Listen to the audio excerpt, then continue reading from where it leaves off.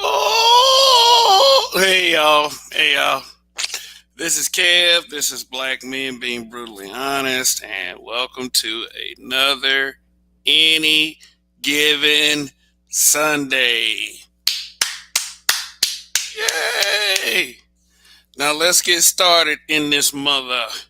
Okay, I know y'all a little uh, befuddled by the question that is posed in this live today, and I personally don't want to know the answer to this question because, see, I'm already with somebody, so that makes absolutely zero difference to me what another person does. But at the same time, I'm not going to really just campaign against it like that. But the reason why that I brought this up is because, and Roger should be along any minute, is because something happened on his um, channel on his show, the Roger Report Live, like a few days ago. Apparently, we have Caucasian women showing up and getting on panels, and the reason why they are here watching us is to study how black men think and how black men move. Now, is this an issue, so to speak, for some? Maybe yes. But I'm here, as soon as like Roger can offer more clarity, because he's going to actually let me show the moment in time when this happened on his channel, so he's supposed to be providing me with a timestamp. So, once he comes along, we'll get rolling with the topic. But I'm going to leave it open right now, just for the moment. And I know Roger's over there on his channel rolling, so I'm probably about to drop a link over there and tell everyone I'm over here. Or, anyone watching, why don't you copy the link and go drop it over there and say Kevin's over there? Yeah, see Sheed, we here. So yeah. So anyway, yeah, we're gonna have a good show tonight. As always. You know, and long live the habitual line steppers. So anyway, how's everyone doing tonight? Like I said, welcome once again to Black Men Being Brutally Honest.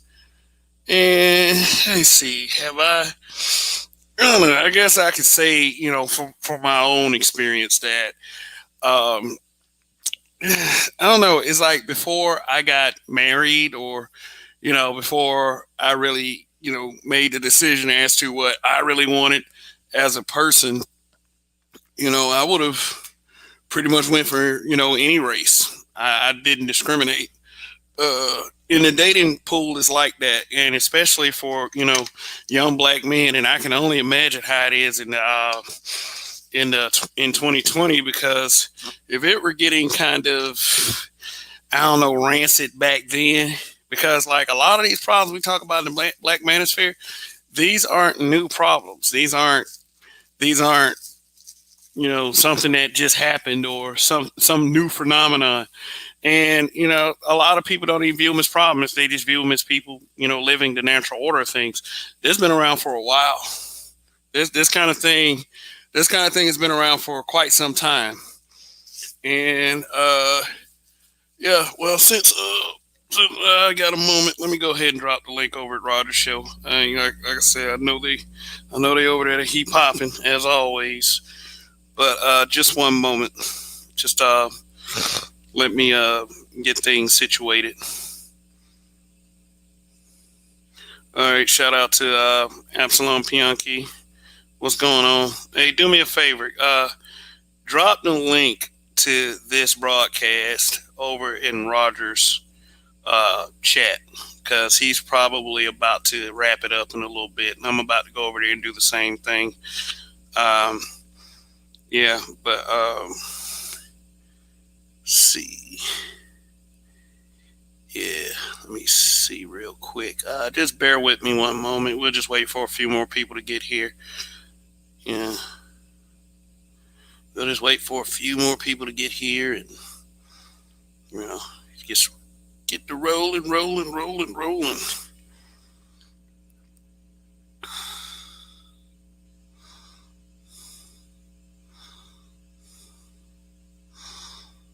Yeah. All right. Yeah, it's been an interesting weekend. I did a really good show Friday. Did a good one last night. Views are great. Things are improving around here, and I really, absolutely, really appreciate all the support that we've been getting over in the habitual line steppers. And as Roger, is getting support and more momentum over there on his channel, that's a great thing for all of us. And I think that's one thing that we need to do as black men. We need to celebrate each other's, accomplishments, no matter how small or how big, because, we don't get that very often. And from other brothers, as a matter of fact. I mean, Roger was, talking about listening to other brothers. I'm right here, right now, talking about supporting other brothers. There's nothing wrong with it. It's not some low key, covert gay thing. It's not something to be ashamed of. It's not weakness. It's what's necessary for our existence, so our boys will have something to appreciate. It's just how it is. And if we don't show that kind of motivation to our boys, then why should they fucking care? And I understand that, seeing that I was a youngster at one point, and a lot of these people, they don't consider these kinds of things.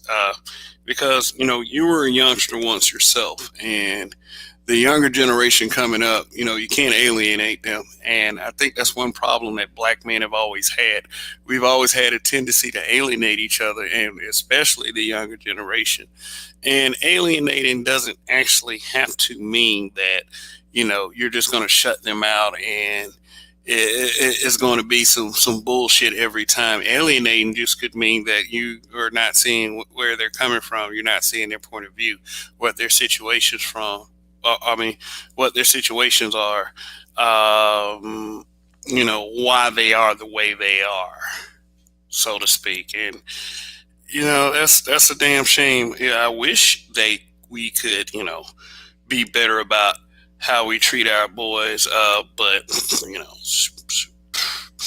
life just isn't fair. Life just is not fair. But we with those of us have persevered and made it through. I think we deserve we deserve a lot of credit for surviving. Because I mean, if you are a young black man in America, you've seen crazy, you've experienced crazy, you probably at one point were crazy, or you probably still are crazy. You know, so just let me see, trying to send a message real quick. Yeah. All right. So, how's everybody? For those of you in the chat, those of you watching, thank you for tuning in tonight. You could have done many other things, but you decided to tune in here. So, it's showtime. Let's go.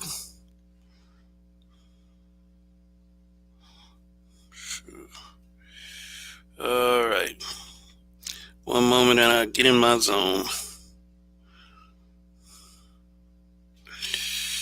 All right. All right. All right. All right. All right. All right. All right. All right. Okay. I know y'all wondering about that question, and we'll get to that question shortly. Why would I name a broadcast where the white women at? If and a lot of people ask that shit because it's like supposedly, I love black people. There's black in my name, and it's just like this. I was about to explain it for the young men that, we seemingly didn't give a damn about. And I know that I was referring, when I talk about these things, I always refer to the social, this quote unquote, and I don't like using these terminologies that I'm about to use, the socially awkward lame, the educated lame, versus the Pookie, the Ray Ray. And honestly, both archetypes are in the same boat as far as Terrence Forrest Jr. Shout out. Says good evening to the habitual line steppers. Good evening to you as well, sir. Uh, yeah, we about to kick it hard over here. But as far as the younger guys in the younger crowd, many guys would um, and like I said, this is not just it's not just a Pookie Ray Ray thing. It's not just a so-called quote unquote educated lame thing. It seems to be a young black man thing. Young black men now, especially nowadays with these so-called millennials, these black men, these young black men are going where we're appreciated. Yeah, we're yes, they are. Well, I say we're going where we're appreciated, but uh, we're going where we're appreciated. And if that means in the arms of another race, and that should be a stern message to black women, especially this quote unquote trying to divest community, because that's all they're doing. They're trying to divest, although they're saying, the girl, go ahead, divest. They're all in black spaces and black men's faces talking that bullshit, saying how much they want to divest, but they're still talking to us. Which is funny to me, but that's just how life rolls. But Yeah, that's for them because what I'm telling them is if they keep going, and this is just a shout out to the vast majority of black women with this mentality that your sons and the single men that would be available for beautiful black women, they are going to look elsewhere without even looking your way first because the the the attitudes and the rantings and the ravings of the bitter sisterhood. I mean, social media has definitely changed the dynamic of the relationship conversation because the relationship conversation back in the day was usually a narrative that was pushed uh, in the past through television and television and multi-mainstream media.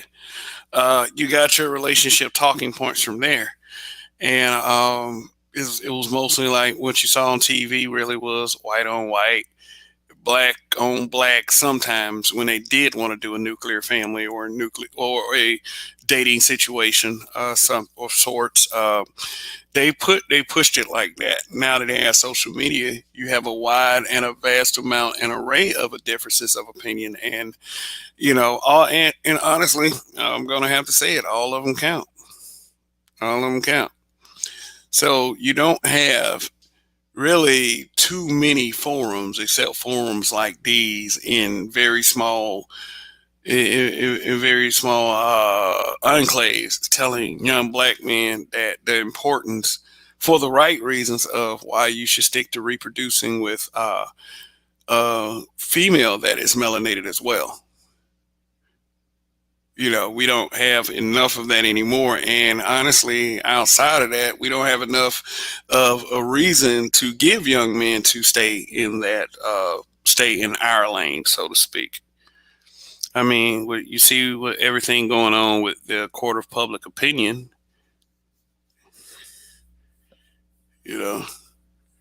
All right, shout out to Just Being Jazzy.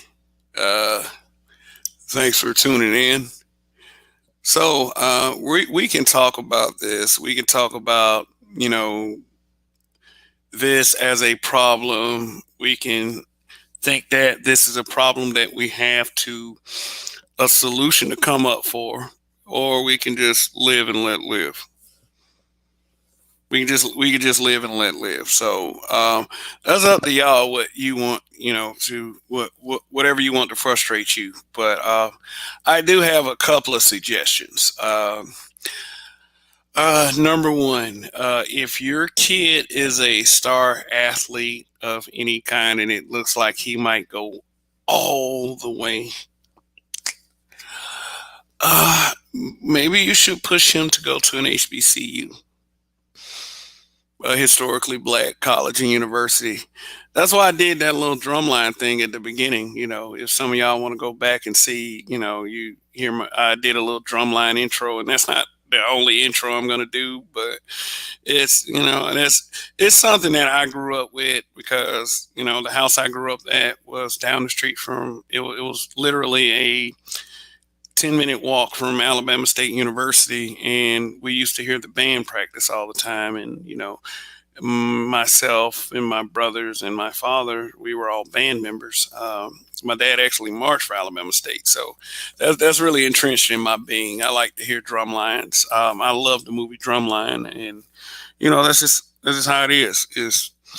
But the Alabama State University was an HBCU, and there was a lot of it was a lot of shit going on up there. But most importantly, a lot of beautiful, healthy relationships with very productive black people hooked up on those campuses. Me going to the university for a couple of those years, I was able to witness such, and I don't see why, if you are one that looks at the media quite often and get all testy and mad about seeing a pro athlete with a white woman, then it's you got to understand what that man went through in order to get to that spot. I mean, if he's going to Georgetown University, instead of somewhere like Jackson State University, then the likelihood of him running into one of those what y'all like to call them, snow bunnies, that chance greatly increases. Um, but you got see the HBCU thing. I think the thing about that is a lot of these parents of these superstar athletes think that the NFL and the NBA is not going to look at the kids at HBCU. They'll look at them at a Division I school that gets notoriety and recognition. And Terrence Forrest Jr., thank you for the super chat, sir. We appreciate the support for the habitual line steppers and everything that we try to do here. Um, Shout out to Measly Me. Thanks for tuning in. I saw you over there earlier at the Roger Report Live. Um, Snow bunnies and snowflakes, Absalom Pianki. Okay, so like they send these kids to these universities hoping that they can get NFL and NBA recognition, and honestly, you still have talent scouts visiting HBCUs. Granted, the talent is great enough to be noticed by someone, but what if all of the superstar athletes went to HBCUs? Do you think that those scouts are not going to go over to those HBCUs and still look at those kids? You are crazy. You are nuts. And one thing that we need to get out of as a people is this sheltered thinking. If you are a black mother and you've ever had a complaint about your son hooking up with a white woman on a college campus, then maybe you should have sent your son to an HBCU. Just saying. But, of course, I hear the campus demographic of HBCUs is changing due to policies set forth by our government that are allowing other races to infiltrate the HBCUs. Who was that girl that was Delta that they put all over social media? I wish I had really prepared a picture of her or something. I could put it on the screen. Yeah, they were celebrating her, and people in the comment section on Facebook was going crazy. They was going. The Deltas in particular did not care. They're like, "Why are y'all worried about Delta business?" And I agree with that to an extent. But a lot of people were like, "Oh, we're always looking for acceptance," blah blah blah. But well, for those people, why don't you go look for some black to support since y'all so pro black when it's convenient? All right. Oh, we got coffee. All right. What up, coffee? We're here again. What's going on? And the reason, like I said, the topic is because Roger had a visitor over on his channel, and he was like, "Yeah, maybe we should talk about this, and make this a good subject matter, and maybe raise the awareness that this is actually happening." So when you hear something like the great possibility of Caucasian women watching the Black Manosphere, what comes to mind?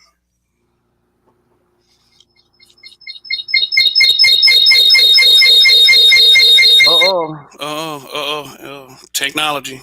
Something. Oh, okay. Yo, coffee. What's going on? Hey, Since bro, how you? What's going on? Oh, good. The reason why this show is going on is because of the fact that, well, we were thinking about the possibility that Caucasian women could be watching the Black Manosphere, and I'm not saying this is something for brothers to be excited about.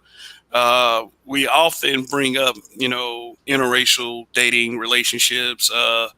You know, Calling brothers sellouts, not really caring about what the women do. We often do this, but if this is happening and it starts happening more often, if this is happening, what do you believe why they're doing this? Well, I think, man, they are doing it because they, just trying to fill us out. We're a study. We've always been a study for the different races. Not just for white women. There's some black men have been successful dating white women, and um, we've had some that have been called sellouts for dating white women. But a lot of this, there's a reason for a lot of it. You know. Um, But I'll say this: yes, they are studying us. They're even studying us on Facebook, even in the black men being brutally honest group. You know, um, there are two there that I know, but you can tell when a white woman has really been in the company of a black man, all the way down to sitting at his table eating dinner with him, all the way down to just knowing everything about the black man versus somebody who's studying him. Okay. Okay, and the studying, do you think that is for malicious purposes or something else? Well, speaking about when you was talking about football is one of them. My nephew, he went to a private school in Atlanta called Pace Academy, and a lot of well-known football players come out of that high school, and a lot of those girls, a lot of those boys were put in that school. The black boys were put in that school because they wanted a good football team. But I'm quite sure. My nephew was a smart guy, and everything. He went to Alabama State, and when he got there, all the white girls was on him. But the thing is, they know money, so they will do everything they can to try to, you know, get with the black man because of that. So yes, I believe that they're studying for many different reasons, for all the way from college ball all the way up to just being a successful black man. Mm. I hope I answered the question. No, okay, okay, yeah, you did. So, Gerald, what's going on, man? How you doing, brother? What's going on, man? Yeah, I saw you in the comments earlier, man. So, Yeah. I mean, I'm not doing it. I'm not doing this to be funny, but some of these conversations need to be had. Let me respond to 808. Why the title?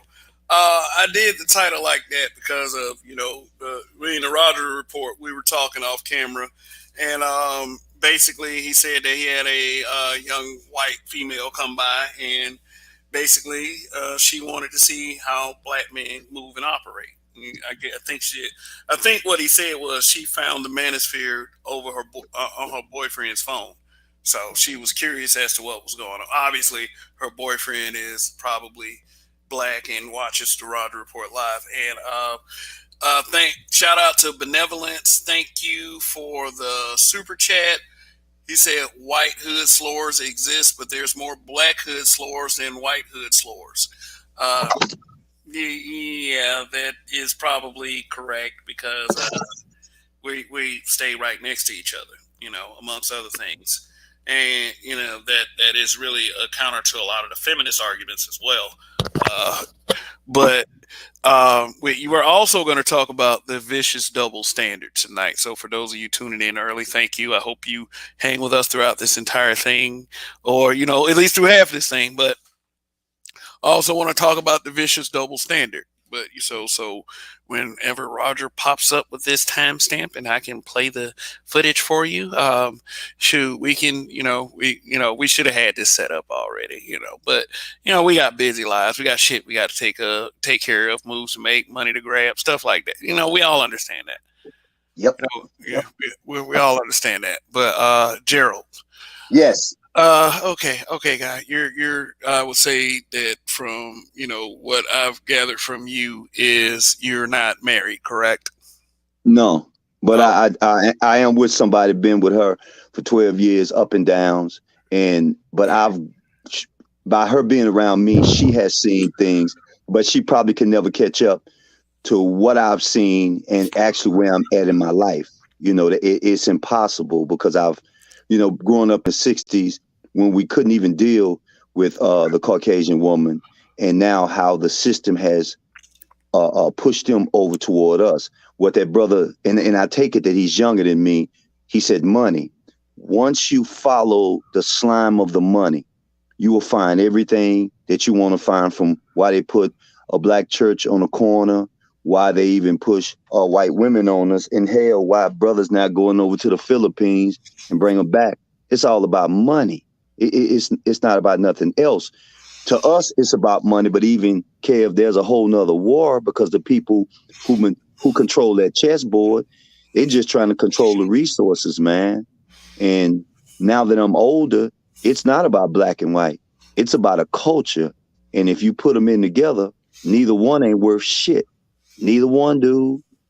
Because the system's gonna get money from alimony, palimony, child support, so on, so on, and so on. Western culture women ain't shit, no matter the tone, no matter the color, unless they know the game. And if they are sincere, that they won't take you down. They won't, man. But in this game, it's about have and the have nots, and their consuming habits have damn near murdered the world. Okay. I mean, and remember, that's just my view on it now. That's just my view. I got you. I got you on that, and we Okay, appreciate your view, and I appreciate all views shared on these panels and in the chat as well. And cool. for those of you in the chat, let me let you know you're part of the greatest chat on social media. So consider yourselves honored. You know, I appreciate you, but anyway, like I understand. Like me as a person is not about what I prefer. And Gerald, you're kind of when it comes to matters of race, I do see you as a little off putting. But no, for real, because you make it more about class and individual behavior and Yes. underneath the mask rather than to see it as being just about race.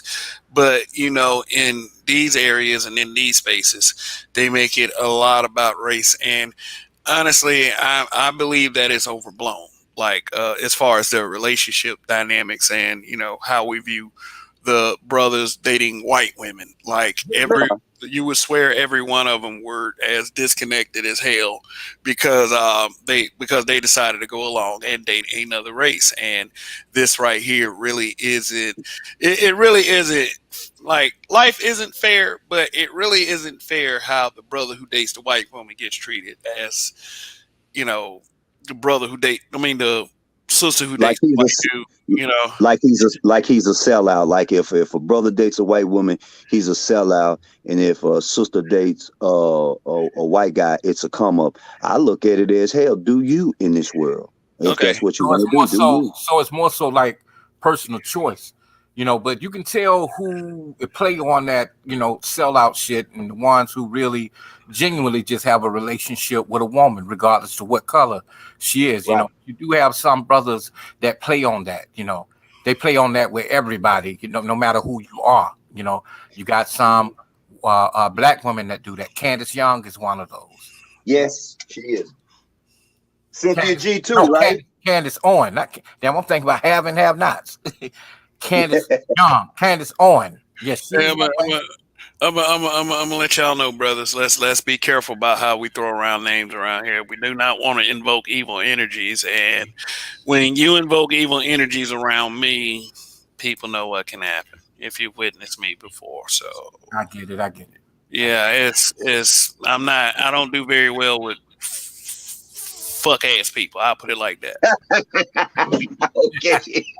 Like Yeah, it's but I believe that your personal choice is your personal choice. You shouldn't be crucified for who you love. Whatever your life is, whatever woman you date, whatever your lifestyle may be. You know what I'm saying? So, you know, like you were saying, you got motherfuckers just fucked up all over. It Yep. doesn't matter. Yeah,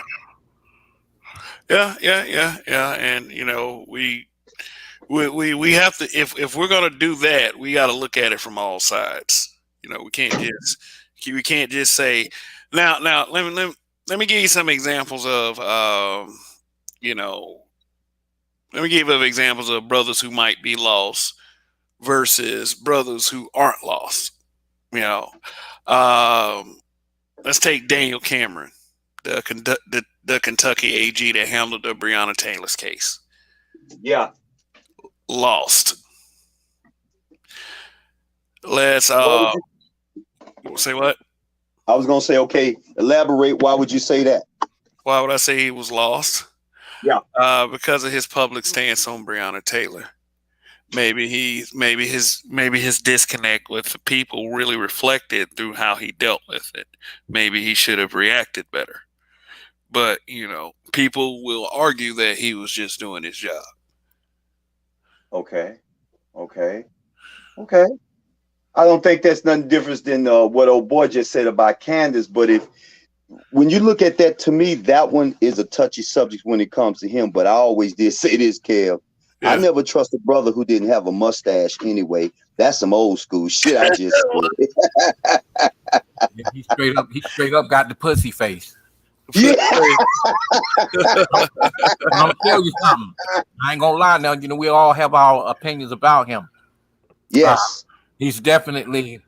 He's Lost. a Yeah. brother that has no knowledge of self. He living not living in reality because, trust me, um, he's doing everything he can to get that pat on the back and get them extra peanuts. Yeah. Yeah. All right, I'll throw up Robert Smith. Not lost.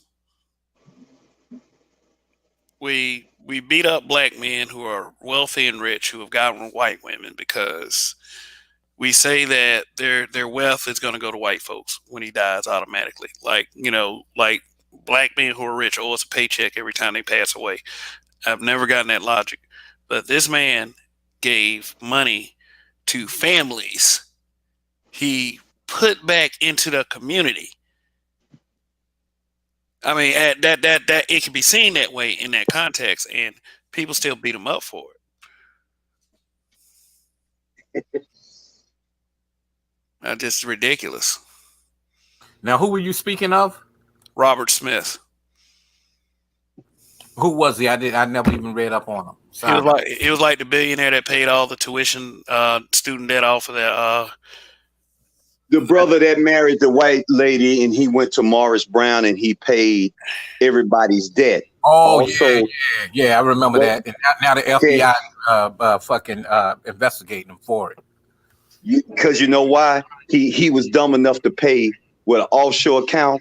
The offshore account went back. They traced it. Guess what? It went back to where the money was coming from different avenues.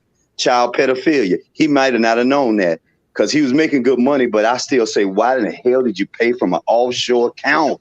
It would have never touched them. Hey, and that wasn't Morris Brown. That was Morehouse. Yes, thank you, Morehouse. Yeah, just for clarity. Thank you. Yeah, but I think he did a good deed, man. The thing is, you can do all that stuff and then your own people turn right back around and shit on you, Yep. But I just really hope that, by him doing that, that it worked out for them and that they would have his back during this time that he going through, problems himself. Well, I mean, that's just the way it goes. I mean, if like I said, if he violated anything, and that's with anybody, I mean, even if it's all veil ignorance, and I work a job where I can be punished for veil ignorance. Like, just I mean, it is what it is. I may not necessarily agree with it from an emotional standpoint, but if you violated policies that you were supposed to know about, or especially with being having as much money as he did, then maybe he does deserve that slap on the wrist. I'm on his side as a black man, period. But but it is what it is. But here goes another super chat by Benevolence. Thank you. He said Breonna Taylor knew what she was getting into. Should she have gotten killed? Should Tupac gotten killed? Yeah, there is a way to look at it. But Brother Ray. Deflection. I think that's a deflection. That's a deflection. Yes, sir. We're going into other collateral matters that don't pertain to what, the fact that this shit happened to this law-abiding citizen and also a person who was a servant to the community. You get what I'm saying? Regardless to what she looked like, regardless to who the fuck she dated.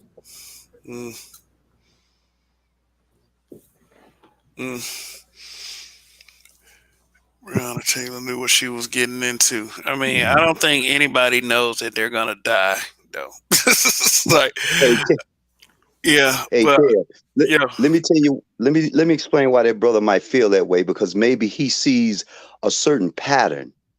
When it comes to Miss Taylor, they totally forgot about the brother in Georgia. I mean, they pushed this up front and totally pushed it. Everything that's beginning to happen to brothers, they pushed it to the side.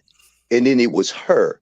And then they immediately, I mean immediately, within months, gave that mother 12.5. That mother had the right to say, fuck y'all. This is about my daughter's life.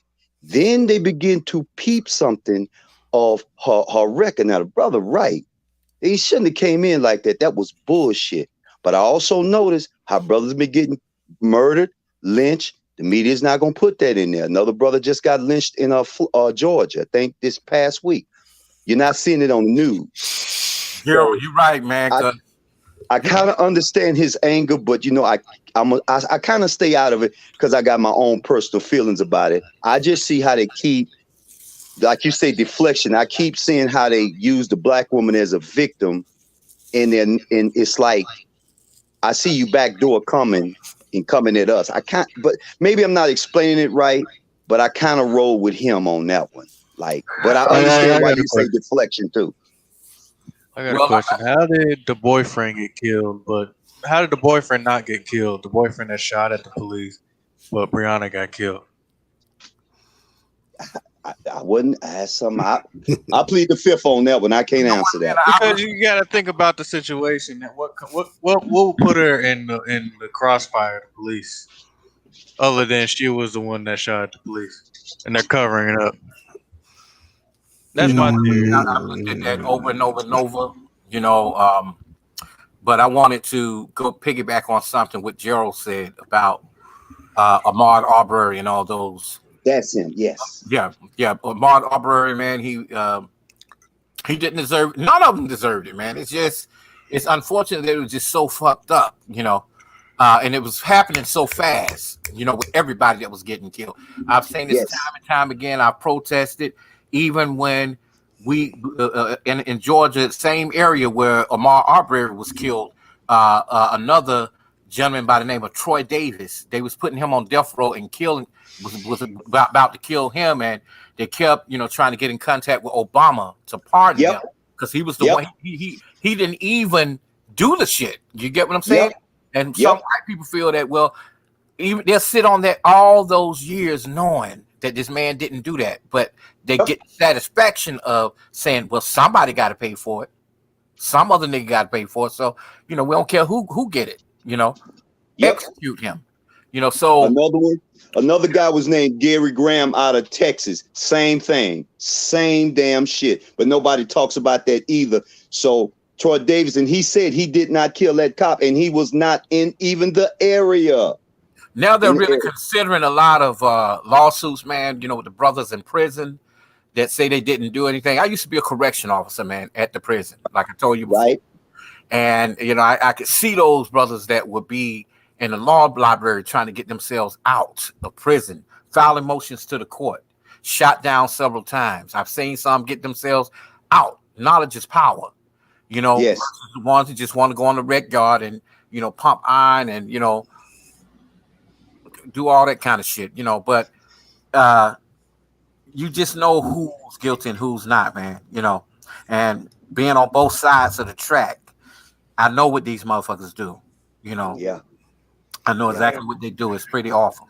Okay, let's do this. Let's carry this conversation in this direction. Should black men be? Let's put the gas on this motherfucker. Should black men be frightened of white women? Should we be frightened of them setting us up and to be lynched? And shouldn't we look at them as the mothers of white supremacy? Yes. No. Yes. Yeah. No. Okay. Okay. One yes, one no. The no go first. No. Why are you saying no? First off, thanks for having me on. Yeah. First off, the white woman is built for the white man, and the black woman is built for the black man. And so, if they are the tool of white supremacy, they're not doing number operating in whatever that man is operating in. So, if it is, they've been doing it anyway. But for them to want to mate with us, uh, that's not white supremacy unless you're a man who fall weak to a woman. If that is your portion, then yeah, you will have what there will be a tool of white supremacy because your word to a woman don't mean nothing. Mm. So if your word to a woman don't mean nothing, then yeah, you'll go along and get along. You think with the head without the brain in it. You won't stand for nothing. You won't stand up to nothing. Every race of men have proven they will put their life on the line for their women. I haven't in the past 40, 50 years. I haven't seen a lot of black men willing to do that. Mm. And so for them to want to come with us, and we've shown that most black men can be bought with white money, then no, it can't be a you can't be a tool of white supremacy, especially more than likely you can buy a black man's manhood. I'm gonna start with that. Okay. Whoa, man, that's pretty deep. I Yeah. feel, well, the thing is, we as black men, period, can be bought. Well, you got to find got to find that group that's independent, that ain't asking nobody for shit. To really be to that point. I think when life grow you up, you have to know the trap that you're getting into. Like we were just talking about the football situation. People, Mm-hmm. yeah, from you being in high school, motherfuckers scoping you out to see if you're gonna be successful. Mainly the white girls are doing it. You know, Mm-hmm. same thing with uh even black men are pimped out by their white bosses, man. Just straight up, they'll do anything for that money. Mm-hmm. You know, uh, white woman got money. They go marry her. Didn't really love her. She don't. She really didn't give a fuck about him. And like you said, like this guy, brother Ray said, our manhood can be bought. All the way down to the sex part. So I guess, man, money wins out every time. Okay. And Okay. that Okay. and that see that statement right there. That's the image of the black man. I don't get it. See, the Asian man, the Japanese, they known for kamikaze. That Yes. and so the Arab man, he's known for going into a building with a bomb strapped to himself and You're blowing very good. everything up. But Yes. see, but And see, but see, our the black man ain't gonna do that stupid shit no, ever. no, no, Because no, no, no, no. I'm not saying. Mm. Listen, I'm That's not. saying. That's not. That's the mark of stupidity. That ain't no No, mark of manhood. no, no. Like, Oh, go ahead. Now, here's why I say that. They believe in something that's bigger than themselves and willing to put their life on the line for it. I'm not saying that it's smart or stupid, but if you're willing to put your life on the line for something that you deem bigger than yourself, even white man got a saying which they believe and they really mean it. And the saying is over my dead body, and they mean that. they do. Black. They do. It's because it's Right. about that money to them. Now I'm saying Kev, even if it's over guns, you ask any gun owner, you saying, well, what would happen if they come and try to take your guns? You know what they say? You got to what? pry from my cold dead hands, and they mean that. That Charlton Heston said that, and he meant that. That's that Second Amendment right. Kev, could you ask that question again? Because you kind of said with black. How did you ask that question again, Kev? should black men be afraid of white women? It- and I They're said dealing yes. as they are the mothers of white supremacy, so to speak. Yeah, go ahead, go ahead, go ahead. It, Why are you saying it, yes? and this is what I say yes, because you must look at the history of who they was. And I have to go back to your homeboy, John Henry Clark. John Henry Clark said back in the days in Africa, when a husband talking about kicking out his wife, she can go to her cousins. They come from the cold climate. When you're talking about kicking out your white wife in a cold area, they didn't have nowhere to go. Them motherfuckers were so cold that they killed their firstborn, which was the daughters. They did. Those white women trapped them. So you must understand something. And again, all I got on you guys was I punched the time clock of life. Okay. White man is a notorious motherfucker. They're Uh, notorious but they ain't got shit on the most devious motherfuckers on the planet, which is that white woman. That Mhm. white woman ain't never had her rights. She ain't never had this. That's why they want power. They want power right now. Example, Nancy Pelosi. You think she give a shit? They don't give a shit about us hanging from a rope. All they want is their power because they've been powerless through time. But remember, guys, I'm looking at this through a different eye window, do a different door than what you guys see. Like I Different set of say, eyes. yes. So I see things just a little bit different. Even though I'm agreeing with y'all, it's just that now I'm looking at something from a whole nother angle and I'm around them. I'm around them, dude. Let me tell you something, man. I'm not a biblical man, Kev. I'm not. But what they said about them saying they'll give up their own, what that brother just said, yo, man, they'll sacrifice their own fucking children. They will, man. We living in a very dangerous time, y'all. And Okay. everybody Okay. going for that power. Okay. All right. Here's what I'm gonna say Okay. to this. We gotta stop giving this white shit power like that to demoralize black men. I'm sorry. uh, Saying that black men are easily bought. I can't roll with that because that's a display of weakness to me. It's There's something I'm not gonna ever roll with. I know that there are black men out there that are sellouts, but I think the majority of black men aren't. Whoever they hook up with. Second, stop thinking of us hooking up with women. Like, okay, let me put it like this. uh, a black man, for some reason, hooking up with a white woman means that he is submitted to white supremacy. But somehow a white man hooking up with a black woman is somehow the cure to white supremacy. Like, say like Al Sharpton when he said that Prince Harry and Meghan Markle got married. Like he said that was a nail in the coffin of white supremacy. How is that a fucking nail in the coffin for white supremacy? Wow. I didn't even know that. How?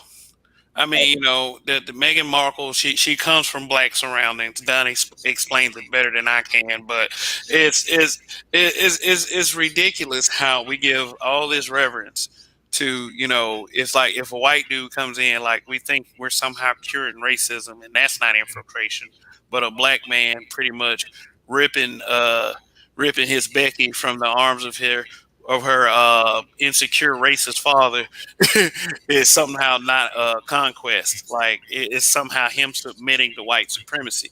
That's dumb shit. Yeah, that is. That Yeah. is. I still say you said we. The only person who gave that some credit was the media, man. Nobody gave. I mean, and sisters, brothers, like we don't give a shit who she married. But if you look at her husband now, remember he escaped that shit. He's over here in Canada. If you look at that dude right now, he's miserable as shit. One day he's gonna come to the Manosphere. Watch. You can And see him. okay, He's Manosphere, and here comes man, and let's get back to the Manosphere conversation. okay. Okay, about them watching the Manosphere is it, people will probably say that's a way of neutralizing black men or something like that, or they're trying to find a way to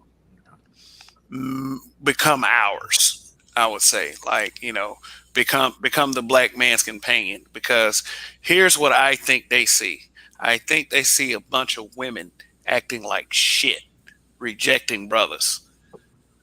Saying that these dudes ain't shit. They're defeated. They're lost. Fuck them. The white man got their foot on the neck and everything, and it's just like I guess the whole dick thing, the penis thing, and I mean, who am I to say that that white women aren't looking for black men based on their ability to hug and have feelings and walk through parks and shit and read poetry. You got You to be know, careful with that also. But you know what though, Uh, man? They treat us like that because we allow it. I mean, shit. yeah. A lot of us, even male porn stars, go get molds of their dicks and sell them inside the store. So they curious about it. So they're gonna go buy them. Oh Straight god. up, Oh god.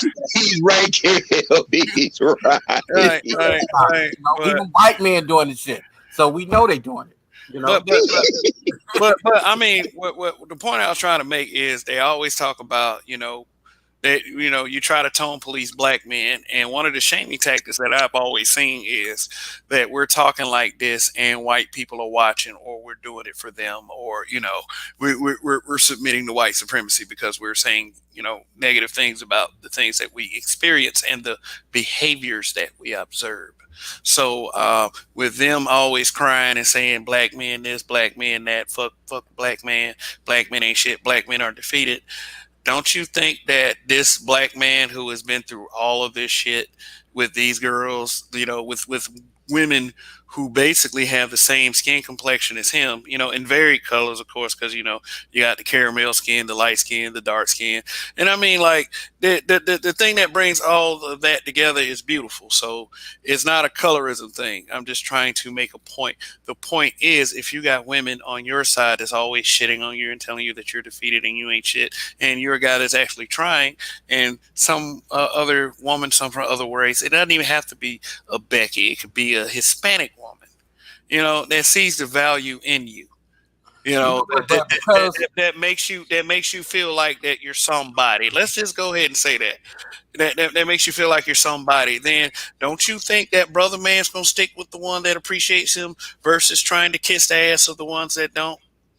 I don't But know, man. Because the thing is, you got to be able to be a man that has knowledge of self in a cipher of 360 degrees, way Mhm. away from 180 of the radius. You know what I'm saying? Because the thing common is only 180, and a lot of common-minded men who just don't have that knowledge of self will automatically go straight to, oh well, she's been nice to me, so she's my girlfriend. She's white.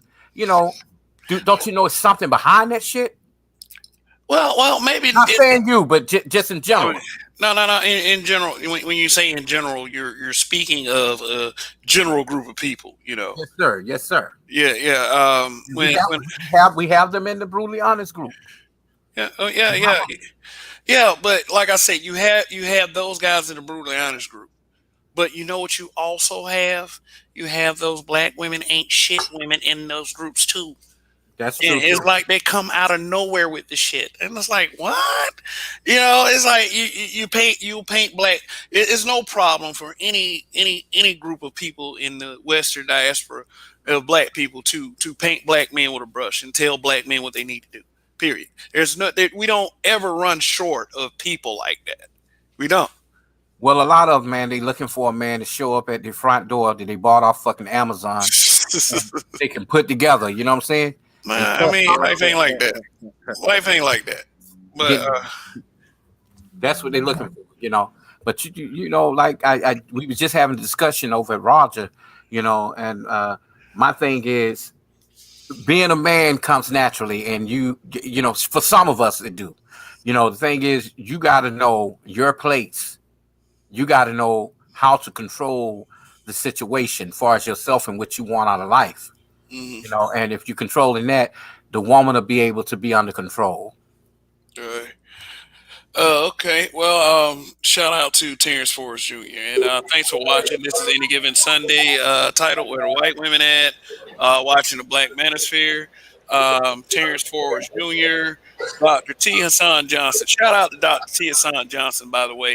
I watched his Onyx report the other night, and uh, I like the way that brother has his program structured and the way his program flows. It's very easy to stay connected into that program, and he's doing great shit over there. So y'all go ahead, like check him out. Go ahead and sub, and there's plenty of productive brothers in the spirit. well, Seriously, but let me read what he said before I let you go. Before I let you talk, let me read what he says. Dr. C. Hassan Johnson mentioned that white women have taken this course over the years so they could get a better understanding of their relationship and black men. Mm, something to think about. So, who's that about to speak? I will. Well, I go ahead. was okay. Go ahead. Go ahead, Raya. No, you go ahead first. Well, I was gonna say my thing is, what are they the white women who you find brothers typically with who look and built like Jerry Lawler, or are they the cream of the crop white women? Because that's not they keep it funky now. Because I see a lot of brothers with the King Kong Bundy Oh, looking here we cars, go. and they got something. Here we go. Here we go with that. 100. No, no, no, no, Let's no, not, no, no. Because let's that's not, what. Because I mean, honestly, that's what a lot of black women want to hear black brothers say is that the brothers ended up with fat white women. And what I'm sorry, man. I'm gonna go ahead and say this, like, because I've known brothers, and I'm saying about 6 or 7 of these guys who were in relationships with fit white women. Sorry about that. I've known a few brothers that had fat white women, but we ain't act. We try to act. We stand up there acting like we don't see brothers with fat black women. Come on, now. we don't Yeah, see but brothers who. Come on, man. You But ain't this never about no, you no. don't see no big I you don't see no understand. big like. I We talking about white women. We ain't talking about the black. We No, talking no, about no, no, white no, no, women. no, no, no, no, no, no. But I mean, I'm Okay. just saying, whether she big or not, if she appreciate him, I mean, the fuck. thank you. Yeah, that's Thank the whole you. point. Hey, You know That's the what? whole Thank point. you. I feel that. Thank I you. feel that, but I understand what Brother Ray is saying. You know, some of these guys they get these women like that, you know, and they figure that, damn, well, I got a prize. I mean, to him, she may No, be his prize. You know what I'm saying? no. But, Have you ever talked to any of them? One thing that's always been, because I've talked to a few of these brothers. One thing they say, I come home, it's peaceful. If I need something, it's economical. The bitching is minimum. Notice I said the bitching is minimum to when you deal with on the other side. When you're dealing with a can you wretched black find that? woman who ain't got, But can you huh? find it with a fat black woman too? Yes. No, Yeah. Yes. no, Yeah, no, it's not gonna That's the happen. no. problem with black men. They He get caught up. actually They're asked caught up in the that look. The thing question. that the point of the comment was that white women are going to learn about black men and understand black men. Black women aren't taking that initiative to understand black men and appreciate them in that sense. So even if they are fat white women, they're more appreciative of a black man to go take a step to learn about. Thank you. That's true too, but I found the black woman that is fat too to be the same way because you know a lot of these cats don't want them. But when she do find that one that's like, okay, damn baby, you know, let's work things out, and you know she could be just as equal. There's something missing there, you know what I'm saying? To that have made her the way she is, submissive to this man, same as a white one. But if you're a person. You ain't like fucking Ice-T wife, you know. Coco, she a bad bitch, you know the way She she been passed around too. what? Been passed around too. She been passed around. I think she was fucking with Future at one time and went right back to Ice-T. She did. She did. Can I ask a question? Can I ask a Got question? go. Has anybody ever up here been actually married before? No, I haven't. Still not. I have. I've been married and I'm divorced. Yeah. Okay, so I am married. okay, so And you married. listen up. Hold on one second before you get into that. Carpe Diem 9782. Are women allowed in the chat? I'm fine with listening, just not trying to be disrespectful. Yeah, women are allowed in the chat. Go ahead, fire away. Yeah, because if like I believe in an environment. If you're going to say stuff about women, women should be allowed to comment. Period. Yep. If you address them, and if any of you guys address these women in the chat, they will be open to come up to the panel. That's just how it is, and they will be allowed to speak. I've been watching the behaviors around here lately, and I've been watching a couple videos too. So let's just put it like that. So yes, Carpe Diem 9782. Women are allowed in the chat. Women are allowed to speak here. I mean, it's an audience. I mean, I know it's not going to be an all male audience. So hey. Well, one guy here said that he'll pass on BBWs. You know, like me, I don't have a problem with big, beautiful women, big, beautiful black women. But the issue is there's a big difference between being a sloppy fat motherfucker versus somebody who just got curved shaped, you know, nice fat ass. Yeah, exactly. That's a huge difference. But That's a you huge find some difference. guys that fucking Can I finish? fucking chicks. Yeah, you right about that. Now, And fat that's big what got some keeps good that. I pussy now. think that's what keeps them in that loop, thinking that they could keep on with this attitude because they get in play. You see what I'm saying? Even the sloppy ones, like you mentioned it. You see what I'm saying? So I yeah. think that's all crazy ass me. Let, Shit. let, let, let me say this, Man, a chick with a fat oh, ass, like I mean, most chicks that are skinny. Nino. Can I finish, man? Yes, sir. Yeah, go ahead, bro. Sorry. Okay. First and foremost, anybody that knows anything about marriage, anybody that's ever been married, knows that marriage is not strictly dependent upon the looks of the person. Number one, like you can't go into a marriage thinking strictly looks because you're trying to accomplish something in a marriage. So you can be attracted to a person. There's nothing wrong with that. But when it comes down to the business of marriage, you have to take in other factors like the person's ability to coexist, to cooperate, to stick to a particular mission. So this idea that um, black men are skipping over big BBWs just to get white ones, like that's completely disingenuous. Um, it makes absolutely no sense because when you have 80% of the women in your group that's obese and overweight, But nobody and, said. hold on, and many of their kids are born out of wedlock. They're not being skipped over. They're not being married. That's a big difference. Well, I would. So Okay, go ahead. so hold on, let me finish. Okay, go ahead. Damn. So now if the big white women can get the black men to marry them, then that's saying something different about the black female. That's saying something different. Because the issue is not whether they're big or not. The issue is, are they wife material based on their ability to cooperate and be agreeable? That's what that is. I remember years ago, a chick I was with, she was on this blog and she asked that question.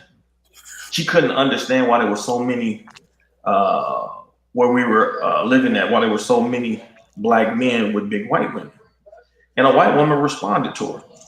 And she told her, she said, well, she said that the reality of the situation is, she was like,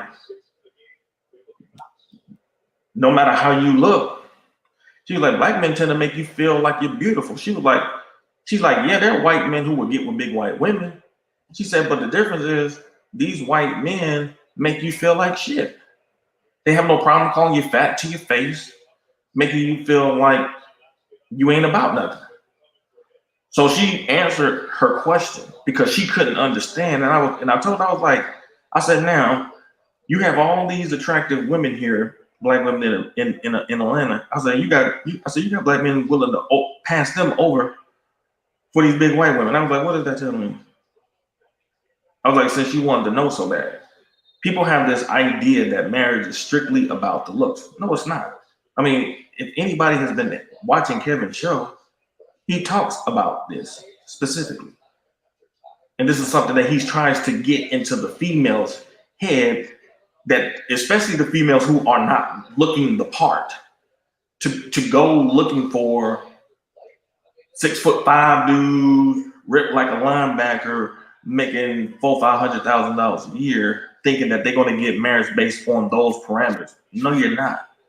So it makes no sense for men to echo those same talking points, those same loser females echo who can't even get a man themselves. It makes no sense. You just described what the fuck they selling on TV, Rael. You could have some. That's what they sell on TV. They sell relationships on television. Right. It's on every day, every other day. As far as men, like you say, us, I've heard women say that we're some of the most beautiful creatures going. I just met a woman the other day. You could see it. Her panties was wet. I said, you got to cut that shit out. I can see you. I can see you. We are men who likes to turn to character of the woman. Women are supposed to be beautiful inside out, not outside in. A lot of women work white and black, or should I say, United States and Canadian. They work on the outer appearance and never work on the contents of their character. They so bad they burn water, dog. How you burn water? That's crazy. So the women are not these What? women of this new era are just not qualified. Well, that's Call the them issue with white. Western women in general. That's not a black or white issue, honestly. That's just Western feminist women. Thank you. Thank you. That's it. Western culture. I said it again. It's over. Relationships are done because men decide to grab their kahunas and say it's a losing deal at the negotiation table. AKA BGS put up a dope video the other day and he didn't go in, but like he said, you get beat so much that you decide, look, I gotta leave. I'm getting tired of getting beat. I don't want to get beat by a white woman either. That's why white men are leaving the table from them, because one guy said, I at least want to have a chance to have a family and grow. So I go get me a Filipino woman. And he did. You understand that the Western culture, conniving, useless, nothingless tricks are on their way out. They have extorted men, period. Let's look at money. Again, Kev, you're a lucky dude. I'm envious. I'm jealous. You got a family and a wife. And I bet you she makes your lunch. Bet you. These women now, hey, babe, could you make a lunch? I got to get up. No, I'm watching Oprah. Can you make me a sandwich? They're no good, dude. They're Hey no man, good. don't, It's don't no get too good. far ahead, man. I mean, I respect assertive types, man, for real. I mean, I feel like as long as there's balance there, my kid will be okay. Key And word. Key and where word.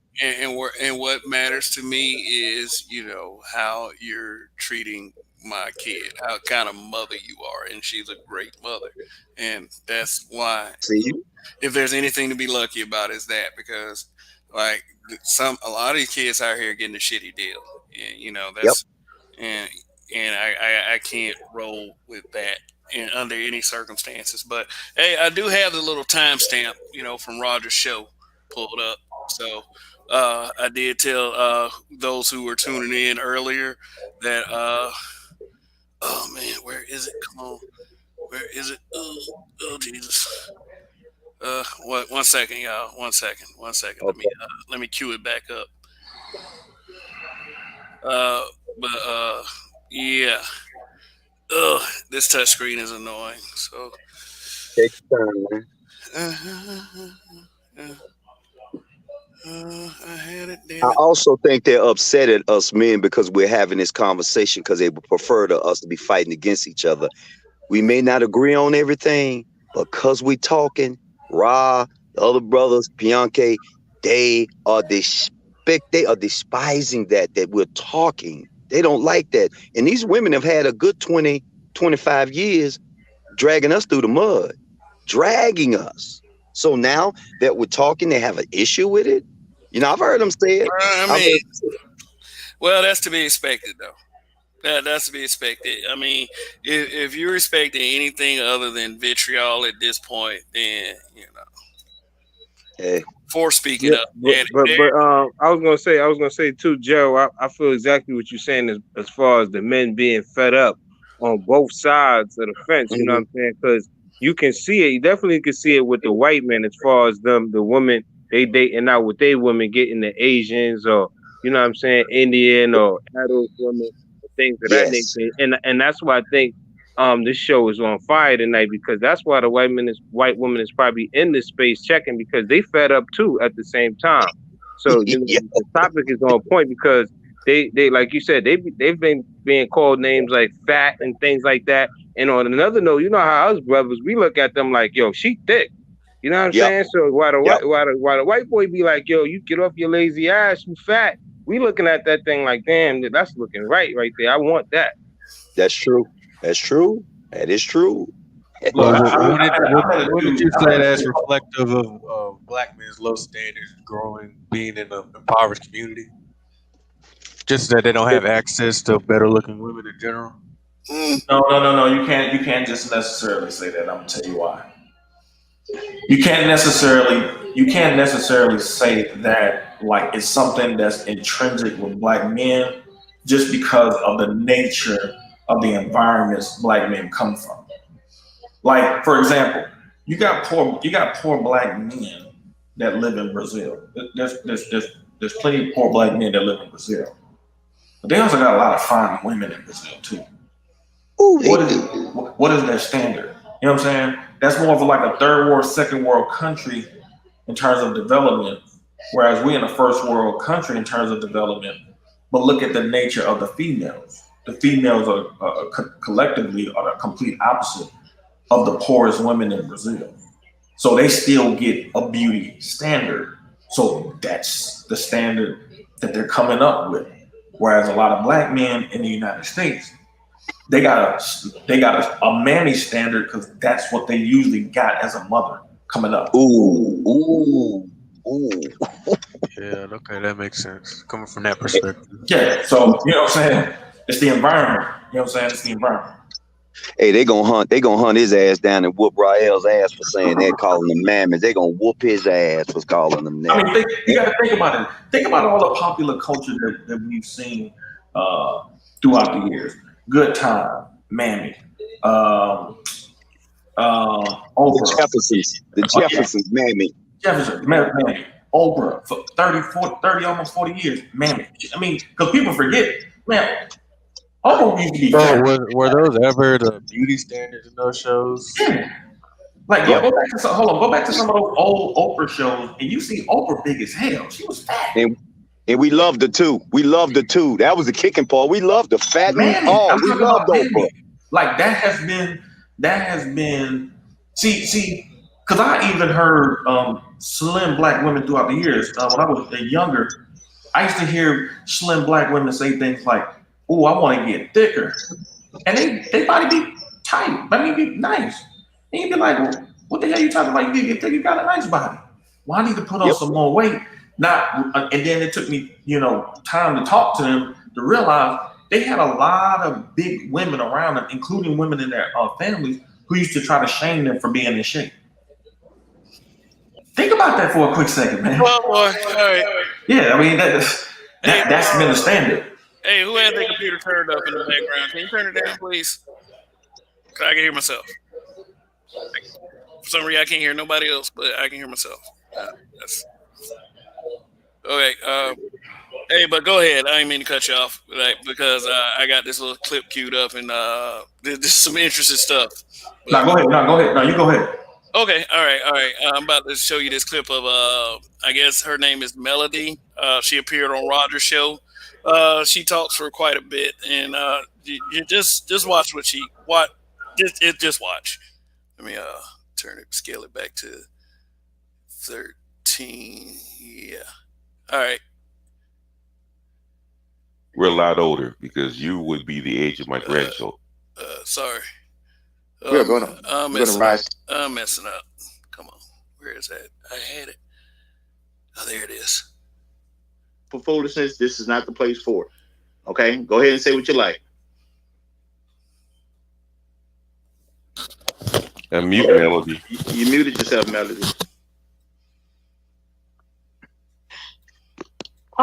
Well, I just came to see how everyone's doing. Like I said, I'm only 16 and I have drama to deal with and immature friends that I have, and I'm just came here to listen to see what you guys are talking about, I'm just here to listen.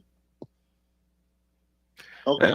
Well, you can, but this might be way over your head, okay? Because we're a lot older. Because you would be the age of my grandchildren. So. Hey, Melody, how'd you find us?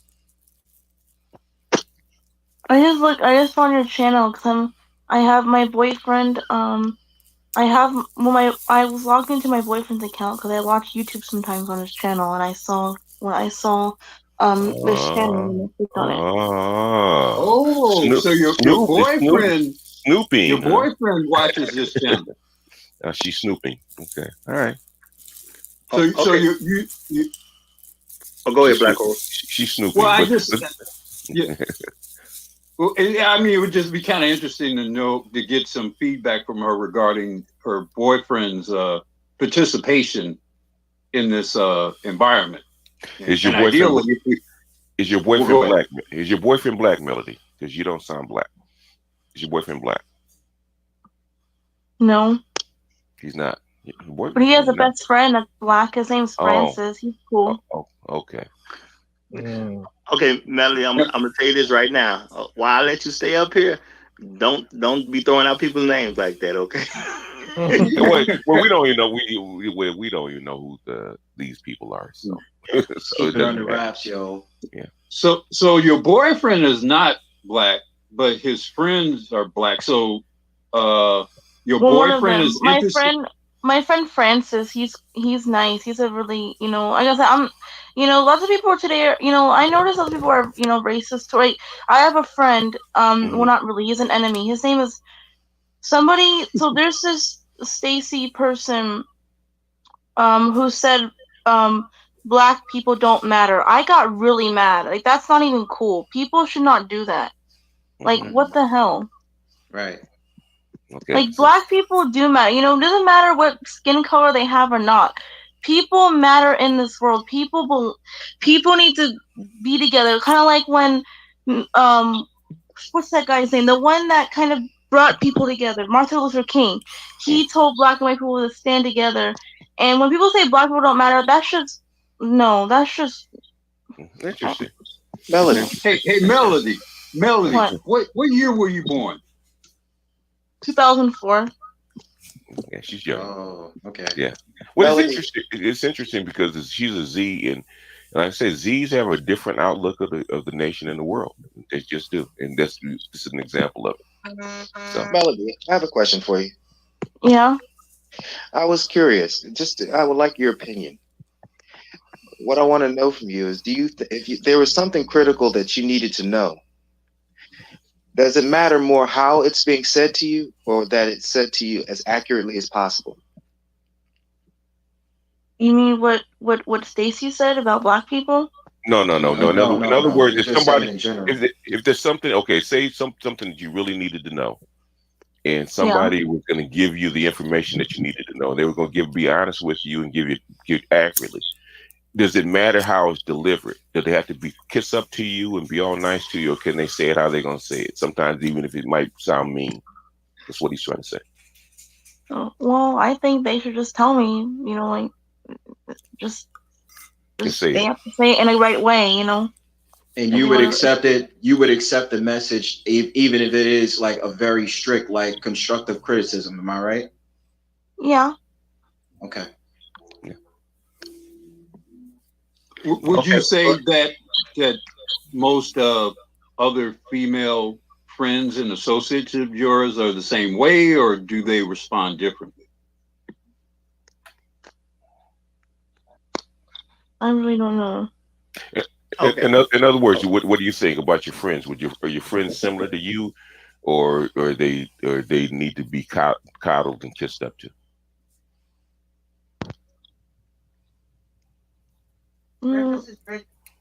Okay, hold on, Mom. I'm in a YouTube channel right now.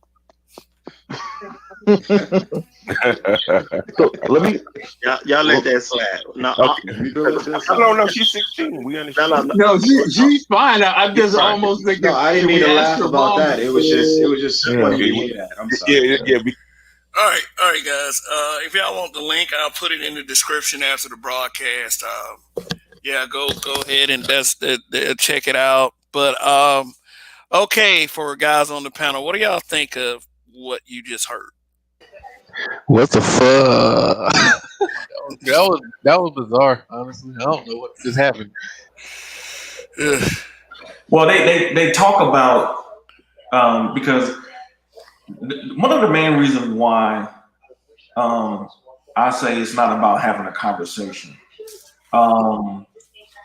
is because, as we can clearly see, even on Kim's channel, it doesn't matter what the age is.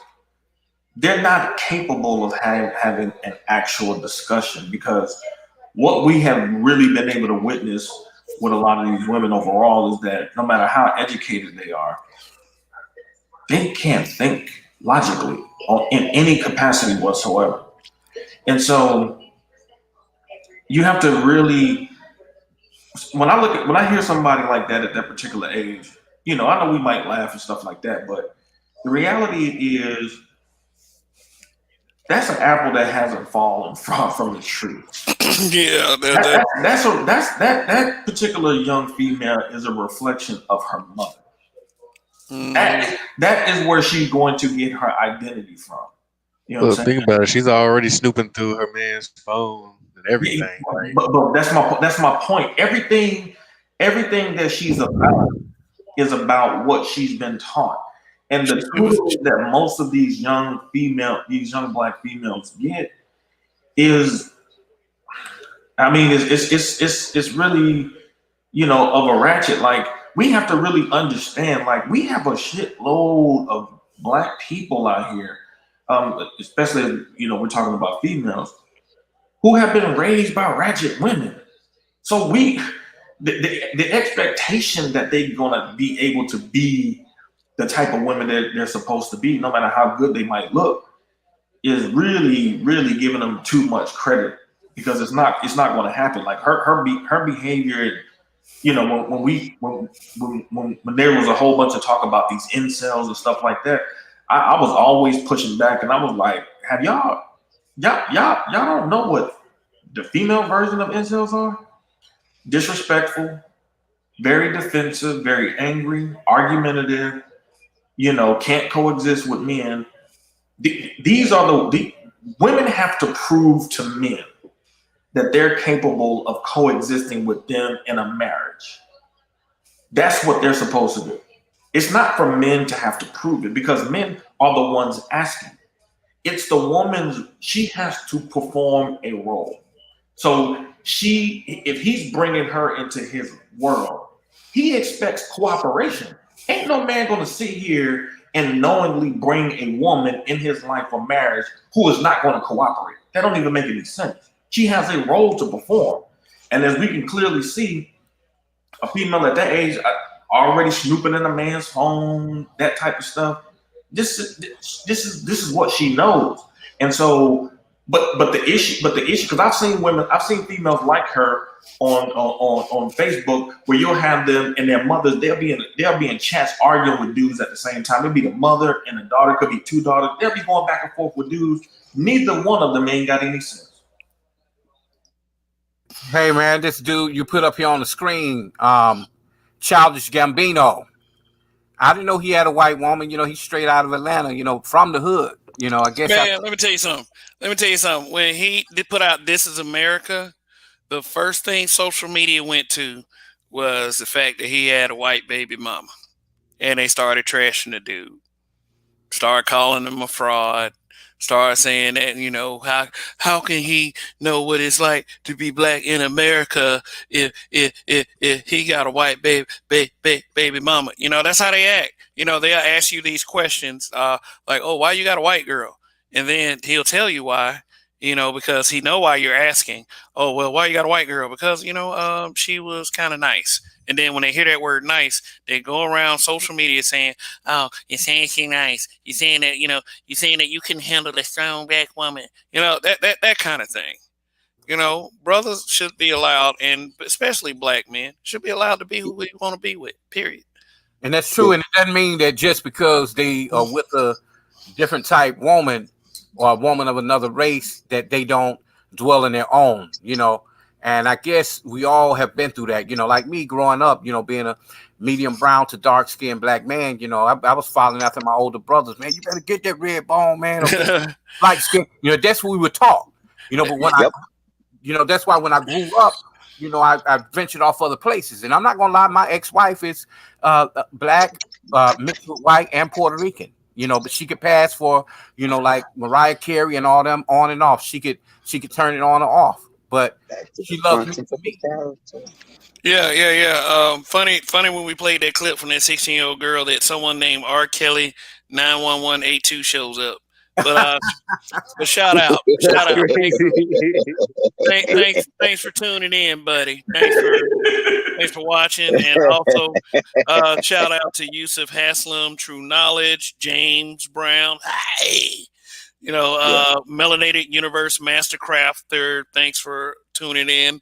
to all, and also let me say this: long live the habitual line steppers. Long live, long live. Hey, Word. Kev, I want to elaborate on that in panel again. I'm up here in Canada. I'm in Calgary. My eyes are wide open. Once you take off the fake eyelashes and the painting on eyebrows and all the fake up, they are no good. I coached the girls' basketball team. White girls, one black girl from Haiti, and an Asian girl, and we whooped everybody's ass in this city because we gave them that black girl magic. But I Uh-oh. also had because run and gun. Don't be afraid to shoot and don't be afraid to make a mistake. Just keep going. So one girl, very smart, very brilliant, she talked to me and I said, yo, why y'all wear makeup? You're just 15 years old. Why are you coming out the house with makeup? Quote, her mother made sure she didn't walk out the house without that makeup. You must understand there's something that's undefeated. It's 1.8 billion years, 0 and O. When women hit that wall, they have an insecurity that they lose it. They will shoot your ass. They will kill everybody God in the damn. house. They will. I know stories up here in Canada where the woman woke up, shot her husband, put her ass in jail. When she got free, she committed suicide herself. It's something about what television has sold. Remember, us as men, when we age, we like some fine motherfucking cognac. They like us. They love us. Dude, I'm up here in Canada. I have to get the 20-year-old girls out of my face. Get away from me because I can see the ignorance, the bad credit, the stupidity. No. So I'm leading with a different frequency. I'm not leading with the head below the belt. I'm leading with the brain above the belt. It's a difference now. That's awesome, Women, Gerald. Hey, let me ask you a yes, question. Yeah, you say go you're in ahead. Calgary? Yes, I'm in Calgary, Alberta, Canada. Calgary. All right. Is there a reason why they call it the Great White North? Yeah, because when them white folks came out of the caves, when the Caucasian came out of the cave of Europe, they came here. And I think Rael can back me on this. This land that I'm in, this is also black land. Just dig up Noble Drew Ali's information here, tell you. This is where they escaped to. Now you can't call it the Great White North because the Asians, the East Indians, and the Muslims own this place now, y'all. Man, that's Even deep. though I'm getting hit. So Noble Yeah. Drew Ali was a part of More Science, right? Yeah, And the truth, yes. Okay. yeah, Okay, cool. yeah. That's native land all out there. Yeah, he right. That's native land Yes. all out there. So back to that question, Kev, they all here and they all trying to find a husband. And guess what they can't find? A husband, because guess who's following us? I told Tommy this years ago when he came up. I said, dude, they gonna give you hell, but shit ain't gonna take off till that white man started listening. He started telling his stories, and I have heard the stories. That black woman ain't nothing. She's cornflakes compared to the diabolical stories what the Caucasian woman has done to their very own man. And now they're in power. They're in politics. And All they right, want some guys. payback. All right, guys. And this is for the chat too. By the way, how all are you doing down there? Y'all doing good. Thanks for your participation. Um, direct your eyes to the screen, gentlemen. Okay. All right. Is it safe to say that we, as black men, missed out? No. Did we miss? We didn't miss out. No. How, why not? Why not? Why you say we ain't missed? Well, I'm You know what will happen if a black man would have married wait. That's so I'm you can actually make happy. fun of I'm happy for it. I'm guys really happy about her for it. like high I, school. I told y'all to look at the screen, man. Like, well, I'm looking. Kev, I'm looking. I didn't put her up here. I didn't put her up here for y'all to make fun of her. I did not, because No. she big. A lot of people say, well, y'all saying it because she dark skinned. No, we're not. No, No, we're not. no, we're not. Happy, man. She look happy, it's But always she happy. We're glad I'm she's happy. happy. We're glad Yes. she's happy. But is anybody saying she's a COON because she did this? No, because No. she don't put off that because she know who she is. She's part Nigerian. She's African, so you know She African is? women. Yeah, African women would be with white men. Same thing with Yes. African men. My father is Nigerian. My father's Nigerian. My mom is Dominican. So Uh-huh. yeah, and I know a lot of African brothers that come over here and they have French white women Yes. as their wives, and they nowhere. They love them dark. They love them real dark. Yes. Yes. He Only in right. America you find even brothers that get all up into the light skin and dark skin bullshit. Only in America. You don't see that in other places as much. True. Mm-hmm. Yeah, but shout out to Biscuit 2005. Great value, Post Malone. Come on, man. Come on, man. Hey, Yeah, Kev, I'm happy for the woman, man. That's all up here in Canada is mixed couples, dude. I see it, and I'm like, the kids are cool. Everybody's cool in the environment. It's a cool thing. I will say this to y'all, and I want y'all to pat yourselves on the back. You brothers are much loved up here. That's all they keep saying. You got any friends? I'm like, hell yeah, I got friends. You want to catch them, you can go to the podcast. Brothers we're loved throughout the world. We just only get drugged through the mud down there in the States, man. That's it. yeah, That's it. yeah. You're gonna have Becky's and Karen's coming through talking about some Martin Luther King told us that, Man, Canada she has couldn't even express a complete thought, bro. Say what? She couldn't even express a complete thought, man. She was all over the place. And that's so true. I mean, I was just listening to that. I was like, God damn. She I have a black friend. Well, she's a kid, so That's the one thing. Yo, but that's how they talk, though. That is how they talk. That is how they talk. Hey, man. That is how they talk. At 16, man, Tupac could quote stats on single mothers. and that explains why we are a study because she's starting at a very young age. She's curious about doing shit behind the scene to see what we're about. Even if you chat in these little chat rooms or whatever, if you dating sites, you got real young white girls that be hitting up, older black men. I'm talking to be like 17 and 18.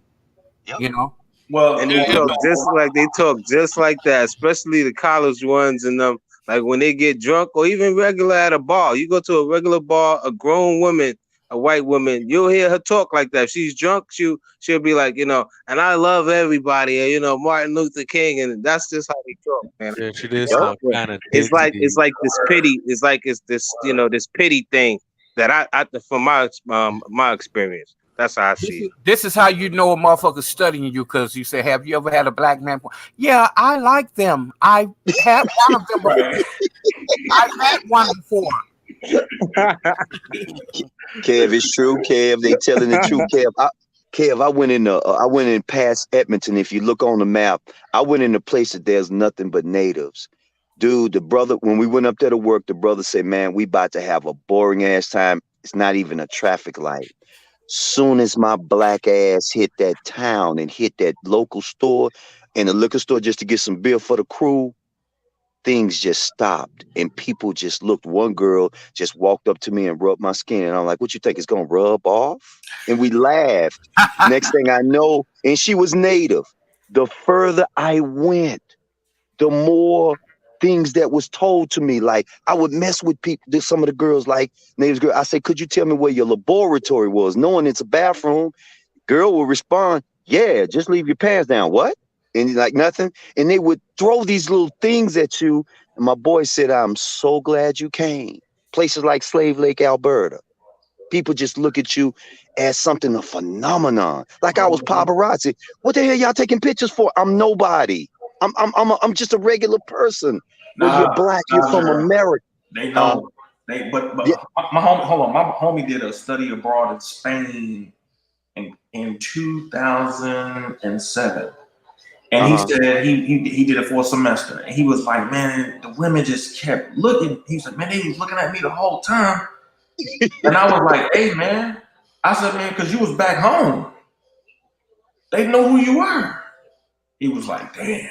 Because he didn't know how to take it. He was like, man, it was so weird. I was like, dude, they knew you was home, man. They were looking at you like, man, welcome back home, boy. Come on. Yeah. He said he said, man, they was all in his ear the whole time. I was like, man, you should have been over there smashing. And he was like, man, I should have. I just didn't know, man. Because it was such a culture shock for him to get that type of adoration. Hey, hold on. Whoa, Mod, block True Knowledge from the channel. Fuck that motherfucker. What he say? Yep, that's dumb. No, we don't tolerate that shit. What did he say, Ken?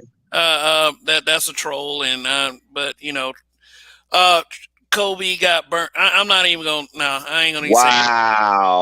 Wow. Block that son of a bitch from the get him out of here. Get that fucker out of here. Sorry. Okay, I got you. When you said Kobe, I said, okay, I know where he's going. I do believe in people. You know, you gonna say bullshit about black men, whatever.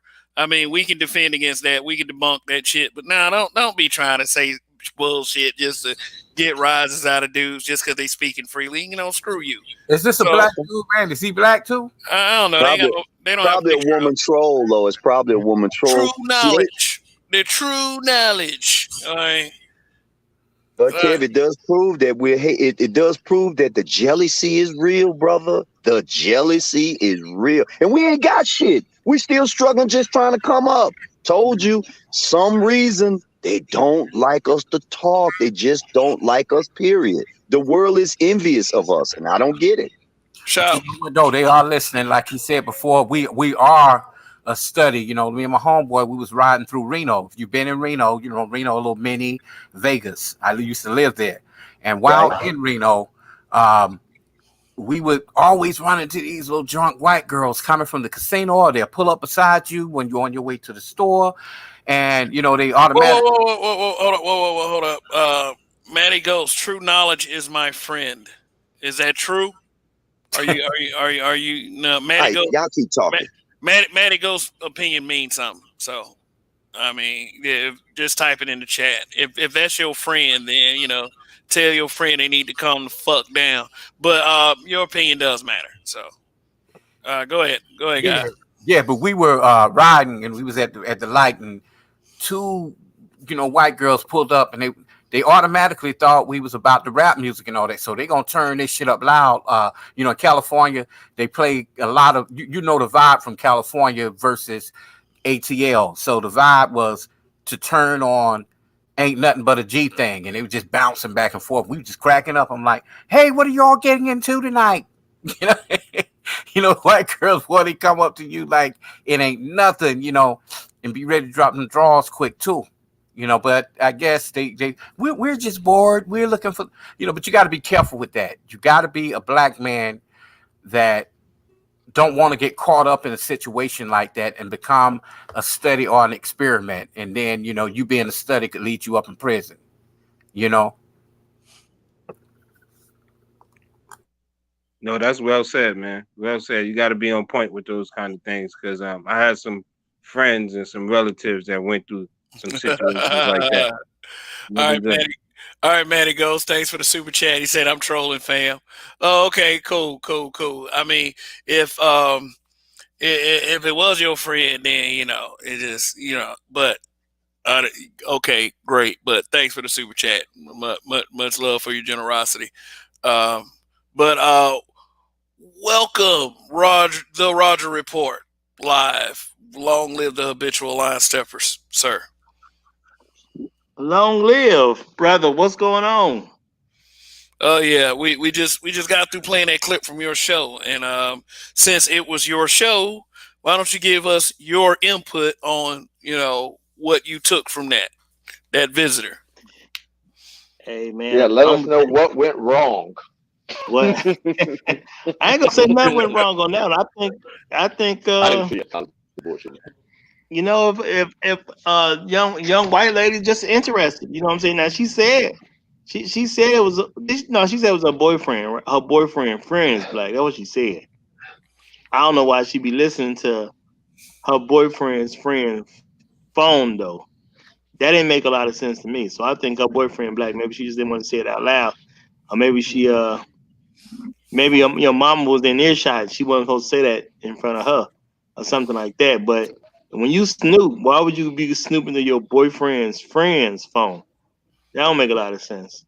So I think a young lady just trying to be a better woman for a black man. I think that's what she owned. Well, That's what it seemed like to me. she did say her boyfriend was white though. Yeah, she But said that. oh, But okay. I know. she said he was the person whose phone she had. She said she was listening to something from his phone. So Yeah, I don't know. I mean, she's a 16-year-old kid, so you know, it is what it is. Okay, You but should like Francis, real nice. He's a real nice guy. I really like Francis. Like, didn't say anything about her boyfriend, but it was kind of weird. yeah, He didn't but say nothing about a boyfriend. No, I didn't hear her say anything about her boyfriend unless it was in a later clip. yeah, I understand, Oh, Matty goes. I understand Matty goes. I troll for fun too sometimes. You know, sets people on fire. But Yusuf Haslam down in the chat says that she was a troll. yeah, you know, you would kind of think that until when her mom had came into the room or whatever that was. Like her mom came to get her, and she told her mama like basically, I'm online right now. I'll be there in a minute. Like you know, Yeah, I think it that was seemed a like she, giveaway too. I think that was a yeah, giveaway. I think that was real. I think that was a real white girl with a real mama, because what no black person would be thinking, at least not the black people I know. We gonna think to tell our mama like, yeah, hold on, I'm kicking with these people on the internet right now. I get to you in a minute. I don't think Yeah, no black. I don't yeah, think There our was a mama. whole lot of yelling after that. yeah. Also, shout out to I saw this guy earlier, decent prod. He's another content creator. Be sure to check your stuff out. You know, as soon as I can. But thank you for tuning in. hey Kevin.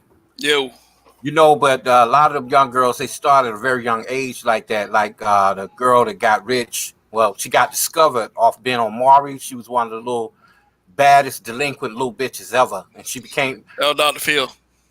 Dr. Phil. Okay, yeah, she became a superstar. You know, she a rapper now. You know, and she used to fight, beat up her moms, and all that. And I think she got a black man now. They say she had plastic surgery on her face too, to look more like the Kardashians. You may know who I'm talking about. Yeah, I know exactly what you're talking about. I'm gonna put it on the screen. Talking about like Bad Betty or something like that.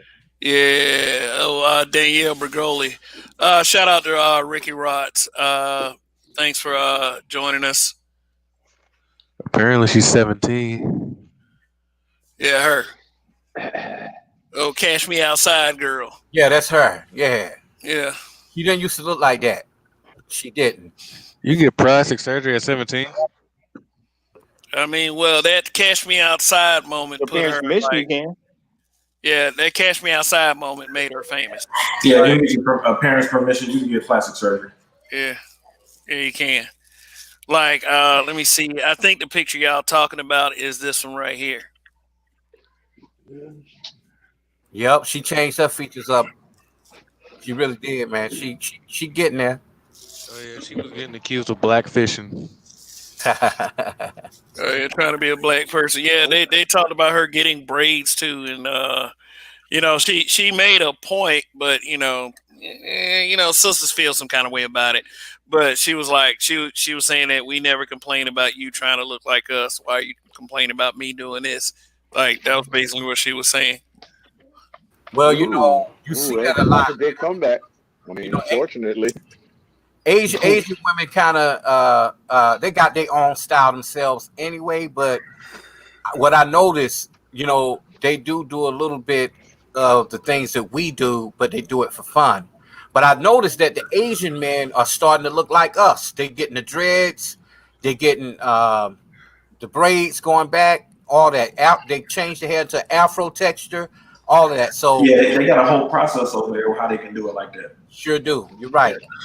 Hey, Roger, you still there? Yes, sir. All Mr. right. Loan Report. All right. Take a look at the screen. Did let me ask you a question, Roger. Did you miss out on your chance, sir? Do you feel like that?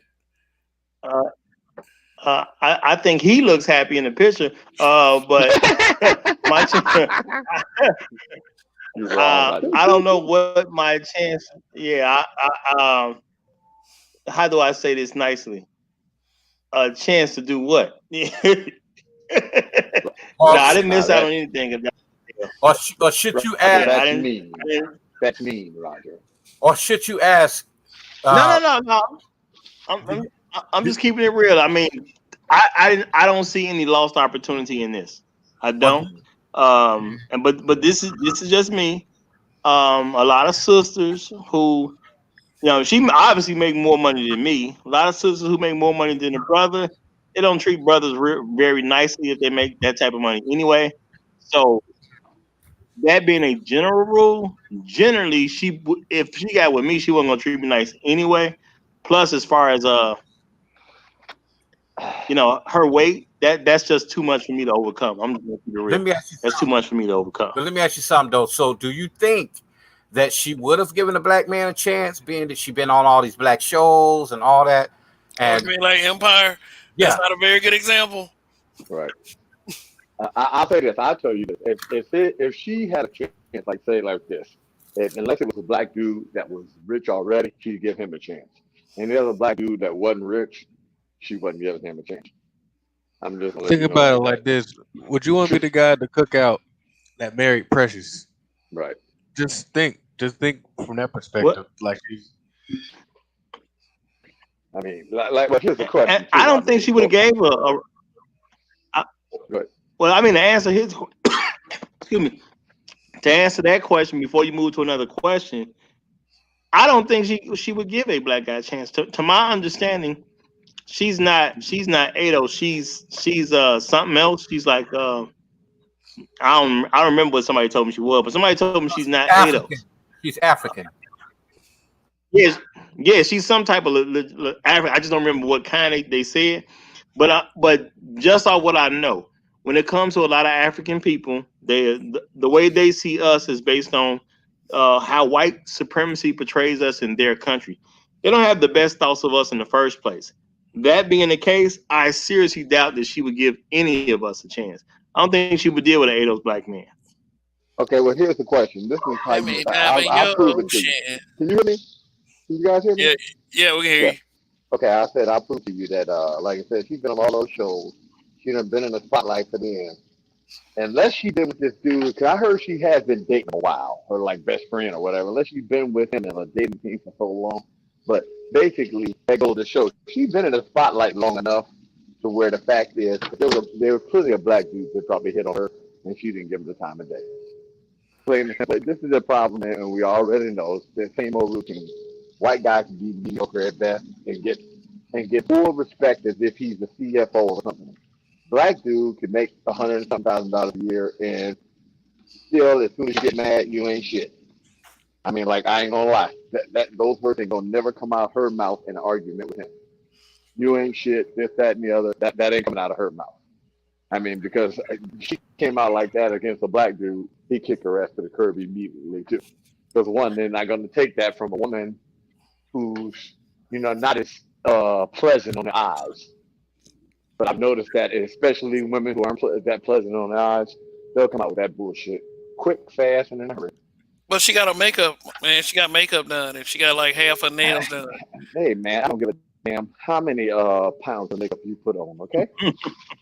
She got makeup on by the key, man. Come on now, man. I mean, look. You talking to a person who, and you can't go out and I'm bashing people. You talking to a guy who dates heavyset women. But the fact is, one of the things is this.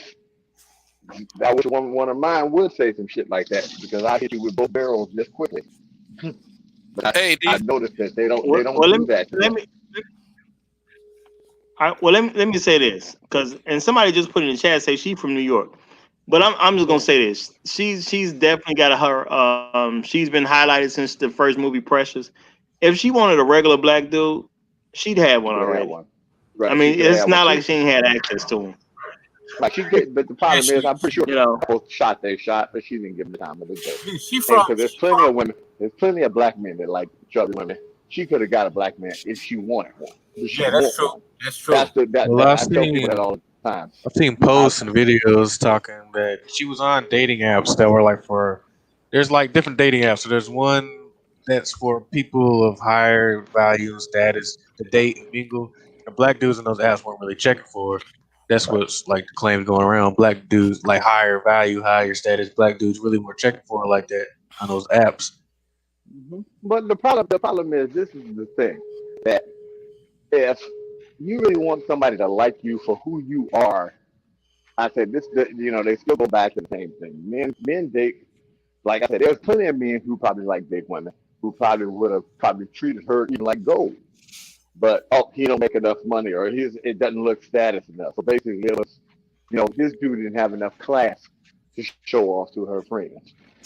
I mean, a lot of them you see, they'll be sitting there talking all this bullshit. Dude that have this, that, and the other.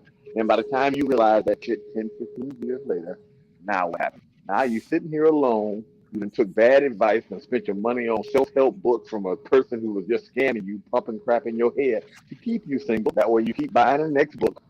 And now you alone by yourself.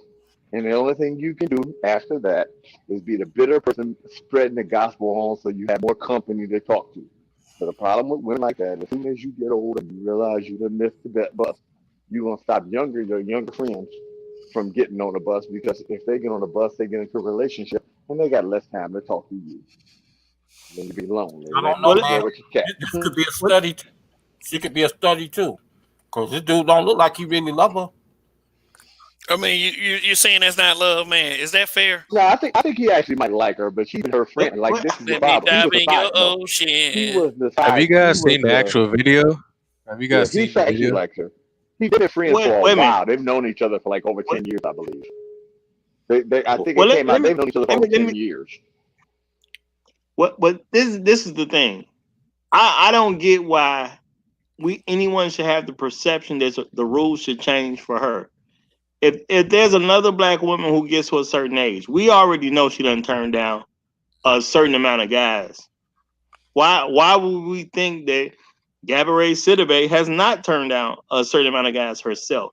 Because no matter what you think about her, no matter what you think about her weight, she has been gaining notoriety and she has a good amount of money. She has a decent net worth. So truth be told, even when you could be the exact same way, then you change the net worth of that person, your options do increase. So if she wanted a brother, she would have a brother. She didn't want a brother. That's why she ain't got one. It's that simple to me. Yeah, I If she was agree. gonna, I this is the agree, and problem. I If she, also think I think her background has something to do with it too, because a lot of times, they got that stigma like stay away from don't marry the kind of brothers, them they might be after your money, girl, and stuff like that.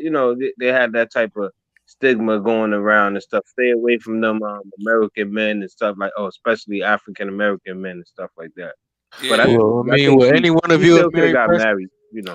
Let well, me ask y'all a question. Do you think her pet name is Precious when they're by themselves? He's like, no, bring that, no. come here, bring that precious ass over here. Like, do But but you think that's I couldn't even fix my eyes or ears to even look or think like that, man, about her. But what I'm saying is, the thing is, when people do, because she's known for precious, they automatically probably think, well, damn, she probably be with a black man anyway. But when people start to hear her talk and see what her background was from, you knew that she was going to get with a white man anyway. well, I'll say this. This I is the mean, thing: is if you look at the pictures of him, like to see how he's smiling, I think he actually did care for her. He probably liked her way back in the day, and she friend zoned him. You can tell by those videos of them two together. He has liked her for a while. She was in the friend he friend zoned. She friend zoned him, and then after They she refer to figured each other as after best that, friends. yeah, right. He liked her in the beginning, and she friend zoned him. And after she went through Hollywood, and nobody who had any more money than she did would pick her up, she realized, well, wait a minute, I got this dude out of friend zone, and all like this, I should start dating him. And she finally gave him a chance. And thank God it wasn't too late that somebody else did scoop him up before then. Or Because basically, she you can could have, tell from the videos, he was friend zoned immediately. And he or just waited it out, and he just happened to get lucky. I would not or recommend the other or, men to do that, though. or he could have waited, or he could have waited until she made the money. You know what I'm saying? To say, No, no, he was friends before she had her audition. I I remember that's one of the things. I He get was friends before he auditioned for Precious. brother, I get that. But what I'm saying is, you can still be a white friend and probe. You know what I'm saying? You No, know, I agree, but I'm just saying that she would never, like literally, she would never. If that had been a black dude, he'd have been, like I said, he'd have been probably a friend zone for 10 years or something like that. And then what happened is, as soon as she realized, well, wait a minute, this dude really liked me before I had money, before I was this person. He was through all my thick and thins. He watched me date, and I talked about other men that I dated and how they treated me. And then he finally got her chance after she was rode hard and put away wet. I mean, I hope it worked out for him. Wish him the best of luck. But they've been knowing each other that long, and unfortunately, it's one of those ones where you sit up here and say, "I was friend zone for 10 plus years," and it actually did work out. But I would not recommend men to do that and fall in that position. That man was friend zone. You can tell. Man, he just happened to get lucky. Yeah, if he then happy, maybe he'll stay. he No. probably could have been like a nerd dude that fit this description, like her. She liked video games. He liked video games. And they were friends. And all that. Like he said. And it could have just really just, hey, let's date type situation, and it turned out more than what is. Why not? She got things going for herself. I don't know what type of guy he is, or what his career is, but it is what it is. Well, I wish them the best of luck. I'm just gonna say that, but I am gonna say at the end of the day, for anybody who has a perception she didn't have a chance at a black dude, now it's women her size that got black men, and they've gotten black men after they were already big. So if she can do it with fame, I mean, if they can do it without fame and money, I'm pretty sure she can do it with fame and money. She ain't with those guys because she ain't want to be with those guys. It's really just that same thing as I say for every other woman. If you make it to 30 years old and you're not married, that was on you. Some dude gave you a shot somewhere and he really cared about you and he really wanted to be with you. And I'm pretty sure it happened more than just on one occasion. And every dude who actually liked you was not some bum. You just didn't take him. Okay, let me ask. Well, I was gonna say we got to remember that according to what they say, women get hit on like 1,000 times a year. And even if you're not the most attractive, let's say you don't get hit on 1,000 times in a year, you probably still going somebody maybe 100, 150 would talk to you. May not be 1,000, but you'll get somebody. Yeah, I look at different women. Well, I'll tell you what. Let's reverse this. Kevin Samuels video where the chick was on the panel. Now, if you put Gabrielle Sidibe on that same panel and he gave her those same questions, what do you think the outcome would have been? Should have They would have relayed this said he whole was Dwayne. fat. Okay. Wait. Let me acknowledge super chat from Maddie Goes. Thank you. This is a logical discussion. Most women will look and just say she fat and laugh. BAWs are so simple minded. Well, and I'm gonna say this to answer your question. If Gabrielle Sidibe was sitting in front of Kevin, which is basically what you're saying, at the end of the day, they would have, no matter what Kevin would have said, they probably would have said he was fat shaming. He definitely would have said he was being disrespectful because they don't want you saying nothing to no woman for being fat. They hit you with the body positive type of stuff, and all his advice would have been all wrong again. Point blank. Period. There's nothing that black men can say to a black woman from an authority standpoint, and she be okay with it. For the average sister, for most sisters in America, there's nothing a black man can say from a point of authority that she's going to be willing to accept. And that's the issue there. because If Kevin Samuels talked to Gabber City at Vegas and made any one of those comments, two brother man would be getting death threats. I mean, you think that like, this is the problem. That woman at least was skinny and ugly. If she would have been big, oh my gosh. Can you imagine a flat? Oh my god. Oh my. That man would be getting death threats. It's daily. All right. I All right. mean, All right. We here is here, brother. Thanks for coming to the panel. Like to give an opening statement, sir. Yeah, I want to stay on the topic of which I was just talking about. I know a girl. She's after, but she's like 35 or so, like that, and she get hit on by men several times. I mean, at best, I think she probably be like a 6, average, but she got a thick body. So, what I'm saying? She wear like tight clothes. Sometimes she wear because she got big titties. So she always showing her titties off. And so guys sitting on her like 24/7. And then there was another chick that, guys don't really pump, like really hit on her. And I was talking to the chick that the guys don't really hit on, and she married, and she kind of got offended that, every time she with the chick, and guys always pushing by her. But the difference was the chick that everybody really never hits on was a white chick, and the girl that everybody was hitting on that was what I'm saying, kind of big, she was a black chick.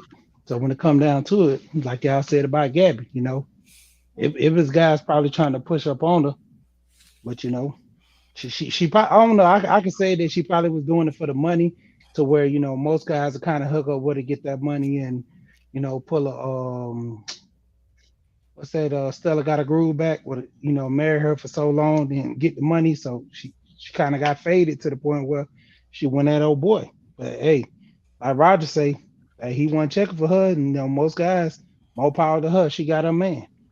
I think that if she didn't get with this white guy, she probably would have got with a bigger black guy. Two big people together. she wasn't get that. The problem with Gabby, She don't give her no black guy.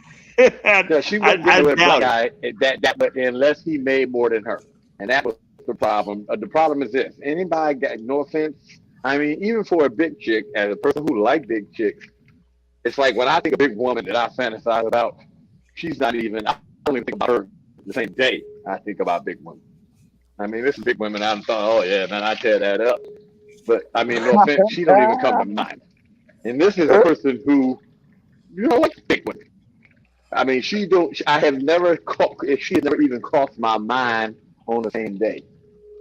This is the problem. So I mean, for her to date a person who even has anything going for them, I mean, come on now. I mean, just say, I'm not a broke person. Yes, I am. On the books, I'm broke, but I'm not even, no offense, I'm not checking. A woman like her, she can come with all her money and that, and it can be another broke girl just as big working at Family Dollar. I'll probably take the broke girl at Family Dollar. I'm sorry to say that. It's just what it is. She's just not there, and she's not there a big heavy in the looks department. Like I said, she's say being nice, 5 at best. All right, Dre. All right. All right, Dre. Direct your eyes to the screen. Direct your eyes to the screen. Now, what? Do you see right there? Do you see 11 couple? I see somebody there. They look like they like each other. Cause I done seen some women that look like that, and they be like, man, you be like, dude, why in the world? What do you see in this woman? But she's just cool as a thing. Like you talk to her for so long, you be like, now I see why dude married her, and dude was making over $100,000, so he could have had a nice thin black woman, but girlfriend was just so cool that I'm like, she want him like that. I mean, she's just so nice and respectful. I had a couple customers where you'd be like, man, if somebody just said, look at this woman's picture, and be like, if you hit that, I'll give you $100,000. You'd be like, I might have to let that go.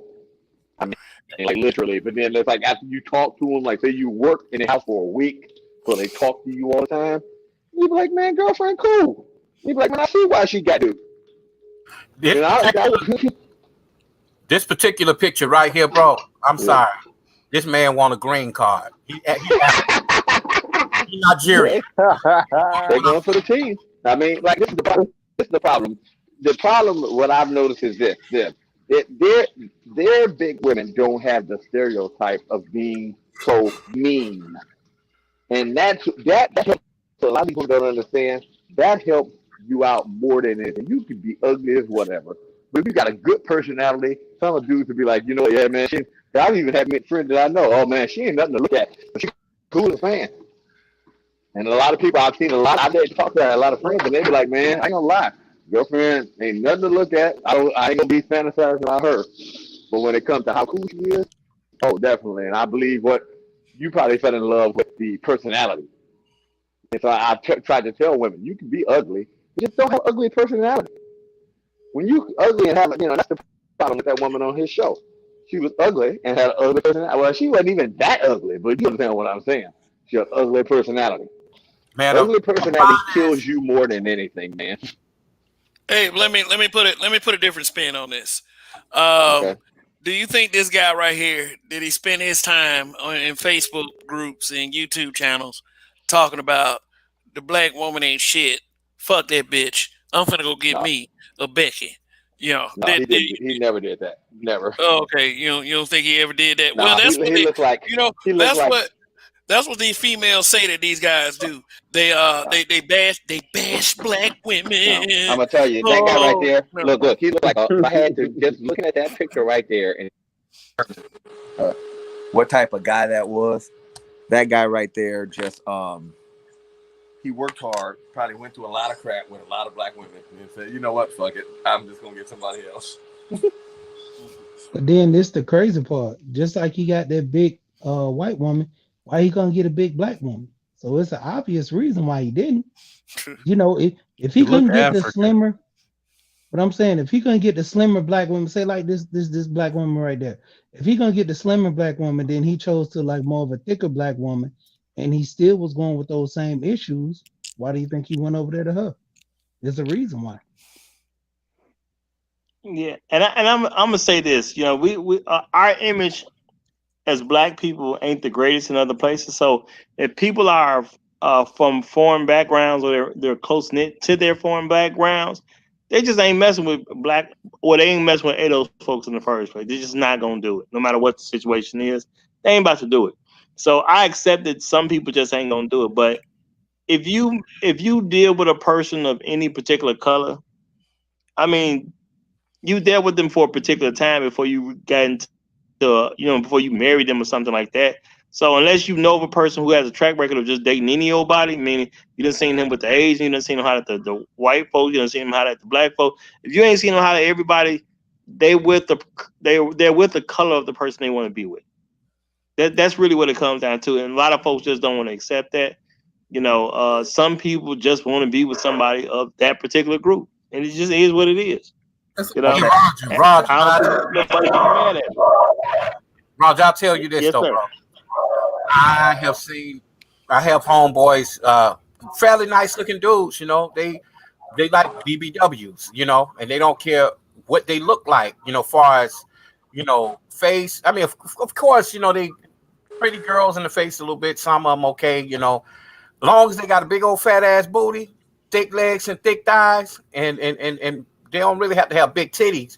They want them, they don't care, but he make them feel so beautiful, man, to the point to where even the ugly girls got stank ass attitudes because they got a big ass booty.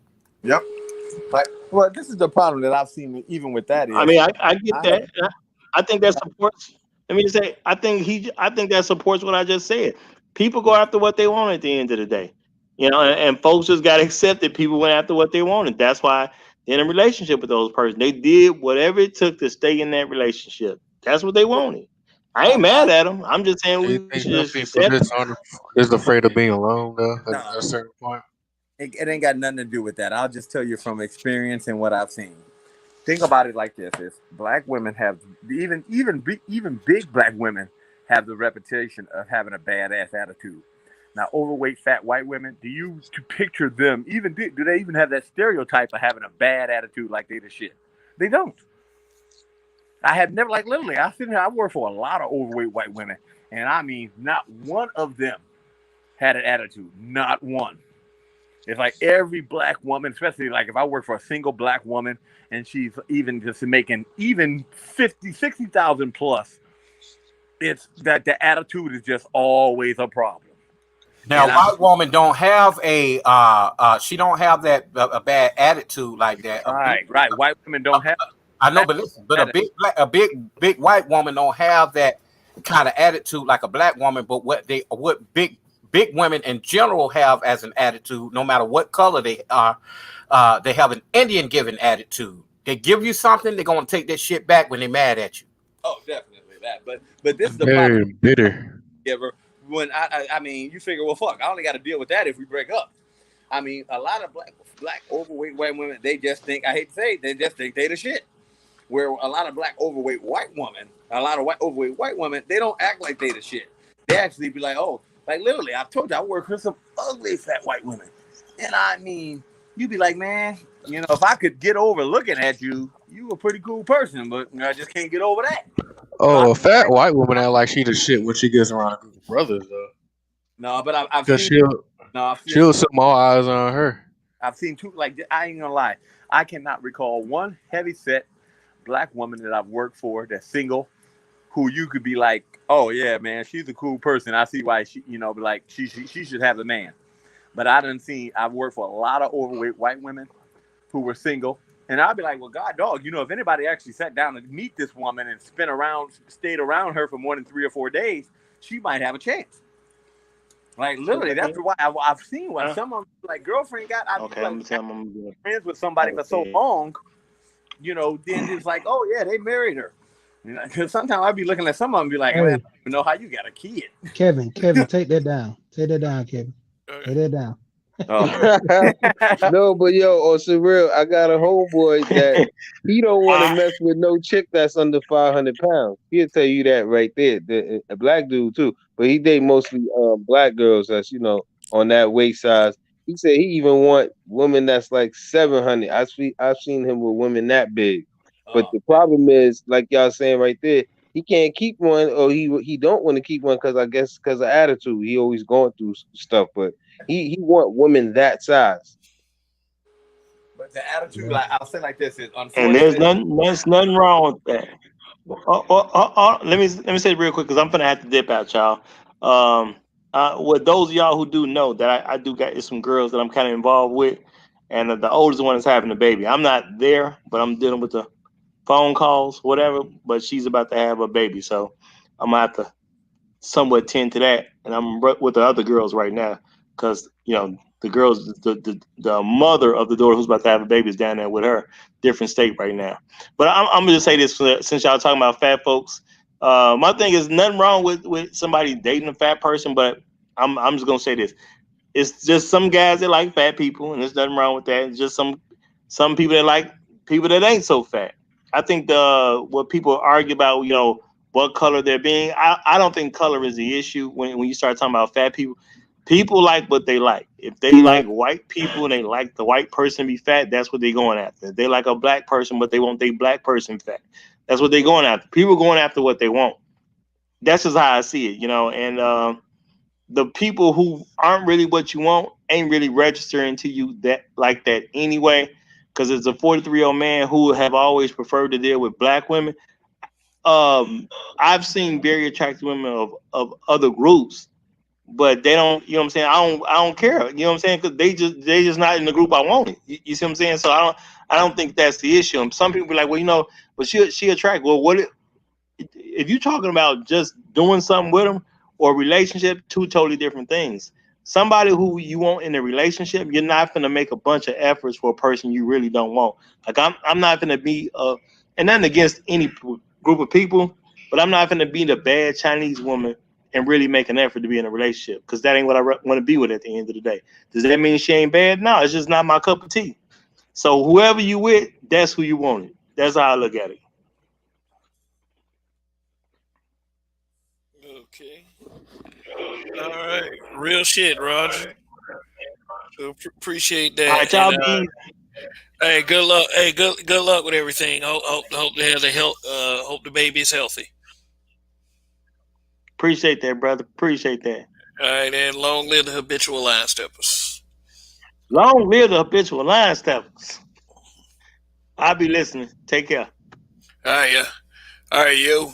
And that was Roger of the Roger Report Live. Check him out Monday through Friday mornings and sometimes on Saturday and Sunday evenings. So, all right. The topic is where the white women at? Watching the Black Manosphere. And guys, Absalom Pianki. You haven't spoken in a while. What's going on? No, man, I had some going on right here at the house. But yeah, man, y'all building, man. It's great content, man. I'm enjoying the show. Word. All right. So, do y'all think really the fix for the sisters is as easy as fixing their attitudes? Because if it is, why aren't they listening? Yeah, and it's Because they mainly don't think because they they're don't failing. want. Yeah, that's a good question. They don't think they're failing. That's why. It's not as easy as fixing an attitude because you see this problem with other races, women as well. Marriage is falling in the United States in general. It's the underlying issue of feminism of itself.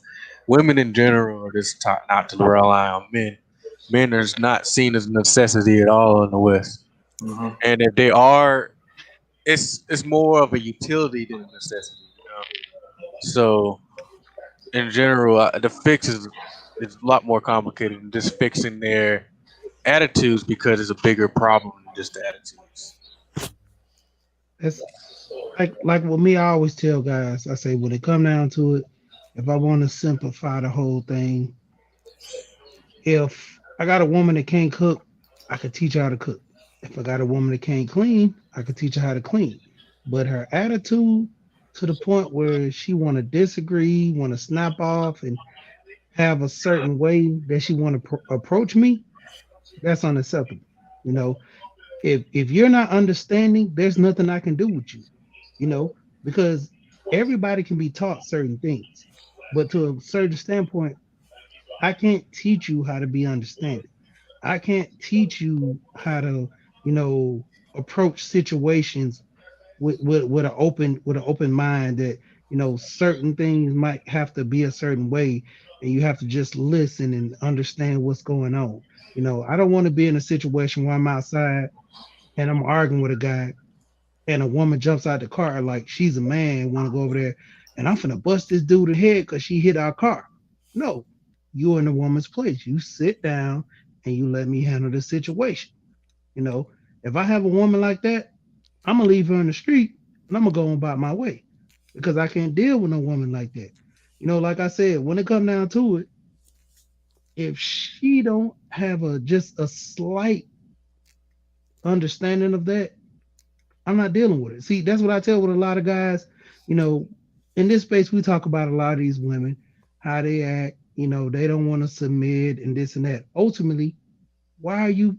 We shouldn't even be having conversation about these women. If these women are not on the level that we want them to be, don't deal with them. Forget the body. Forget how they look. Forget about their whole thing. If they're not the woman that's with your program, do not even talk about them. Once you have that first date, Roger even put the whole 90-day rule. Once you have that first or second date, when she says something that you don't like, check please, you're gone. See, a lot of guys, well, I'm gonna give her a try. Or like I was on one show and the guy was talking to them and they was like, well, some women maybe they say something out of place because they've been in so many bad relationships. You gotta understand that's a pattern she's gonna have, and she's gonna keep it going and going until someone breaks it.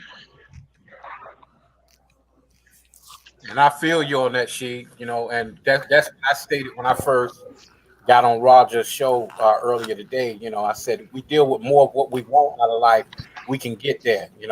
Not sit around and bitch and moan all day about what woman ain't right for you. You ain't found the right woman yet. You know what I'm saying? There are some good women out there. And there are some submissive women out there. And as for me, I don't want nobody to have to teach anything too much because there's some things you should already be seasoned with. I'm not going to take your hand. because I don't have that kind of time. I'm a businessman running two businesses, educated, 4 degrees, and I'm out trying to get that money. So I need you to be able to handle your part as well without me saying, hey, do you know how to cook? And really, I'm a man that know how to cook real good too. I really don't want you in the kitchen because I can cook for both of us.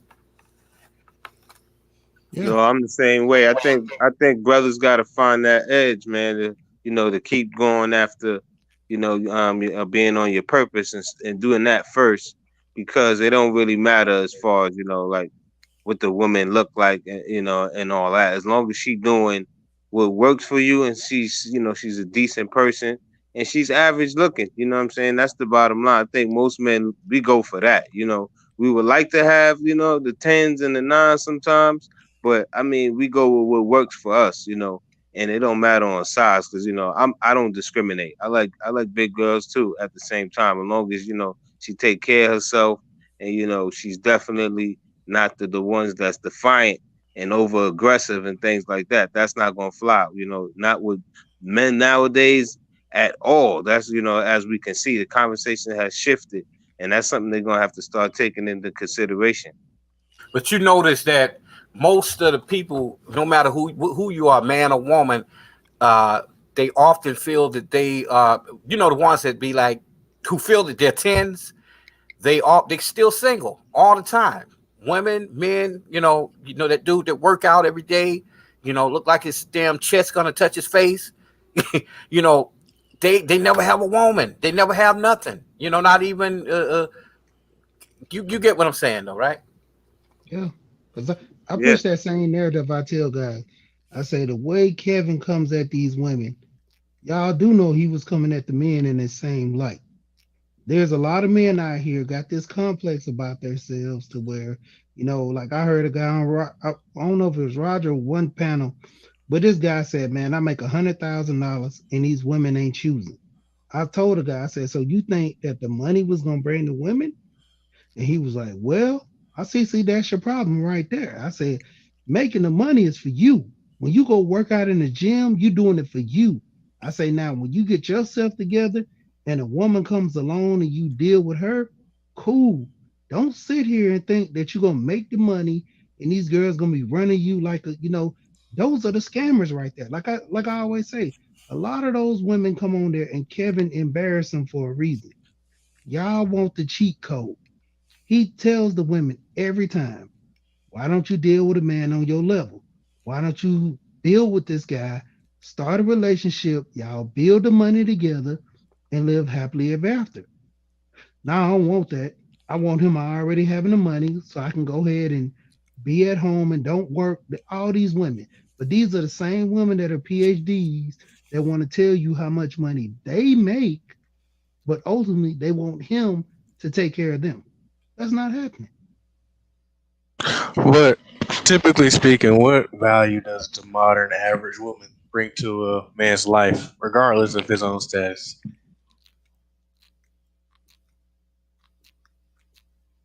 When it comes down to the value of women, it's sketchy because if you have a woman that this whole word of being submissive and all that, it gets tossed around, and guys like they want a woman that's like I always say, like a robot. You want the woman to come home, she have your food, got the beer ready for you. Nah, man, you want a woman that's on your page to where situations go on, everything's fall like dominoes. When I come home, I ain't got to be yelling at her about cooking. You know what I'm saying? We're talking about business. I tell her some things. She might know how to do the books better than me. I give her, I give her the bills, tell them to go ahead and pay them.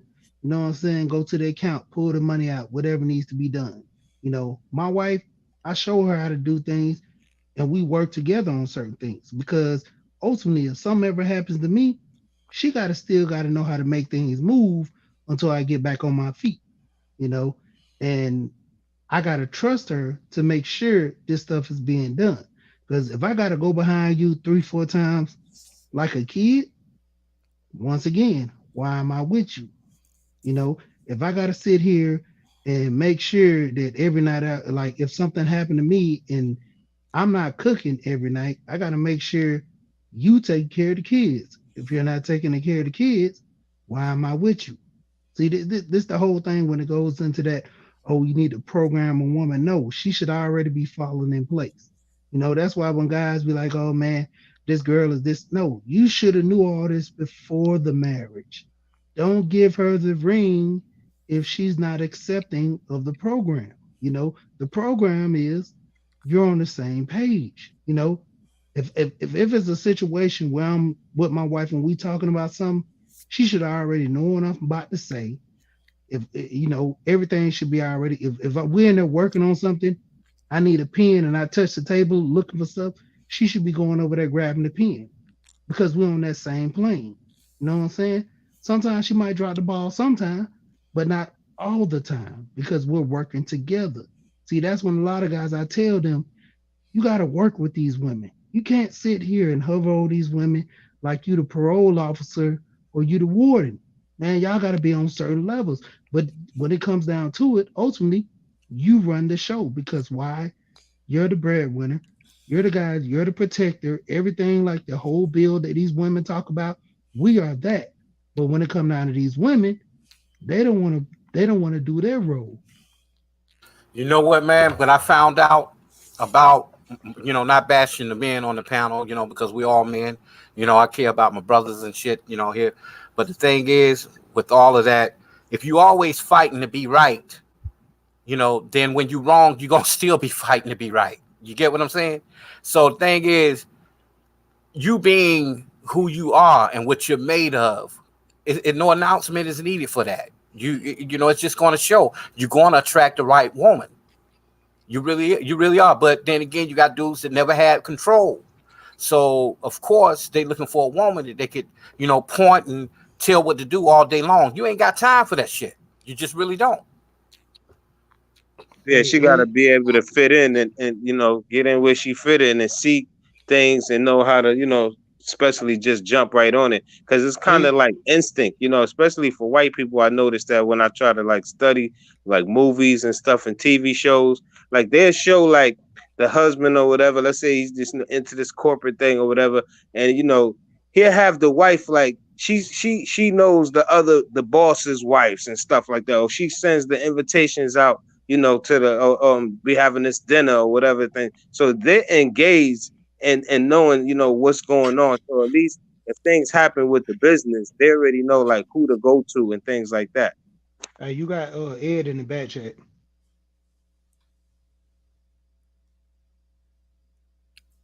Ed backstage. Oh, shit. Here you go. Here you go, bro. But let me blacklisted or some YouTube blacklisted. No, bro. Let me get Donnie in here, and then we'll get you in, Ed. Donnie. What's up, fellas? Long live Long live the. Yeah, go ahead. Long live the habitual lie. Long live. What's going on? How's everybody toes today? I hope we didn't step on No, toes. I don't think so. Man, I'm just getting off of work, so I figured I would tune in, try to jump into the conversation. I've been listening for a little while. Y'all is ruthless. Y'all leave Gabby Cinnamon alone. What you talking about? Ruthless? Come on now. I'm glad she got somebody. What did we say wrong? Go ahead. Come on. Y'all bullying that queen of Mother Earth. The bad part is she's shaming all these other girls because they talking all these excuses. And just like I was cracking, I was like, hey, she got her man. So all these other girls, they got to come with some other stuff, man. Well, that man. Yeah, Gabby never talked shit about black men. And Tarana Burke got a man too. People forget that. Me too. Tarana Burke looks like a moose in the face, but she got a dog, don't she? It's gonna be some nigga out here that's gonna look beyond her face and right to her ass. So yeah, I wouldn't. She found a 6 foot nigga too. Yeah, but what's going on, fellas? What about the topic? What do y'all think about the possibility of white women in droves watching the Manosphere channels and just to, I guess, get the info on how to deal with the brothers? My bad. I I don't. cut off Donnie. I want Donnie to finish because I got some shit to Oh say. no, yeah, I was more or less done. But yeah, no, I think a lot of these white women are really they're paying attention, but I don't think it's for the reason that we think it is. I think most of them are paying for the social justice warrior, so they can come in and have a better angle at attacking black men. I don't think there's a whole Ah, lot watching trying to get with black men to I, watch. for what? I mean, why? Why do you need to? I would say, why do you need to listen to what black men are saying in order to do that? I mean, a white woman is just going to believe their white privilege. They can do that. They don't need. They've never needed to understand black men to be paternalistic towards black men, because to the paternalistic doesn't necessarily mean you know what's best. It just means you gonna do what the fuck I say to do, and you just being soft power about it, Right, but they indirect about still it. they listen to it to get an idea of what we're saying in order to have talking points. I mean, so what are they gonna say? Black women ain't shit. No, they're That's the gonna say main thing black. they'll pull from what we're saying from an emotion, from a female Well, mind. from what I'm seeing is they come in and they just basically talk about us talking about black women and how we don't respect our women, et cetera, making excuses, and then they run it back to black women to give them more ammunition as if they needed any to come join them in their Nah, struggle for all right. patriarchy. I don't. Yeah, I don't want to make it about that, but I disagree with that completely. I think that's just a lot of energy to do what white women have demonstrated they've already. They don't need to do that. They didn't go into the civil rights movement in order to tell black women in 19 when that law was being signed that we need to make women a minority. They didn't need to understand black men to do that. So maybe I'm wrong, but I just don't see a history of white women going through that kind of effort to do that kind of result. Um, I will say this though, like, because there was a YouTuber and people may have seen it. And Mad Bus Driver is like leader of SYBM movement, kind of responded, talking about are black men worshiping white women in America, and this was built off a post that basically some UK white bitches did, talking about, oh well, black men, and they're talking about UK black men, they come to us, they worship us, they would drink our piss and blah. And this was just like a fucking Twitter post. This wasn't even No, like something where they even had it, the balls to say that in real life. it was from their Like in the Snapchat. video. It was from their Snapchat. And, But and them chicks was from the yeah, UK. yeah, and here's the irony of that. The woman that sent that to me, and to her credit, she gave me a $75 cash app. So this is one of the chicks that actually called in the Kevin show. This is the one that called in, and she had the son, and he was saying that she was bitchifying her son, buying him Gucci belts and shit. And you need to get therapy. That's what. So anyway, this is who basically was talking to me in my chat and all that, and she gave me this video. Here's the ironic part. I click on this link. The first link was talking about a female that said that white women don't get any social status from dating black men.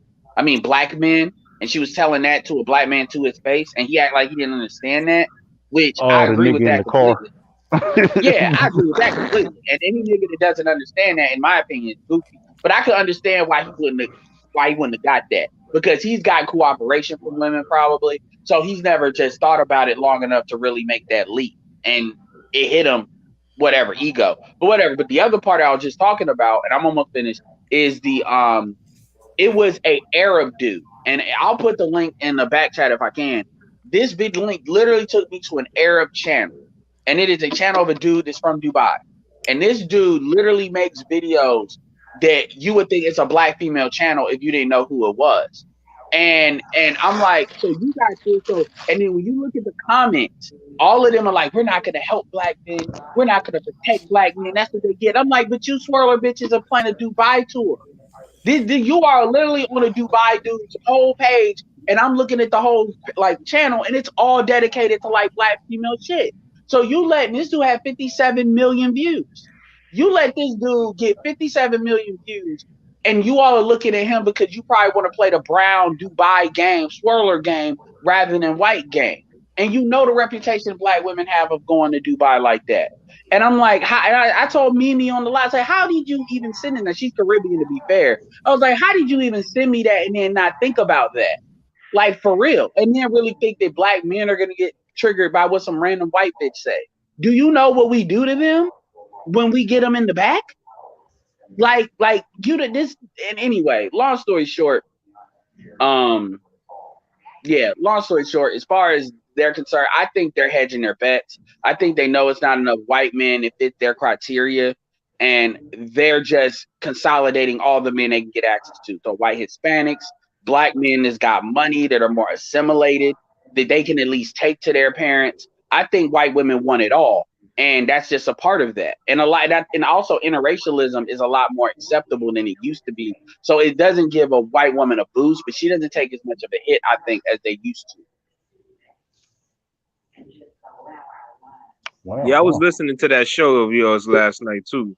That was off the chain. Good job on that one. I agree, man. Them women be heading out to the bar. They be doing the same thing. You know, it's just a different race.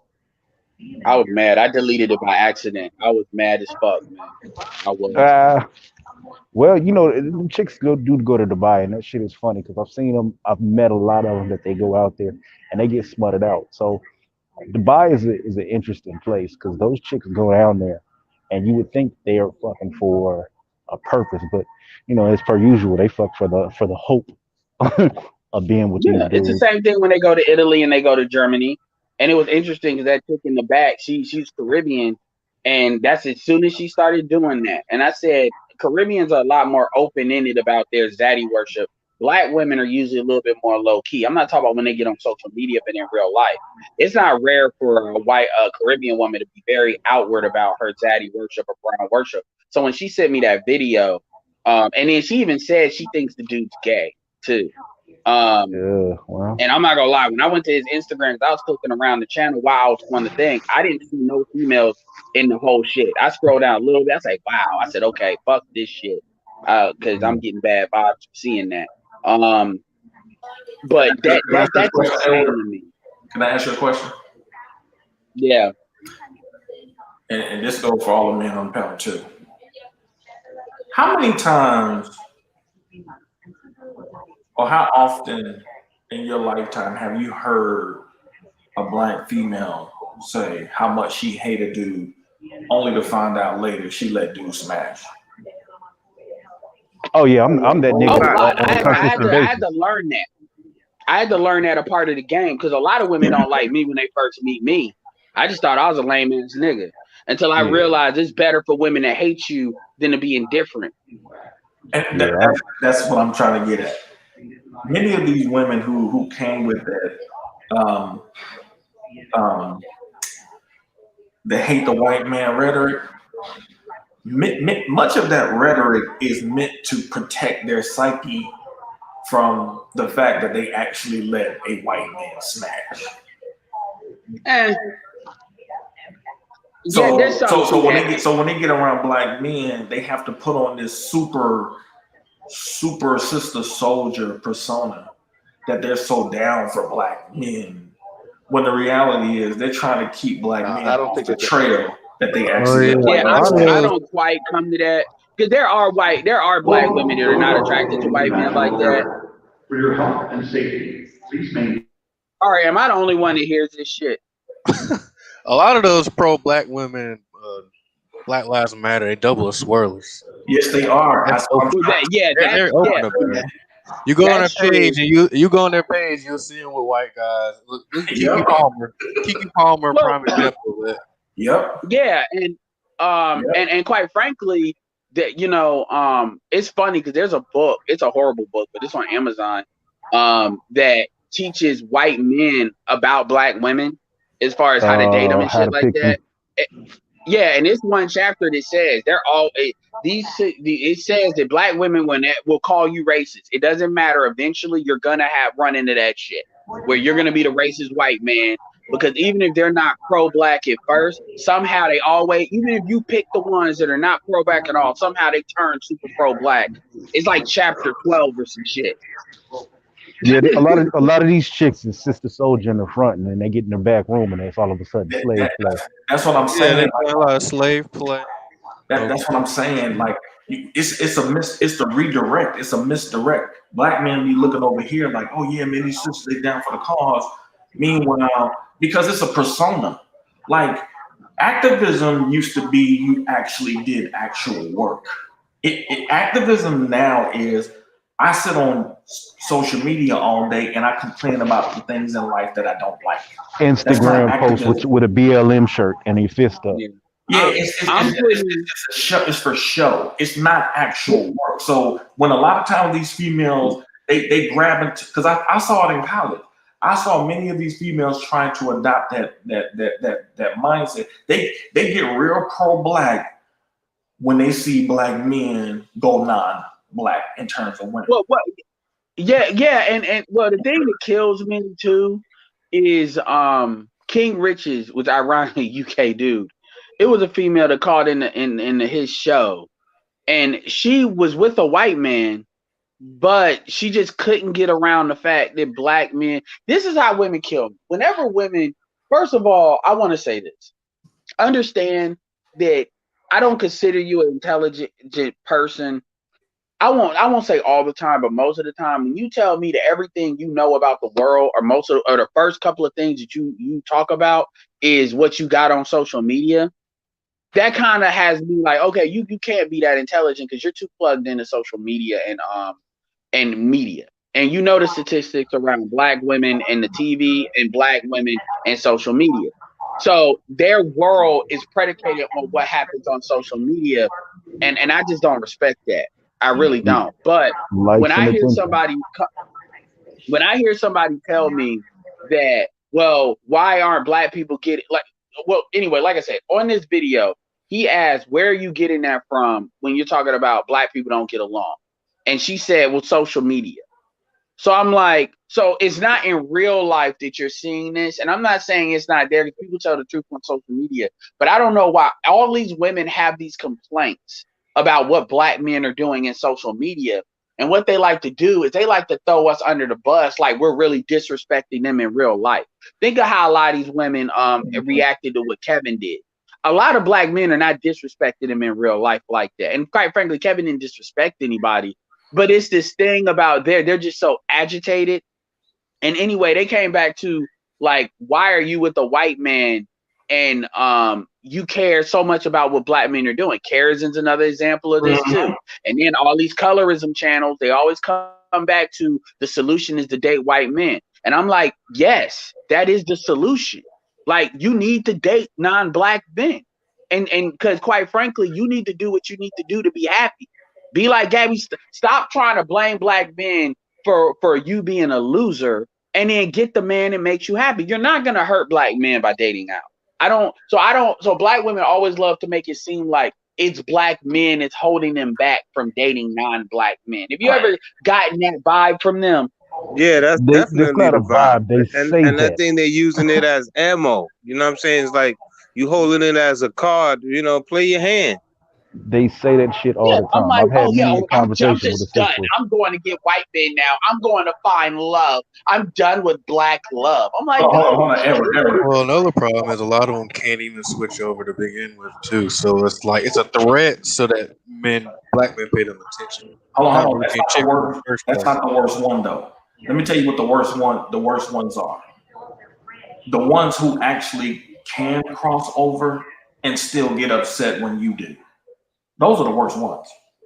I had a chick that years ago, mind you, at that time when I had dealt with the white females I had dealt with, it was just smashing. It wasn't even in a relationship. But it was before I met her. Man, do you know that this chick had the audacity to get an attitude that I had dealt with some white chick before I met her? But she actually used to be in a relationship with a white dude before she met me. Well, because It's black like when women people have a get sense mad that of they supposed to be ownership over cheating when black they men, cheat. though. You gotta understand, black women have a sense of ownership over black men. So Those to are the do it, worst. it's way different when a black man does it. I'm not saying Oh it's right or no, I justified, understand. but Yeah. Well, have you all ever asked them? Have you all ever really asked? Do you understand how you feel is fucking stupid and hypocritical? Like seriously, I've had these conversations with you, and they'll say logically, this is where I got the. I understand you logically understand what I'm saying, but you emotionally can't. This is what makes you a child right now.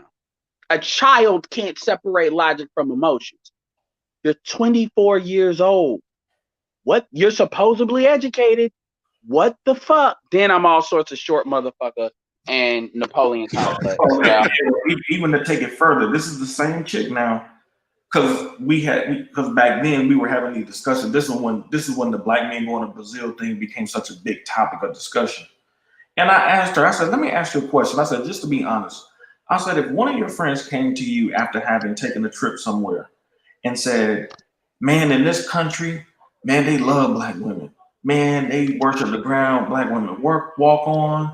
They treat you so good over there. They love us. They want us to come there. I was like, if you heard that from a friend of yours, would you be interested in going there? She automatically said yes. I said, so why would it be any different from black men when they hear the same thing about Brazil when black men come from there? The only reason why they have the problem really is because they can't do it. That's it. That's it. If they could do it, we wouldn't even be having these discussions because they'd have been took their ass home somewhere. You know what I'm saying? That's what I'm saying. Like, I think what it has, they'd have been gone, bro. They'd have been gone. I think what it has to do is this. It's kind of like the same thing as this. It's like they may not want you, but they're going to do whatever they can, kind of like with they use the child support and the court system. It's like this. I don't want you, and I'm going to do whatever I can to make your life a living hell. Basically, that's the main power that they have. That's why you see that supposedly so many content creators talk about how they got white dude or whatever like that. But yet you constantly on black men's panels. You constantly talking and arguing with black men. I mean, this is the problem, and a lot of them don't even realize that. A lot of them are faking, and then a lot of them too. Probably the white man realize, you know what? I done heard what the black man said about me. If I go in and go, she's gonna rape me, so I might as well just keep her. The thing about that is, at the end of the day, it's this again. It's the lack of honesty, lack of candor. It's this facade that black women are just so loyal to black men, and everything they do is predicated on what black men fail to do. That's just a part of that Jenga block, stack of Jenga blocks is not true. Because a lot of black men kind of co-sign this a little bit, but look, I'm not saying every black woman wants to fuck a white man, but a lot more of them do than what a lot of people like to admit to. A lot of them have had and I'm not even talking about high value white men. I'm not even talking about average white men. Like I said, Veganator told the truth, and a lot of these white boys don't even say it out loud because they know it doesn't bother us. But there's been MGTOW people like Sandman that said this. There's been white MGTOW that put this out there. Some of them are more closer Richard Spencer than others, and the swirlers get upset. Then you got to look at the international swirling. But the question I want to pose to you all is, it was posed in the Manosphere. It doesn't matter who, it really doesn't, because there's a lot of people that feel that way, that black men worship white women in the same way that black women worship white men. So my question to you all is, what percentage do you think of black men are really on the white female Kool-Aid? I always say don't go red pill for black women to remain blue pill for non-black women. And I would throw in like Latins in there too. What percentage of black men do you really believe are like just up in the asshole of white females and there's nothing they could do wrong? Nigga said up in the asshole. I don't like you the know what I'm phrasing of saying. that. Yeah, That's a good question. That's a good question. I think it's a small percentage, though. I wouldn't know the exact. I wait for somebody to throw some 10%, numbers out. 15%. You know what? I think a lot of the I'll go younger with 10. cats. I'll go with I 10. think a lot of the younger cats are diving into the white girl swimming pool, right? So I'm gonna say, if you look at the younger kids, what's the generation called, the Zillennials and all them, I think a lot of them are diving into the white girl swimming pool. But I think with the older, Wait, what did you say, Donnie? I think chat. I said with a lot of the younger cats, I think a lot of them are diving into the white girl swimming pool. I'm gonna say it's closer to 30-40 on that percent, right? But with the older cats, I'm gonna say about 15%. White But girls. are they like are they White and worshiping not them? Latin? Well, depending on what kind of Latin, I'm gonna count it the same. I don't see the worship. I get what you're saying. I I don't mean, see they're the culturally worshiping different, but go ahead. Okay, this is what I want to say. As a man who has two sons who only vet white women, I'll say like this: people are diving into it and they go in. But from also what I've seen is this: black men don't put up with no crap from white women either. I mean, you take that like literally because No, a lot of black men have been raised as black men, and what I've noticed is too is think about it. They would take a lot more crap from a black woman than they would from a white woman. Because the first Thank thing you, is happens when something comes out, nigga. they'll My be like, brother is "What? I slapped the know white you woman. ain't talking to me like that." I'll say this. Right. I mean, myself So, do the same thing. I never You thought saw don't it. He's like, see "Oh, who the hell you And think he you stopped talking to?" dating white women after that. Right. so my Well, he little you still don't brother date is her, see but he black ain't taking men 21. nothing from calling white women goddesses and shit like that. You don't really see calling her. my Right. white queens and shit. Unless it's like I see parody shit like that, but not like really. I don't see black Mm-hmm. males going in with it like, oh, this is the white goddesses, the sweet snow bunny queen and shit Right. like that. Like they go off with black women. Not the I think same type of thing. They don't do Oh that. yeah, that's true. They I don't think do a that. lot of these dudes is moved on Black. to just it's just that much easier. Like my little brother, he's 22. He's got a white wife. Bridge of the millennium. I got a yeah. So the younger one, he's 19. He's got a white girlfriend. All of his friends at the wedding, it was niggas who showed up with white women. So I was like, "Ooh, shit, okay." And it was funny because it was a rolling joke in the family because we thought she ran him just because she just has a little prissy attitude. And I know one night something happened and he gave her a look and that bitch shut up and got in the corner and said, so it's Yeah, a different because dynamic. here's the thing. Here's the thing that people forget. Well, a lot of see, first of all, you got to take because you have people that want to put their agenda on it, for their own reasons and not just observe. Because technically, both of my younger brothers dated white women, but they actually date black women now pretty consistently. Like my middle brother, been in consistent. I've seen this chick like 4 Thanksgiving, and I'm like, okay, you might as well go ahead and get married, have a baby, whatever. But he's playing it smart. My mom's saying that he's playing it smart. He's playing it, and he don't even hear none of this red pill shit. And my youngest brother, he runs to him a little bit more because he's one of them. His grandmother was Japanese, so he got that little hair, even though he's 75% black. So they like that shit, that like little sprinkle of blazing shit that black women like, whatever. And at least his sisters, he be getting them chicks that they like thoughts, but they know how to present like they're really good girls. They present very well. You just got to know how to see it. Anyway, long story short, Shinobi um, hoes. yeah, long story short, yeah, because I know him. But long story short is what people try to do is they don't understand that black men. Dave Chappelle talked about this. Black men, what most white women or Latin Asian women will do, taking it up to like their 8 is really our 4 in like black people terms. So when we get tired of them doing something, I'm not saying this is how it is across the board because there is some goofy ass niggas. I'm not saying that that's not the case, but the truth is, it's like, okay, you let a white chick do anything, then it's like you let her run you. But the truth is, black men let black women do that stuff all the time, and it's nothing said. The truth is, these white women or Latin women are not rising to the consistent bullshit that you got to take from black women, and we just accept that as a price of dealing with them. But this idea that white women can consistently operate at the level of disrespect like black women can, and then we just still stay with them, that's not the case. And I'll tell you this, BGS said a big reason why that doesn't happen too is because white women know that black men are afraid of the impact that a white woman can have. The white woman can call the police on you at any point and lie, and you're fucked. So white women understand that black men, a lot of black men are really not comfortable dealing with white women that close because they know that they can do that. So that kind of governs their behavior a little bit too, which is an angle I never thought about. Latin women can wild out like black women can, but Latin women tend to do it more sparingly unless you're dealing with straight up urban hood rat ass Latin chicks, which I know the difference. So I think a lot of people like to project that white female worship. Also, another thing is when I was making a comment on that post, I'm like, you can tell just in Hollywood how much when you see black Brits, male and female, they can be with white women and it's not a big deal. They almost literally don't even understand how African Americans would feel about that. Like Choitel Ejiofor and a lot of others. Yeah.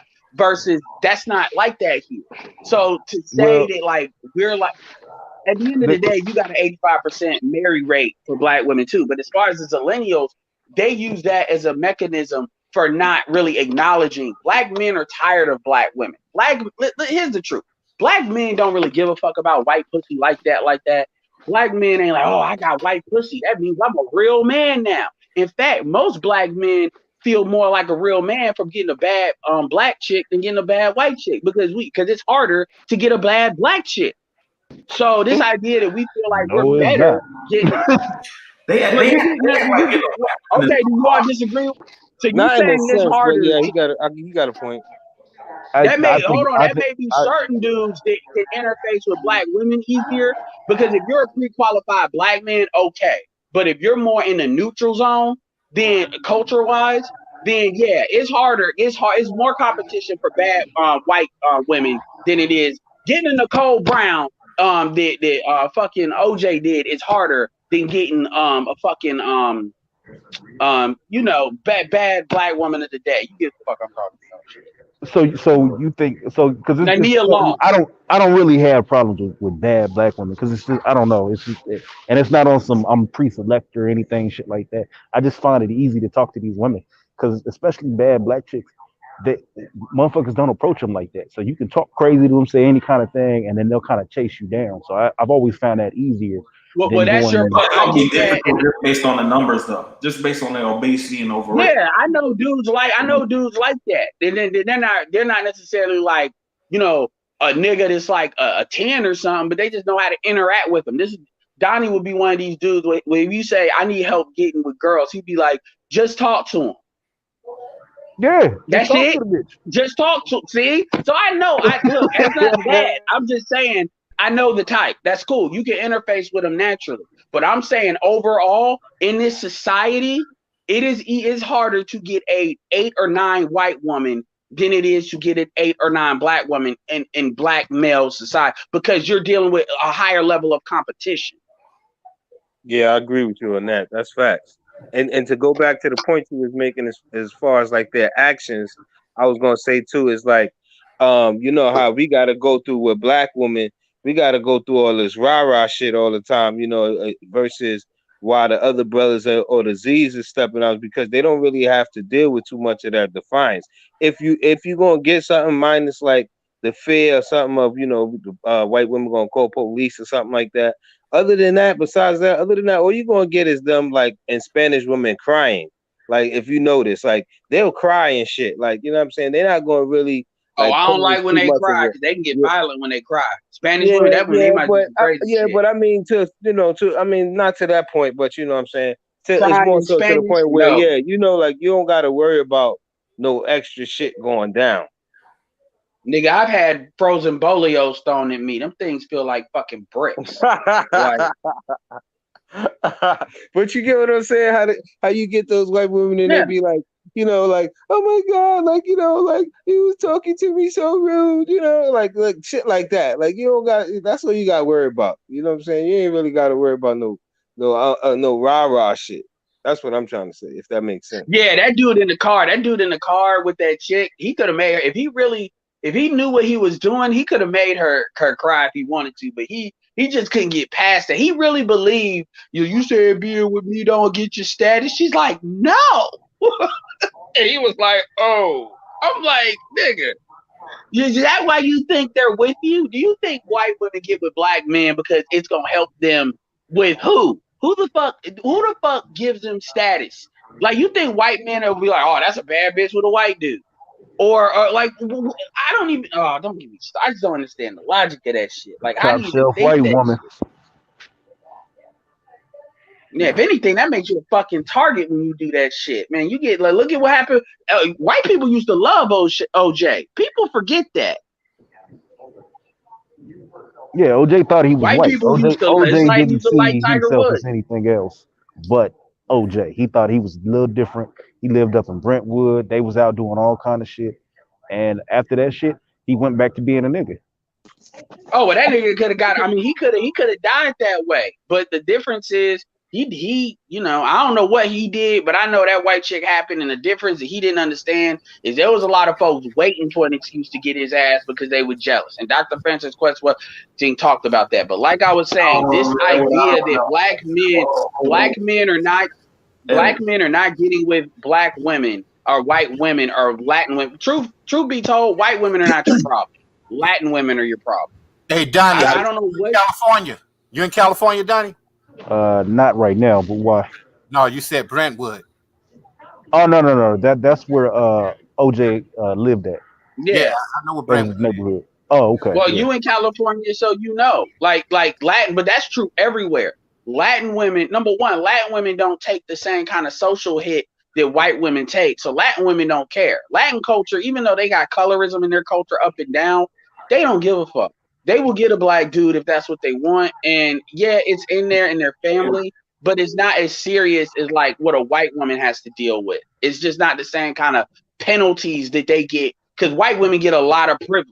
And so they have a lot more they can fall, especially if they're dealing with a black dude, especially if this dude is more on the lighter side or if this dude has got money. Yeah. Exceptions get made. And a lot Two of these questions. white women will deal with the more street dudes, and still it is what it is. So I don't understand what the Two obsession with questions. white I got women two is. questions. I got two questions. I want to know if you heard it because my phone died. But did y'all hear about the woman that's blaming the young dude that she's claiming rape now? She was married. She's claiming rape. She even took high school pictures with the woman, and now he's in jail for. Did y'all talk about that? Because I don't know. Kev actually did a program with it. And he was talking about it. Yeah, actually, that's who introduced me to that situation was Kev. Okay, here's the next situation. Because of what y'all talking, they did something in Houston, Texas that I know y'all don't know about. I just found out today.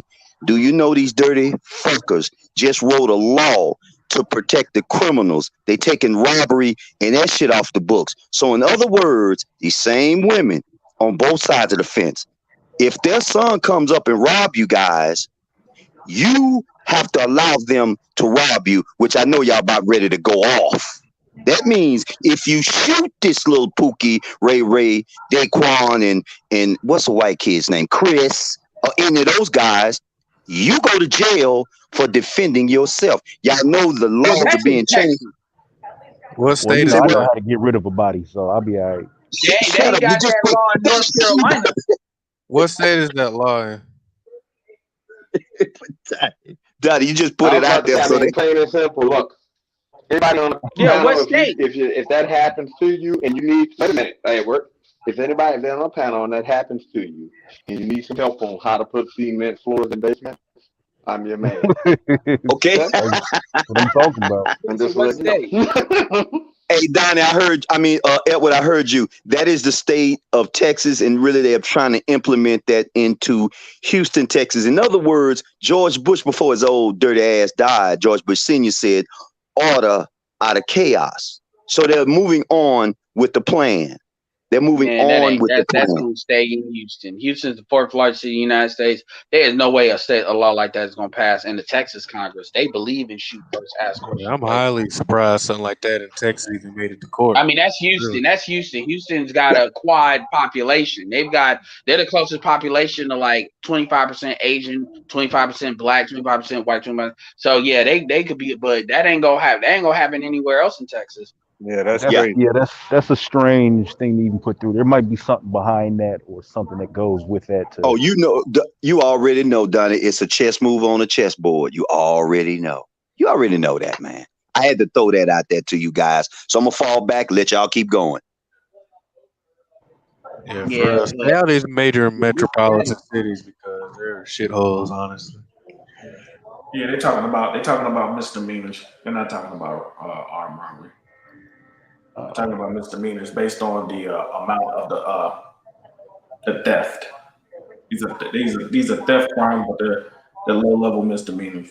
Oh, so they ain't talking like they. So a pack of bubble gum you probably get away with, but you can't rob a motherfucker for his jewelry, shoes, and shit.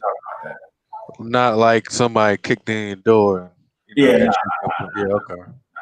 I mean, Yeah, okay, because motherfuckers in Texas, you take like what Carter said, you take a pack of bubble gum and then they'll fucking shoot you in the back of the head talking about he was robbing. No, he was Yeah, going towards the cash register. you'd be a fool to try to steal some shit here, man. You'd be a fool to try to steal some shit in Texas, man. These motherfuckers will pack on you. Hey, man, that ain't what you want to do. Matter of fact, I think it was like 2007. There was a case, man, where these Mexicans, they were illegal immigrants too, and they was burglarizing this dude's neighbor's home. And he called the police, and they told him not to intervene, man, but he wasn't just gonna let them rob his neighbor. Man, he shot and killed both of them motherfuckers, man. Man, they ain't even prosecute him, man. They ain't even prosecute. He killed their ass. and what state was that in? Texas? We'll talk about Yeah, 2008. you gotta stay in a state where gun laws are more like lax like that, because you go to like one of the more liberal cities, you'll get caught up for trying to defend yourself, and that's like the shit is saying. Like California, they have protections for criminals, and upstate New York and stuff. Not upstate, but just New York in general, they have protections for criminals and stuff like that. Liberal cities. That's just. That's why I'm surprised Texas had anything like that, but it is Houston. So, The major cities are like. I got a thought experiment for you all. So, based on somebody annoying me in the chat, let's do a thought experiment. So, let's assume black men worship white women. What the fuck is anybody going to do about it? Like, how is anybody going to solve that problem? Because everybody loves to say black men worship white women. So I want to know, what are some solutions to black men worshiping white women? Because the millennials are 22, the millennials will be 30 in 8 years, meaning they will occupy the entire prime dating market. Isn't the black woman God? She just use her magic to change it. Oh, so you saying sprinkle? For That's real. your answer? So the answer is more black black girl women magic. should go out and get more black women should go out and go get blonde weaves and blue contacts. Yeah, black girl magic. Exactly. I think the question should for be the real, other way because everybody around, though. loves saying that. black men love white women. And I'm like, you notice that if this is such a problem, how come nobody has spoken to what a solution is? I mean, shit, black men are not raising these boys to love white women. We're not in the house. Maybe you tell them boys to turn I think that the damn question TV should off. be the other way around, because it should be more like, So true, man. how they So true. how they have this thing about black men, like he just said, Gerald just said about the young man, being falsely accused, allegedly of rape and stuff like that. They have this thing, these teachers, they be sleeping with these students, not only just black men, you know what I'm saying, with the white young men too, you know what I'm saying, with this thing about them getting sleeping away with the with it. younger, so that conversation need to come about too. They're gonna have to start, talking about that sooner or later. That's gonna come to the forefront too, especially with them being in Why these not? spaces. Because what they don't tell you is that because these states are trying to be cheap, they hire younger and younger women. Like, I had women teachers when I was 18 years old, it was like 23, 24. Like, and I was like, and when I was in 9th grade, they were like literally 22. They were straight out of the school. And it was crazy. I didn't think about it then, but the older I get, and even like once I got into my like late 20s, I look back and I was like, man, that's young to be teaching me. I'm like, are you serious? Yeah, that's true. And it's like that. And I graduated in 2005. So I know it's off the rails now. And that's one thing they don't talk about with a lot of those situations. I'm not excusing that shit at all, by the way. I'm just adding that to a contextualization of it. Because my policy is they need to have more men in school anyway. That black men in particular, when it comes to teaching at least black kids, that's my policy. Well, my first policy is homeschool, but that's not practical for everybody. But I just wanted to ask that because it's this like projection. Black men love white women. Okay, what are you like? What as a woman, and you know who I'm talking about in the chat, Jessica? What do you expect? What do you expect? Do you expect black men to shame black men? The one thing that black men cannot do, black men are never going to be able to shame black men out of some pussy. Do you all agree with this? I mean, that's just pretty much baseline. A nigga can fuck a nigga could be fucking Lizzo. And if you clown him, be like, you know what? Don't knock it till you fucking try it. Fuck you. I stand on it. Niggas like if that's what they on, and we've had these arguments. If that's what they on, I've had dudes say, "You like bony white bitches? Shut up talking to me. The cushion for the pushing. Shut your short ass up." I mean, niggas, you cannot shame niggas out of pussy. I'll go as far as to say I know this is a little bit out of bounds. Y'all saw that nigga on the Breakfast Club where he was justifying what he was doing. Tank and the other dude who used to be on Law and Order. Oh That God. nigga, Yeah, I see that that. nigga said that nigga said that with his chest. He said that on square. I'm not even gonna repeat what he said. Y'all know what he said. Yeah, And we what's know y'all what was he You talking said. about? talk you I'm talking in about the love with dude the you That was talking female about the way dude out from of New I York. pocket. didn't hear him. That's You talking crazy. about New York undercover dude, Malik Yoba? Yeah, I'm talking about both of them. What You did are he not say? shaming niggas. Go Google it.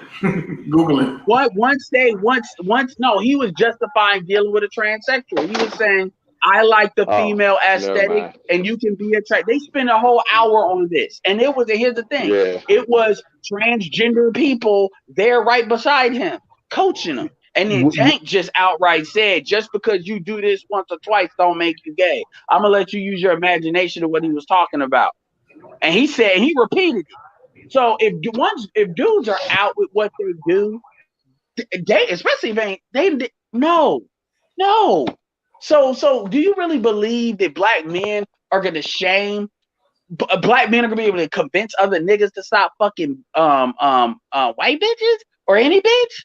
What do you talk like? I don't understand when women say that. That's like just some shit they say that justifies why they hate black men. And it's the truth is you hate your fucking self. I'm like, I'm sorry, man.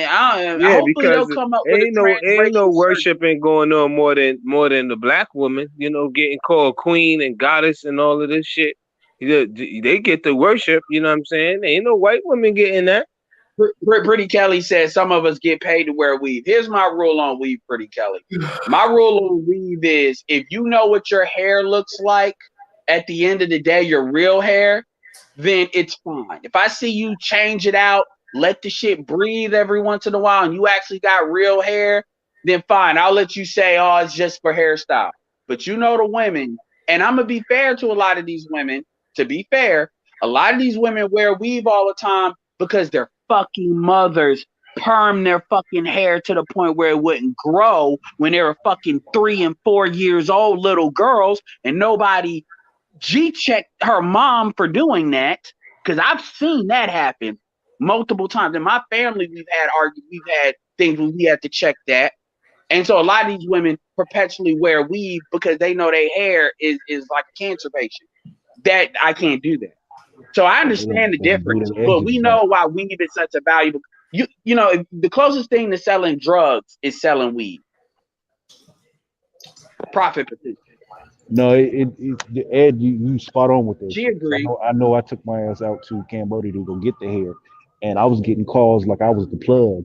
Motherfucker was like, "You get 2 duffel bags, you put the hair in there. They sell it in grams. The shit's insane." And I motherfuckers, mean, yeah, I don't know why black men don't get more into weed financing. Like straight, I'm not even trying to clown the women. The women go buy it, irregardless of what you say. So niggas might as well get some money in it. Let you put these chicks in the store, the front, so these women can, oh, it's other women, and then we get the money in the back. They're gonna do it anyway. It's better that we talk to these Asians because a lot of these Koreans are getting out of that weave shit because the kids don't want to do it. Like their parents did. So they've been told it's an open opportunity. I'm not saying that should be your main thing, but I'm saying, it should be in your portfolio. It's just not hard to get into. You just need a vendor, yeah, pretty it's much. you can sell the vendor. So like, I got 3 vendors. Woman told me not to give out the vendor. I should sell my vendor for no less than 3,000. That's how crazy this is. You selling the plug. Yeah, this one girl gave me just a whole rundown of her entire business, her sales for that year, and everything. A whole spreadsheet laid out. And I was like, "Wow, okay, well, this Yeah, a was lot I of them figured sell it like, online. They sell it on the internet. yeah, she had an online business where she did it, and just had about, like he said, about 3 vendors, and I was gonna get into it. Yeah, so that would be something good for black men are Then opposed to it OnlyFans because happen. it's money. it's money in it, and men would be opposed to it because like, nah, that's gay. You don't do with hair, but it's like it's money. It's like, what's the difference between anything else? It's There, you're there, selling a product at the end of the day. That's all it is. there's a bit of a stigma Oh to my it, and god. really, I didn't jump on it because I just don't believe in weed. So I felt like it would be something weird for me to go out here and be peddling weed, and I don't even want my woman wearing weed. I And mean, I then, don't either, but they gonna buy it. It ain't like I'm selling right, them. You selling it to adults. There's They'll so be much out there buying money in it. It's so much money in it. You can run up. You can run it up real nice in the weave shit. Weave, lashes, all that shit. You know, all you need is an Instagram or a Facebook page. You ain't got to put a face on it. Just but get a vendor and sell it. Sell on the radar. You be straight. Ship it out, and you can ship around the entire country. So it I mean, fuck with the it's product. crazy because the thing about it is a lot of these chicks they got like 300. They got car notes when it comes to weed bills. They They got sure car do. notes easily. They sure do. yeah, I've I'm actually talking cussed out an 300. ex. I ain't talking about small car notes. I'm talking about like Mercedes. I'm talking about like 300, 400, 500, and they find a way to get that money every month. Now you got the low level chicks that do the different colors and all of that. But the chicks that they gotta have a weed where you can't like tell unless you kind of look, that it ain't their hair. I mean, obviously, if you know, you can kind of fit, but you get what I'm saying because it's sewn in and all. Because then you gotta look at it buying it, and then niggas talking about weed. Oh God. Anyway, Okay, now there's here, now buying I it, want to You tell got to you get this. the then there's getting installation. it We sewn in. talking about money. Now, but listen to Okay, this. I'm gonna have thank in you. Yeah, here. Let me that's a interrupt. good one. Let me interrupt a long-winded man here. That's a good This one. is what I'm telling you That's a good that this is gonna be the next forte, and mark my words, because I've seen it. I've seen a little girl open it up, and when she was in the space in one of the buildings I was working for, the best thing that they starting to do now is the body enhancements, and they got like literally where you don't have to go to medical school, and they use these products like these cups they put on their ass, and they like the woman was showing people's butts before and after. Little young Yeah, chick you know that shit's renting a illegal, right? space. She was renting a space in the building like $300 a month. These women coming in here I getting forget. this blood work It's done. I ain't something gonna that lie. Like every bro, You it's talking got. you Wait a talking minute, about them Edward. chicks going to Shit, get you talking you've about been the chicks talking going to all get this. ass injections, Dre? No, You not talking about chicks injection. get They got the new thing where it's like they put this machine on. They put this machine on them. oh Hey, Right. It's like they put it tones your right. body. Yeah. I hey, got a Yeah. homegirl, she do that. let me Pretty make. Yeah. Kelly said the weed she promote is over 1,000. She don't go less than that. Hey, but you know what though? Hey, with that being said, why are women making all these cracks and these jokes about these guys getting PlayStation 5s? If they spend that much on weed bundles. Because you can't tap Because a they're women. PlayStation 5 all day and it be okay. You'll break it. Yeah. I'm surprised more people don't know about this. Like that weave, the weave is dirt cheap when you find the right vendor and shit. And this is a hell of a flip. And you can Bro, sell like a cheap I've ass been weave for like $500, $700. It's crazy. I went to the village. I've seen them motherfuckers go up to the girls and shave their head off. And they give And me five niggas, you dollars. got They give me clients. $2. You They give you me you $3. you know them, then you know it ain't like it's a one time sale. If you know you do decent bit, even if you do shitty business and they know you got good hair, you got clients for life. That's a lifetime value per person. They ain't never going nowhere. But like even putting it in, because you got the sewing, that's a whole nother thing too. So it's not just buying it, because like Pretty Kelly talk about she sell 1,000. I could believe it with her channel, so I could believe that. So then you getting it sewn in, which is a whole different process. Which that is expensive to do versus getting it clipped in. It's Gotta add the insane. lashes on there too. Gotta add the lashes. You gotta have the lashes. That's why you trick on these hoes. You girlfriend is expensive. That's what you paying per month. No, I'm playing. But what It was I ain't saying? tricking if But you got it, what Edward. about them dudes with the beards, buying the beards, the fake dreads, That's some gay the shit. hair growth chemical stuff? The patch on beards when you apply and you get this big full Rick Ross beard, that's some gay shit. Yeah, Yeah, I That's some seen gay some shit. dudes with that. I mean, why But A can't men lot of do it? niggas, Women do a it. Men should lot be of able to do niggas that do shit that. too. because it's What's wrong weird. with it? It's for one, it's weird. Like you have another man's hair on your face, or you have some. It's just a weird concept to me. I couldn't do it. I'd be laughing at a nigga. I wouldn't do it, but I mean, even playing field for I'm I concerned. thought you said you wanted to. I'm less apprehensive about the dreadlocks. Some niggas want that length. I guess it is what it is. But you got some hair on your face that's not yours. That's some weird shit to me. You don't I even know where consider you don't even know where that hair came from off that dude. Hell no. I Yeah, I consider can't debate deal with And then that. treated they, Yeah. trying to grow my own. Nigga shaved his dangalang and put it in your face. Nigga, I'm Yeah, I cool. can't deal with that. did she just say that? Johnny, She you said wrong she for that could comment right believe. there, man. I start Nigga, rolling. You wrong for that, nigga, that comment. Comment nigga, it's dog. true. You don't know where that shit You come from. wrong, man. You like, damn, this is a little coarse, nigga. I don't know. I Johnny, mean, stay what on my niggas pop, would man. do. You owe me a bottle of pop, man. And it doesn't escape me that you had all them Arab motherfuckers after 9/11. I mean, obviously they wore beards, and then all of a sudden it's amazing. Bitch, if bitches said they want niggas with lipstick, a lot of you niggas would get it. Yeah, they would get back on that androgynous tip. Oh man, pink lipstick just makes my vagina so moist. Niggas would eventually be like Dwayne Wade and jump on that shit. You know it. Remember when niggas Niggas were will lay rocking about you because they were rocking mohawks? niggas are doing it. I mean, because the beard thing didn't always exist. That's some shit that's really post 2010. That shit was kind of building up in 08 and 09. But the reality is, in 9/11, you didn't want to look like them motherfuckers. And I'm just saying what it is. And in the 80s, you had to be clean cut.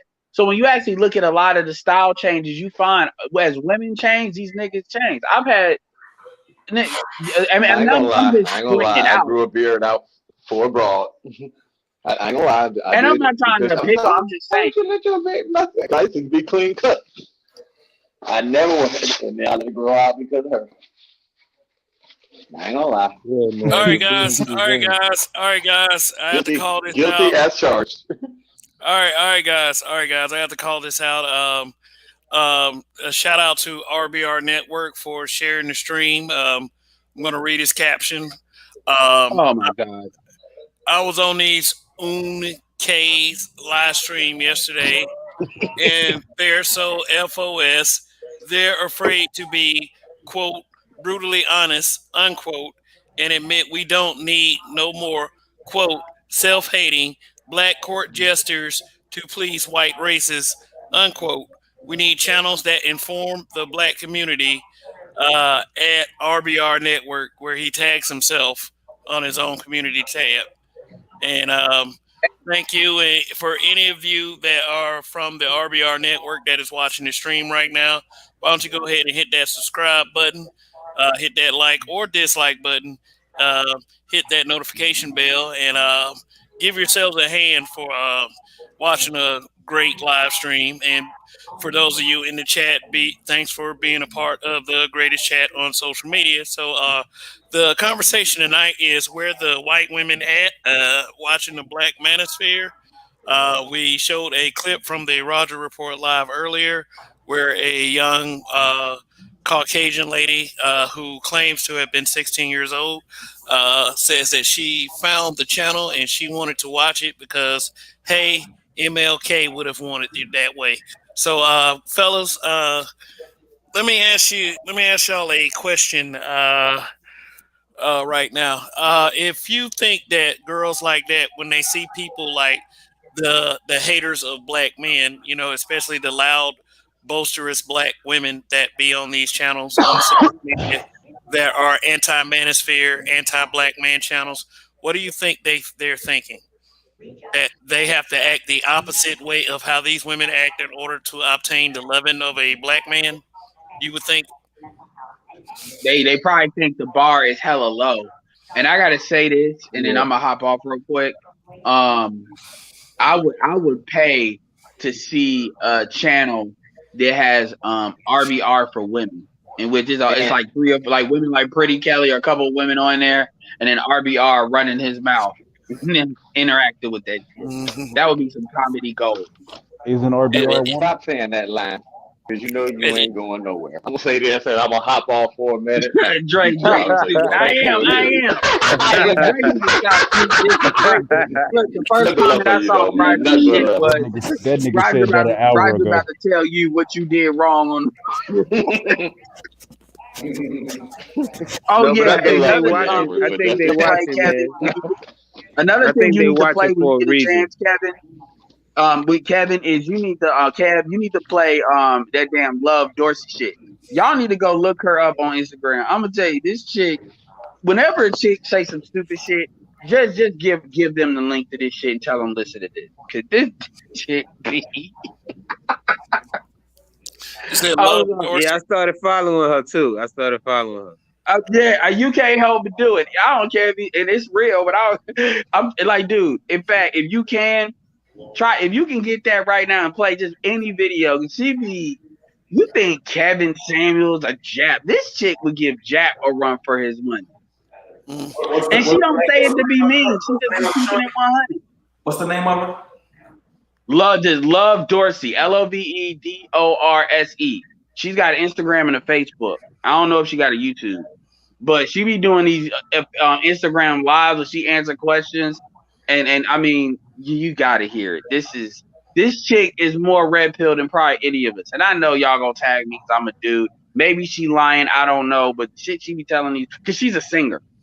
So, So Yeah, no, it I ain't agree like with this that you. makes I me. agree with you. And I don't see no women in them comments like disagreeing with what she's saying because I can see they don't want no smoke. You know what I'm saying? Like Yeah, that's what it is. she talks that ratchet language. So she gonna cut right through them like butter. Just like many of those women didn't want to have a back and forth with Shahrazad Ali when she was on TPOT channel some months ago. They didn't. None of those women that talked about they wanted to have a conversation and all of these type of things. They didn't want to get up there, man, with that black woman that has wisdom because they knew if they would have got up there talking all that silly bullshit. And Shahrazad Ali, she supports polygamy too. And when that one black chick tried to get up there talking about, well, what if the men can have multiple women, why can't women have multiple men? Man, she lit into her ass. And that chick left that conversation on some yes ma'am type shit. Yep, that interview was fire. She lit into her ass. Well, first of all, and by the way, this makes Dre right, it makes me a liar, so I admit that. But first of all, like Irene Yvette said this, and this is a chick that has been with a white dude and trying to come at the black community. This is the realest thing she ever said. She said, I don't know why black women acting like they don't like polygamy when they actively practice it. They practice it in everything but name. You can even see it in their mating pattern. They need to be honest about the fact, if you want that nigga, you gonna have to share it. And she didn't say it like that, but they actively practice it. Yep. I remember, matter of fact, when I was in college, we were actually talking about polygamy because one thing I noticed about the pro-black chicks, they was all about the Africa shit. Yeah, back to Africa, dashiki, all that shit. But as soon as polygamy came on the table, oh no, they wasn't with that. And so one day we was in this meeting, and I asked the women, I'm like, how many women in here have actually cheated before? And most of all the females raised their hands. They said, y'all can cheat, but y'all can't be polygamous. I'm like, come on, like stop. You know what I'm saying? But see, polygamy. See, the thing is, with women, what a lot of dudes gotta understand is that it ain't about you fucking another chick. It's about in their mind. The reason why they won't do it, but one of the main reasons why they won't do it is because the possibility another woman could be better than her. It scares the shit out of them. And they actually have to compete for favor. Like they have to be good. Like they can't be selfish. They can't not do. See, if she just by herself, then she's like, oh, I got control. I can be in the mood and I can treat you like crap and you got to deal with it because you can't deal with nobody else. But if you can be like, oh, you want to have an attitude? Well, all right, I'm gonna go to my other woman's house and get some food. I'm gonna eat good. And then I'm gonna come back and I'm gonna holler at you. And she can't do that. So it don't have nothing to do with that. The reality is that this they can be replaced. No, they can be replaced. Think about it from this standpoint. Trey, If you that's what I'm notice, talking about. right. Yeah, that's what he's saying. Yep, that's That's what he's exactly saying. what I just said. Yeah, that competition is there. You know what I'm saying? Like, oh, she might They do prepare a it with their meal daughters. better, Why or do you think they put their daughters she out? might do certain things. Yeah, you're right. They do, you know what I mean? Why do you think they put their daughters out? Same reason. Think about it. You don't hear men putting their sons out because they worried about if he dating if he got a broad that your son gonna fuck him. You don't hear men talking about that. The single dads but it has a problem where you got another chick that's looking better than you around. That's gonna make you stay on your toes, which require you to do more work. And unfortunately, we already know that most of these people are easy as hell. Yeah. Yeah. Vagina wigs. Wait,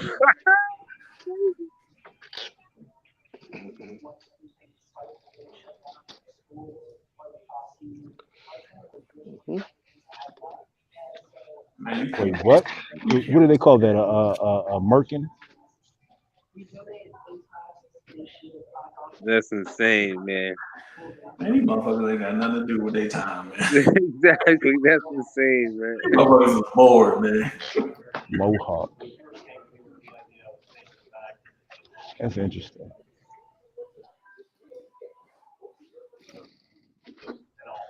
White women shit. So, fellas, let me ask you this: have any of y'all dealt with white women? I missed probably this. I'm asking, but have any of y'all dealt with white women? Y'all been in relationships with them? Anything like that? No, not in a relationship, but I've dated a few of them in my time, but mainly so, I've strayed around because I had like homeboys and relatives that came into awkward situations, on the colleges and stuff like that.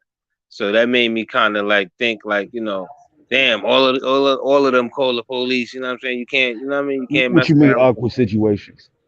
where it's like false accusations, allegedly rape and all kind of, and then just Oh, situations where like, yeah, like bum stories where it's like they said that because they was drunk, and then end up one situation, the chick end up she just like went AWOL, left the school and everything with my man, and they still had him locked up. He had to, you know what I mean, came home, still had to go do 10 years probation behind that shit. You know what oh, I'm saying? So damn. I always had something in my mind that was like, it wasn't no fear, you know what I'm saying? It's just that something like another thing is it just wasn't my thing, you know what I'm saying? I love black women.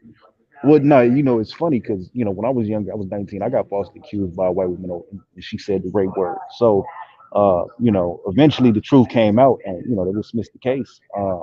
But yeah, ever since then, I'm not gonna lie, it really affected me. Now I didn't stop fucking white women, but what I actually ended up doing was every time I was fucking a white girl, I would record the shit. Cell phones had popped out, and they was really moving strong at that point. So much so to it's really funny. Um, Android has a Google Play or Google Pictures or whatever, and whatever's in your photo album will be saved onto their little cloud. And I told my wife to go do something and go look at my pictures to find something, and she started scrolling through and seen a whole album of white women getting fucked. Why you want to go and do that, Donnie? I was What like, she said, damn. you ain't shit, right? Yeah, no, she was like, "What is this?" And I was like, "What, huh?" And she was like, "Yeah, why are you fucking all these white women on camera? You trying to be a porno star?" And I was like, "Nah." So I explained it to her, and she just kind of laughed at me. But yeah, I mean, I never, I never really got over that. Like I fucked with a couple white women because they was some cool people, but I never liked that dynamic of it. At any point, any time, she could say some shit and ruin you. And what you really gonna do about it? Yeah, I agree. That's facts. That's what I think. That's a conversation that needs to be made too, because I know they see it. They see like, damn, the abuse that we go through. A lot of black men go through as a whole. You know what I'm saying? They probably look at it from the outside looking in, like, damn, why y'all put up with that kind of abuse? But it's the same, just like we talk about right now. On the other dynamic, it's like, what I mean, brothers be looking like, can I really take that chance? You know what I'm saying? And go that route, and she gonna be down for me, and she not gonna just, put me in the slammer. Yeah, Yeah. I think it's kind of overblown. To me, I think, and not to diminish what Donnie experienced because that was fucked up.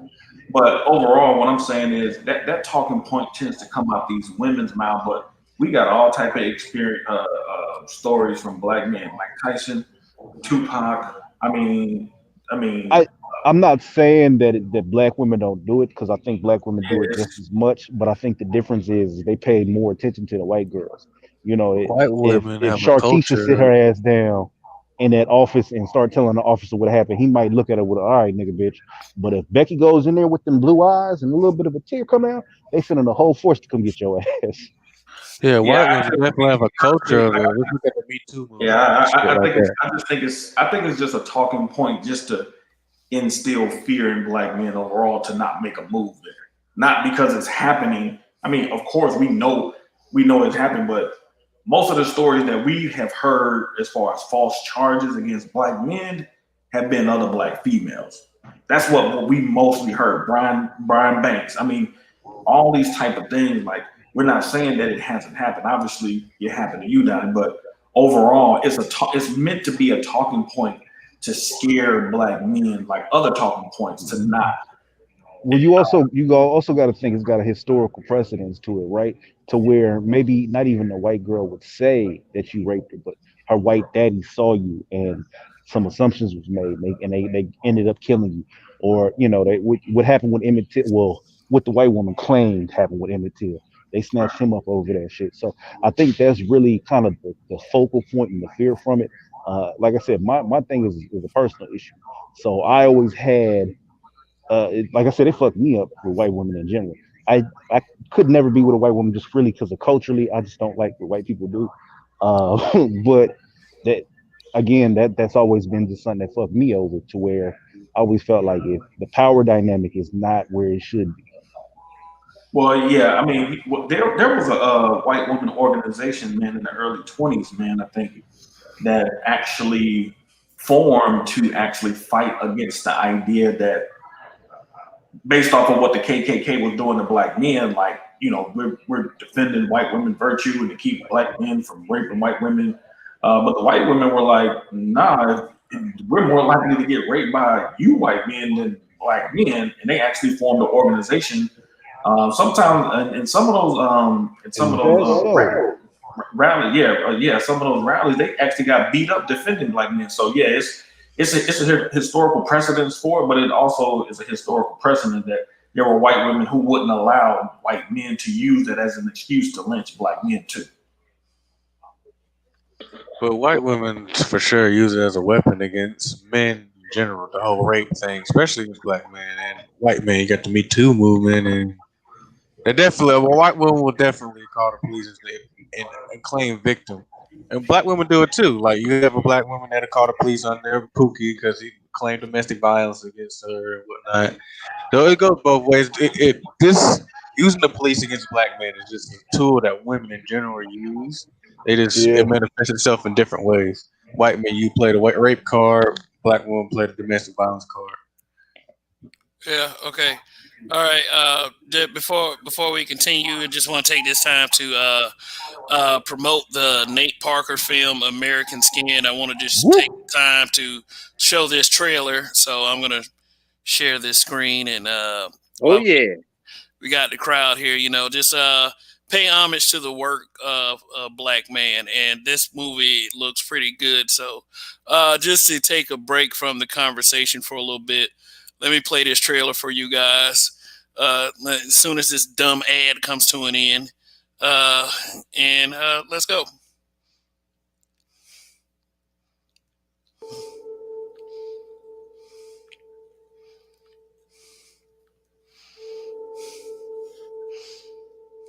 You remember me?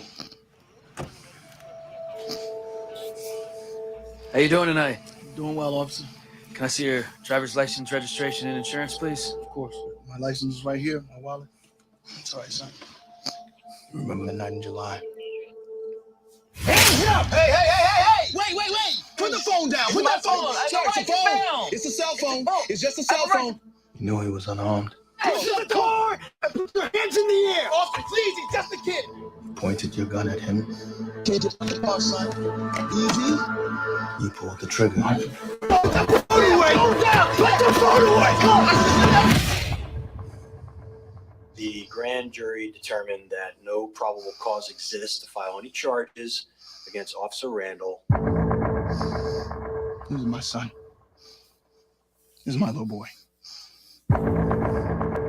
You took that from me. The world took that from me. Today we make that right. Hear me when I say this, because I'm only going to say it once. Don't stop filming.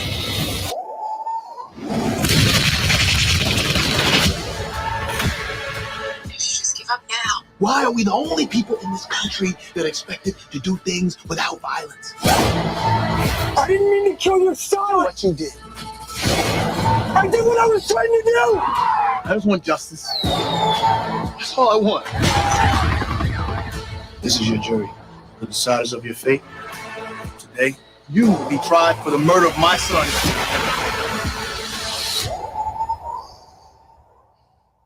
You scared? Are you afraid?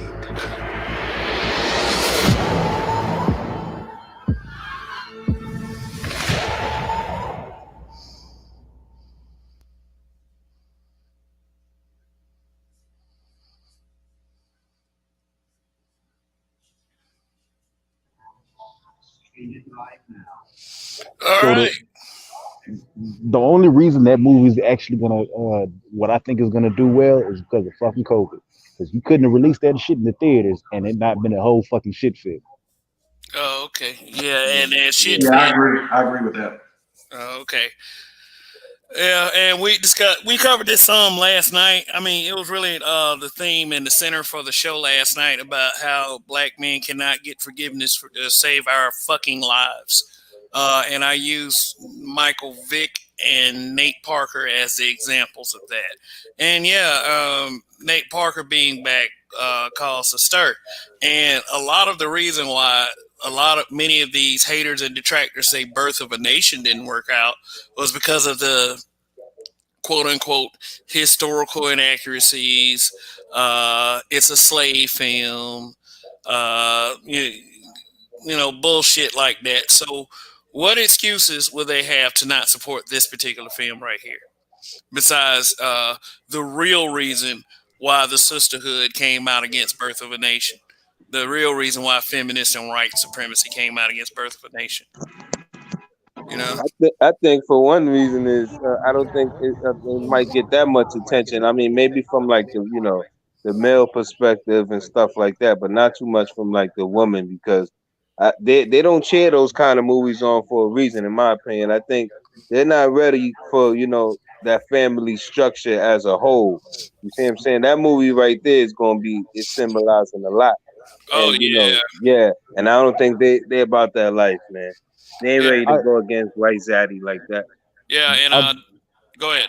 I think they just gonna recycle the same reason that they tried to shut down that movie the last time, his rape accusation. So the man was proven innocent. And I remember going to go see Birth of a Nation and coming outside of the theater. It was probably 1 o'clock in the morning, and it was a bunch of white women holding fucking candles because he was accused of rape. So they're gonna run this into the mud, and it's gonna be the same thing. And Shea Butter Twitter's gonna join in, and they're gonna say, "Do not support this movie." But guarantee, whatever streaming service this shit's on, it's gonna be bought and paid for when it comes out. Oh yeah, and don't forget that we have a Manosphere. Like I wasn't really around for when Birth of a Nation came out, so I don't know what that version of the Manosphere how they reacted to it. But I know I saw a bunch of shea butter feminist videos coming out against Birth of a Nation, really commending women for shutting the movie down. It was ridiculous, disgusting, and sad. And now, I mean, we got a chance right now to go against that narrative and support this film because if it's themed anything like Birth of a Nation was, it's not going to be very good for some of them cops in that movie. Seriously, and this film's reviews, like the SJW white male archetypes, they're already slamming this film. So I have a feeling this film has some really good stuff in it. So I'm I definitely, seen one rating. It's like a 1%, like a 1 star. yeah, they hating on the film. So definitely, Nate Parker, take my money. I want to see this film. Yeah, I'm definitely gonna check it out myself. It looks I think I'm solid to gonna go see me it twice. for sure. And then even think about this, even amidst the rape accusation from a white woman, he still married a white woman. You know, the white woman that accused him committed suicide in Couple 2012. couple years after the fact, they said Yeah. she was a wreck, and they blamed that on him. I Yeah, mean, 'cause he beat his case, and then his friend had got convicted, and he appealed, and he beat the case on appeal. oh, and Didi Kaiser brings up an interesting point as well. Thank you for shout out to Didi Kaiser. Thanks for joining. Say since Omari is in it, those bitches can claim they're against it because his wife is white. Oh, okay. So you got two interracially married guys. You know, Amari Hardwick. Oh yeah, he is too. oh, they can't. They make fun of Amari Hardwick every I chance. think that's why power ratings went down. I'll tell you the truth.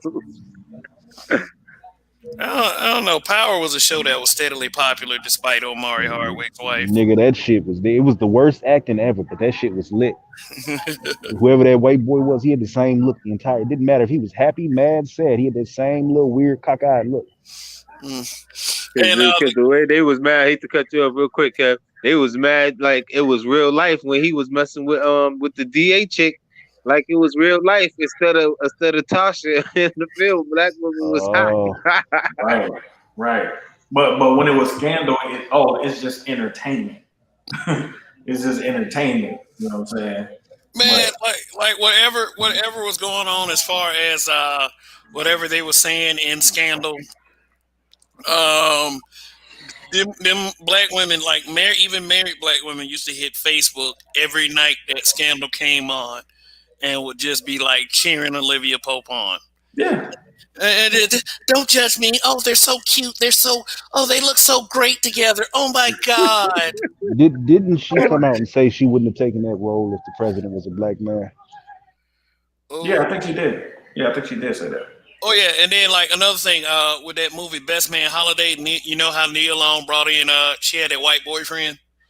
At first, it was the guy was scripted to be a black guy, but she insisted and pushed it for it to be a white man. So Yeah, because she was upset that all the dude, I think the dude that was in the Best Man that had the locks, he was married to a white woman. At the time, Terrence Howard had the Asian chick, and somebody else had a white woman too. Tay Diggs, yeah. Tay Diggs. Like, But they can't be happy. jealous. Yeah, she was just jealous. Like, what are you jealous of? Like, she had dudes that tried to get with her. I mean, even Chris Rock talked about how when they had went out on a date, like he was basically turned off, by something she said. Like, I mean, but see, the thing is, a lot of these women, man, they don't know how to look at entertainment as strictly entertainment and leave it there. Like, I used to say this when I used to be on Facebook all the time. Every time a female says something about Michael B. Jordan or Tay Diggs, And they still messing with that dude. yeah, I'm like, what's the other dude that is married to the Latina, Derek Luke? I'm like, yo, Oh you're not damn! a I know they celebrity. mad about that shit. Yeah, I'm like, y'all not celebrities. I'm like, stop basing your real life off of celebrity culture. Like, you don't know shit about that. That's not your lane. But their whole talking point will be off of celebrity culture. I'm like, man, It's you ain't no because damn they star. can't live vicariously through it. This is why when these black women see mixed black women go get married, like Meghan Markle, oh, she's a princess, it's a black girl, because they felt like it could happen to them. Like some British dude was gonna come and catch your Right. 400-pound ass Right, and sweep you off your feet and take you to the palace. Daddy. Right. So they have to live on this hope. This is why the Ciara and Russell Wilson shit is so big. That's a bitch who failed. She got with a known fuck up. Failed. Got the simple of a lifetime. So every time a chick is out here on some I can't find a man shit, They go to their nearest phone and pull up a picture of Ciara and Russell Wilson and pray to it. Right, right, right. Because again, like you said, they're living vicariously through TV, man. Because that's what they consume. They consume TV. They consume social media. It's not like it's like talking to these females on social media, man. It's like we try to we have tried to have conversations with them, but they just talk either through us or over us. Like it's not even a conversation. We do so much trying to actually teach them how to actually think properly. It's not even a conversation. Like if you have any interaction with like non-black females on social media, it's more of a conversation because they can think on a somewhat critically. A lot of these females, they think like children, man. They don't even understand. They don't even. Their life is so distorted, man. Like they don't know what reality and fiction and or what reality and fiction really is. It's all the same to them.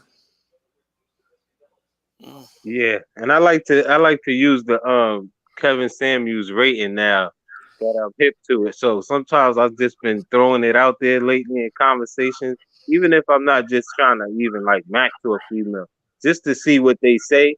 And it's like it's so funny how they rate themselves like top tier, and I'm like, oh shit, this shit is serious. Hey, let me, Pretty Kelly. Imagine watching millionaires for hours, days, years talk about everything other than how to become rich. ROFLMMFAOGTFOH. No, they talk about going to islands and sacrificing the virginity of young children. So, can we please not go there as far as the content of these conversations? If you don't like something that's being said, then hey, sorry, move. But but anyway, thanks for your input. It is much appreciated. But I do understand that people like there are plenty of conversations in the manosphere that do contain productive information, such as we have a channel called the Blue Blazer. He's an insurance guy. Very, very good content, very informative, very educational. So yeah, it's got we have many channels that can help in many ways. But as far as having a conversation, I don't know. I'm just to the point where I just really wish that people would stop trying to police black male conversations, and that's why I don't know if I'm taking what you're saying out of context, but that's why a lot of these dudes say what they say on these panels. You know, it's because of stuff like that, and I want you to understand is that when I do these conversations on these panels, and I do these panels like this, I mostly do it for fun. I do. I just find it very interesting, and the fact that you can have a good conversation and get at least 3 or 4 people to pay some attention and to hold their attention, that really is something else. I mean, and that you got to understand that is a level of talent that a lot of people, don't can't. It's not that they can't achieve, is that they never end up achieving it because they don't try. So, just go with it. That's why you're here, aren't you? Well, I think she was actually, basically kind of agreeing with what was being said. Oh, She just said it in a sarcastic way, but it wasn't towards us. It was more towards the people that I was talking about because basically she was basically saying like people are what they consume. So okay. and so the reality is that when you listen to Kevin's show, and it's really sad, like because what you really end up understanding. Right. I'll let you finish. But she said, "Why would I come to your show and ridicule what you're doing? If I didn't like it or support you, I would leave." Okay. Yeah, I do kind of jump on the offensive sometimes. That is going to be something that I am going to admit to, not as an apology, but as a a slight flaw. You do have to understand that us as black men that we are in a pretty volatile environment when it comes to our freedom of speech. So yeah, so if I took it the wrong way in any way, my bad. I just for the audience's sake and for those who think of that way, then just trying to get a point across. But thanks for your support nonetheless. Go ahead, Ryo. Yeah, like I was saying on his show, what you hear from a lot of women, especially from my group, what you actually hear are women who don't want to be better. All their talking points is really about men accepting them for who they are. The same type of stuff we've been hearing for years. Like, well, if he ain't willing to accept me at my worst, he don't deserve me at my best. That type of mentality. That's what you hear, and he brings the reality to them and lets them know, like, out here in this world that you claim you want to exist in, it's not like that at all. You think they think that what black men are asking for, which is basic things, they think that that is so much to ask for. They have no idea what it's like to be in upper class, upper echelon type societies where the women, not the men, the women will police their ability to exist in that world more than men will. Women are way more discriminatory when it comes to women coming in certain environments. And when you go into upper class society, I don't care what your color or ethnicity is, it's going to be the women, especially women who are watching you. If you claim that you want their sons, they're going to be on you like a pit bull on steak. And they're going to make sure that you are a quality woman, you come from the right type of pedigree, because they will not co-sign or allow you to be with their son to ruin their son's life. They will not allow that to happen. And so what Kevin is talking about, really a lot of that stuff is on a basic level. That's not rocket science. It's the stuff, a lot of stuff he's talking about when he's talking to these women, he's just trying to get them to a basic level of understanding before he can even get into really the high value type of stuff that he has. So they really don't know anything, and they don't even realize, like, they're actually being helped by black men having channels and talking about this stuff, because who better to hear it from than the horse's mouth, who are telling you how to be successful with them. If you can't take that, then you really don't want to be successful, which is why I said, like, they really don't want to change. No, I agree with you, man. Well said, man. Okay, yeah, and Kevin Murray, I'll accept that. He said habitual line stepper. He said conclusion jumper, but just kind of tread lightly when you speak as a habitual line stepper. But like I said, I did. What it's whatever. What up, Donnie? You're back. Yeah, had to get some things together, some things and stuff and things. Yeah. All right. So I'm probably gonna go for like another 15, 20 minutes, but just Oh, okay. Well, shit. yeah. Time to wrap it up. Yeah. So let me think of some I haven't thought of yet for the okay. All right. All right. So, do y'all think that it is a requirement to be, completely taken in by the black community? Say, for instance, if you like, okay, say you went to this random black neighborhood, gave them $1 million to set up a community facility that'll be a positive thing for the black children. I mean, nothing corrupt about it. The facility that's set up got everything in it. But then when he goes to the ribbon cutting facility, he shows up with his wife, and there she is, buxom blonde, lily white, full pouty lips, smiling, waving at everyone. Hey, how you doing, my people? Yeah, um, do you think it would matter? Actually, do you think that he's weak? So the women in the community are going to be mad at that. They're going to be upset. There'll probably be a couple of weirdo dudes who will even be upset about it.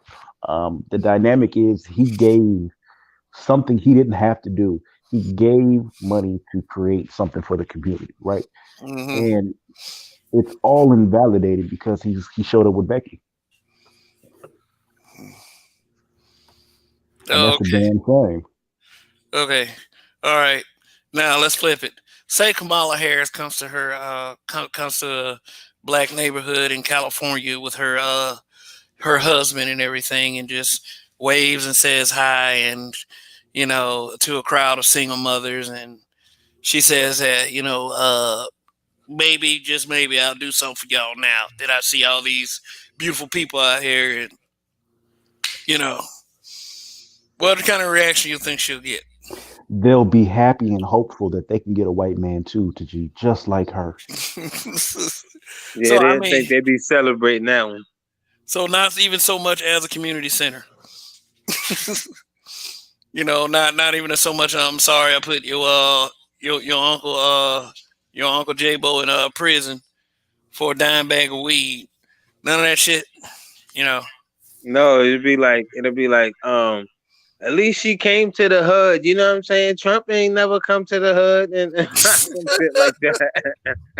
Oh yes, yeah. The way out is always bringing up Trump. Hey Kevin, Yo. I'm hoping that she would you know really come forward about putting these men in jail, because out here it took a lot of black men out here in the Bay Area in California to vote for her. It took a lot. They wouldn't vote for her. One guy came forward, and he won. He went back to court on his case and won a few $1 million due to the wrong judgment, and it was under her watch. Did you hear about that? Oh yeah, yeah. I've heard about all of that shit, which perplexes me as to why anyone would have, like, especially in our community, would have voted for her. But did you hear the part about how Black Lives Matter is still waiting on a conversation with Joe Biden and Kamala Harris? Well, I heard that there was a Zoom call with a couple of other organizations that they turned down. Hmm. Oh, the Zoom No, call. yeah, it was a Zoom call. They had a whole bunch of organizations on the panel, um, and they wanted Black Lives Matter to show up, but Black Lives Matter was too good. Oh, oh, okay. But they fought it. But isn't that kind of the same thing that they fought at Ice Cube for? Yeah, I was just being a smart ass about it. Oh, okay, okay, yeah. I'm like, yeah. Well, that's a damn shame.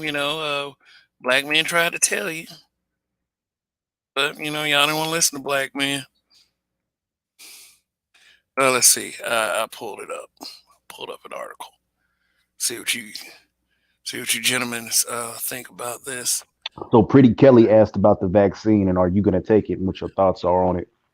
Am I going to take the vaccine? I'm going to avoid that vaccine at all costs. I mean, I work.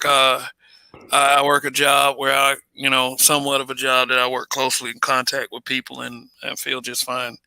I mean, I don't think COVID is a myth or anything like that. I just don't feel like a vaccine is.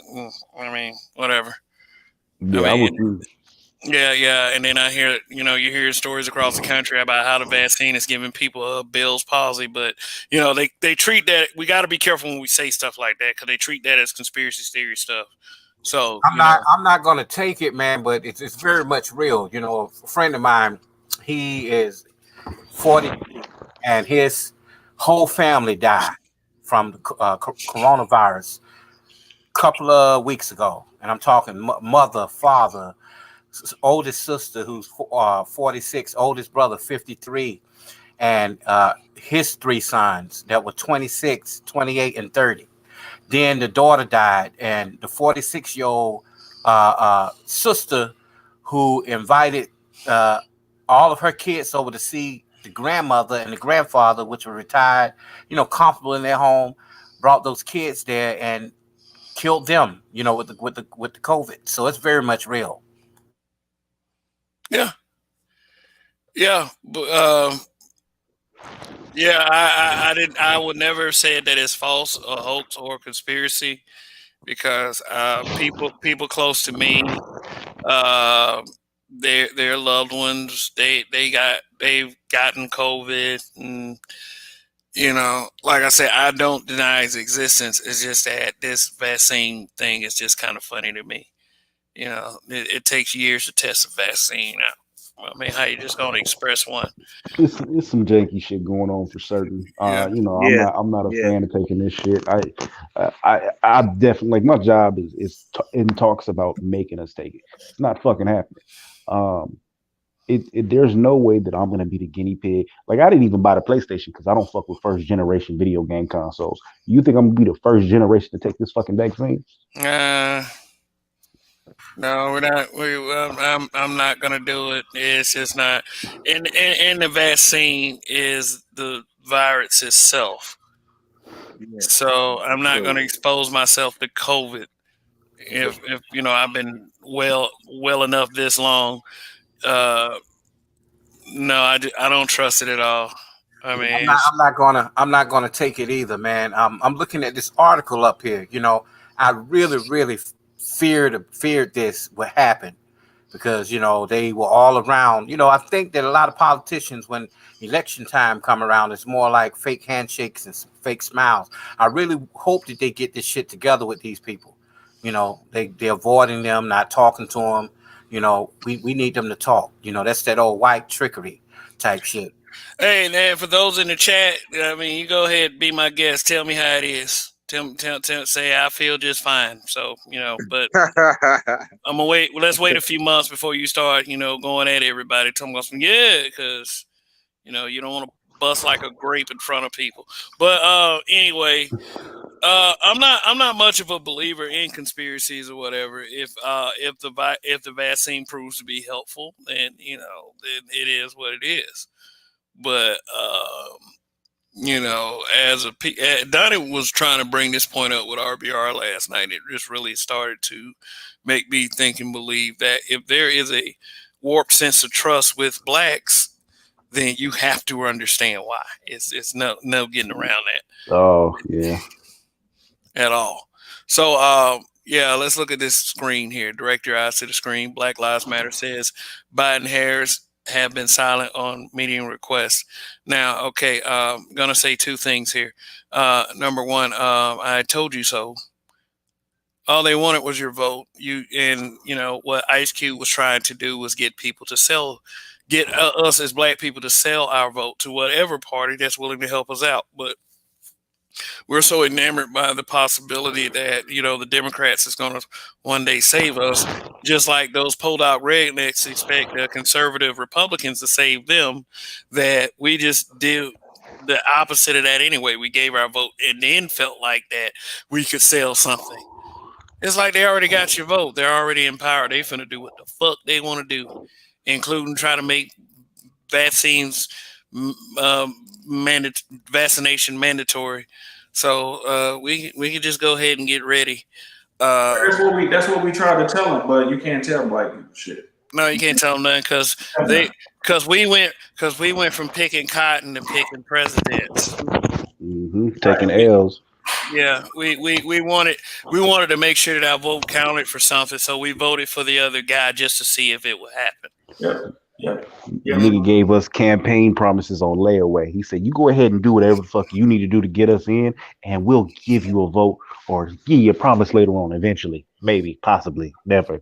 That's why Ice Cube was saying that they kept telling him, wait till after the election. Right. Man, anything would be better than what's in the office now for people who are into politics. It really don't matter to me. But I just really hope that these people do what they say they're going to do for these people, man, for real, that need them. Yeah, it's serious because I mean I see it too. It's like when Trump, when they say that he had it, and and then whatever happened, and he got admitted and things of that nature. And, he was he had got better or whatever. People were saying, "Oh, how he get healed that fast? How he get healed that fast?" But now, you know what I'm saying, they saying no, the vaccine is ready. It seems like you don't hear the same conversation as far as like we saying right now. Like people ain't looking at it like it's a little too fast. And I also noticed too, like, cause I had put a little bit of a couple of dollars into the Pfizer, right? So like it seemed like that shit was just down like dirt cheap. And I looked the other day, that shit done jumped up to like $40 a share. So I'm like, these people already know where they going with this shit. Yeah, people at the end of the day, man. Like I remember when they first came out with the the flu vaccine, man.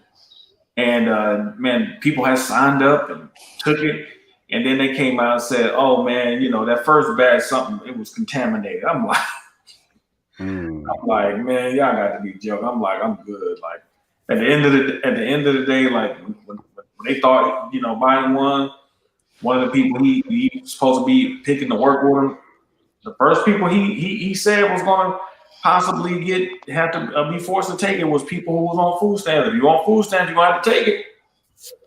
So it's like it's the people, the very people who are gonna be complaining are the ones who have been voting for the same people who gave them free shit for years. And at the end of the day, man, you know, black people collectively, not all of us, but black people collectively have been a guinea pig people. Unfortunately, you can't trust none of them. Can't trust none of them at all, whether they're Democrat or Republican. I'm talking about what black people have been voting for. I'm going off of what black people have been voting for. I get what you're saying. But you, as a black man, as a Nigerian American Dominican black man, I was never part of the motherfucking plan anyway. So I mean, what are we fighting for? You know, I ain't talking about I care more about the homeless people in Oakland up on the motherfucking bridge throughout the whole pandemic, and they ain't did nothing about. What Kamala at for that one? Well, my point was the fact that when I said this years ago when I was in college, okay, and I said we used to have these meetings at my school, and I said to the black people in these meetings, I said if there was a cataclysmic event and they had a finite amount of medicine for the people, but you could only give it to certain people. You can only give it to people who could build, engineers, scientists, doctors, lawyers, people like that. Or you could give it to the people who were on welfare. I was like, who do y'all think is supposed to get that? And my point in asking the question was, you don't want to be the type of people who are considered expendable. You don't want to put yourself in that particular position. And unfortunately, based on black people's choices, especially from a political standpoint for the last 50 years, they have put themselves in that position to be expendable, to be the guinea pig. And so it's a very problematic position to be, because at the end of the day, like, you know, some of this stuff is through black people's own hands, because, you know, a lot of times, you know, just like with the Cube situation, like we don't like to try other things to see if some other stuff works. We just want to keep doing the same thing, expecting a different result while still complaining all the time. You can't do that. Rael, why you say unfortunately? Why, dude, if you don't stop sugarcoating this, them assholes wanted this. We tried to tell them. We tried to tell them. You know it. You know we tried. I like the way you dress it up. That's what them useless fucking eaters get. They dogged us out. They took the money. They went and bought duck bags. They bought everything. Bought Jordan. Kept the kids for hostage. Got the money. Complained because there was no money on their food stamp cards in Georgia one year. You know who was for, and you you know the people we talking about, Rael. They don't even know what Tuskegee, Alabama is. They don't know fucking shit about Tuskegee. Now I'm pretty mad about it, because you know it's for the excuse me, the useless eaters. Let's not forget about the Georgia, the Stones. And yeah, them white folks gonna get it too. They got some of them wiggers over there too.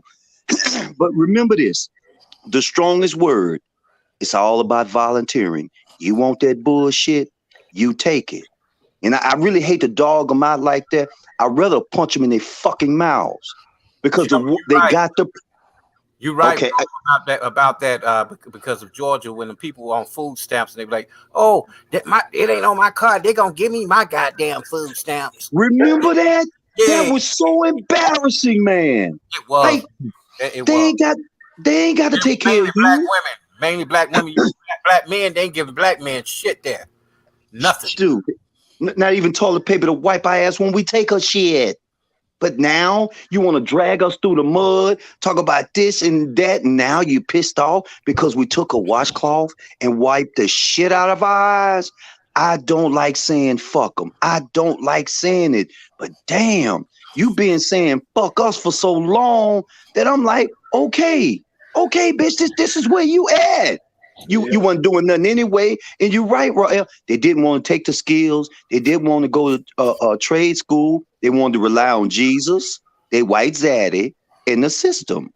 I like that word you use. Unfortunately, fuck them. Fuck them. I'm serious, man. This is a sad state, man. We living in some very trying times, but damn it, we tried to tell them. No, nigga, all I need is Jesus. Okay. Okay. That's the only reason why I came back these in. trips and shit. You right, Joe. No, you right, because all these trips and all this shit, all that shit gotta come. It's coming to an end.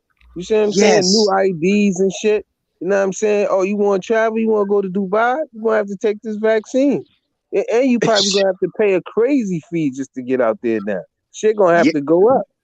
Oh man, everybody that came up, y'all, except us. And again, the black manosphere said, I don't want to pick cotton no more. So we left the fucking plantation. How did Fuck them. the black manosphere didn't say that? And somebody else said that shit. Okay. And Kev, I only really came back on because you said something about Kamala Harris. Let's be real. The last two presidents. She ain't even from the fucking United States. How did we allow this fucking foreigner to become president of the United States? She is from East India by way of Canada. Then she got into the United States. And it's funny. I'm surprised y'all hadn't seen it. This one lady actually threatened Trump. They stripped her of her congressman seat because she basically threatened she threatened really the Trumpsters in the United States. And there's something I don't want to talk about what's going on, but I will say this for you military guys. I think the other day there was an F-16 fighter plane shot down. Nobody's really not talking about that. Nobody's not talking about that. They can't find the pilot. He had 4 beacons on him and walkie-talkies. I'm going to sort of leave it at that. And they also had an earthquake in Maine. Think about it. That nigga Something's come in going like on, a y'all. hurricane, don't he? Say what? I said, this nigga, you come in like a hurricane, goddammit. But Donnie, you the one say, gee, you a baseball pitcher. You throw rocks, and I ain't throwing them across the plate. I'm throwing them at their heads.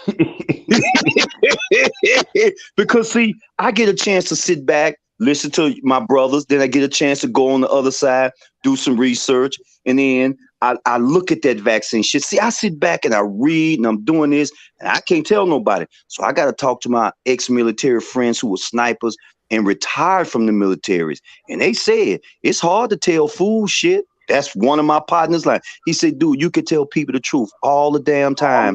They will not listen. He said, but gee, I like your fire. They actually listen to the show. They just don't say shit.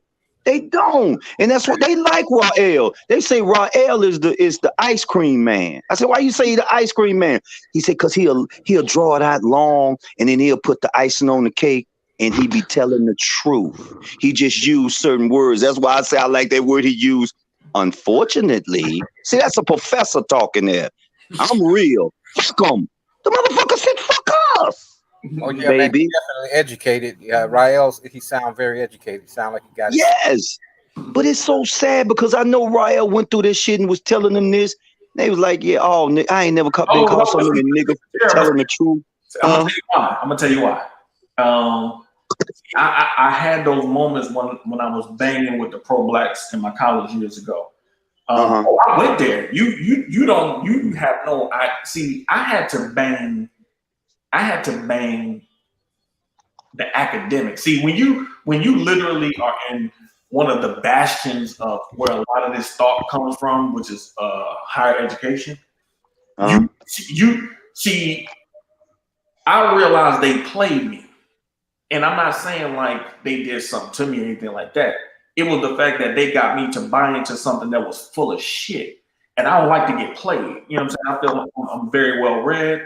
You gotta really put some smooth shit on the man to play me. So when I fell for that pro black shit and realized that that shit was just a front, man, that feminism shit, I was like, oh hell no. And so I went in, you know what I'm saying?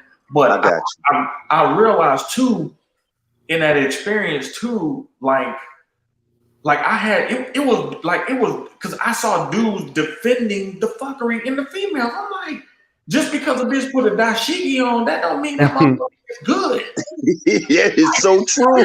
Talk about like, and niggas was trying to sell that shit, so it just let me know. I was like, okay, like this is some bullshit here. So, but I had that moment years ago. So I'm completely against all of that type of talk, man. Because so what stirred you away from that? Like all the black stuff in college. Did you go to a black college? No, I wasn't in a black college, but it had a lot of black people in it. But what did it for me? What did it for me was seeing females, even especially professor, especially this one in particular, had the natural hair, had the locks, dashiki, talking about Black history, going to Africa, talking about connecting with people over there, and was basically some old hoe on some bullshit.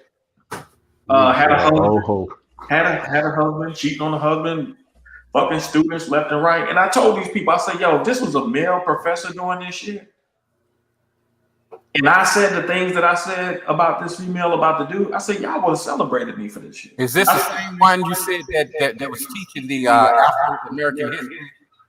No, that one that I was talking about was the one that taught the relationship class. That's a different one. Okay. Yeah, that was a different one. This one I'm talking about in particular, man, she was a devil. She was a devil.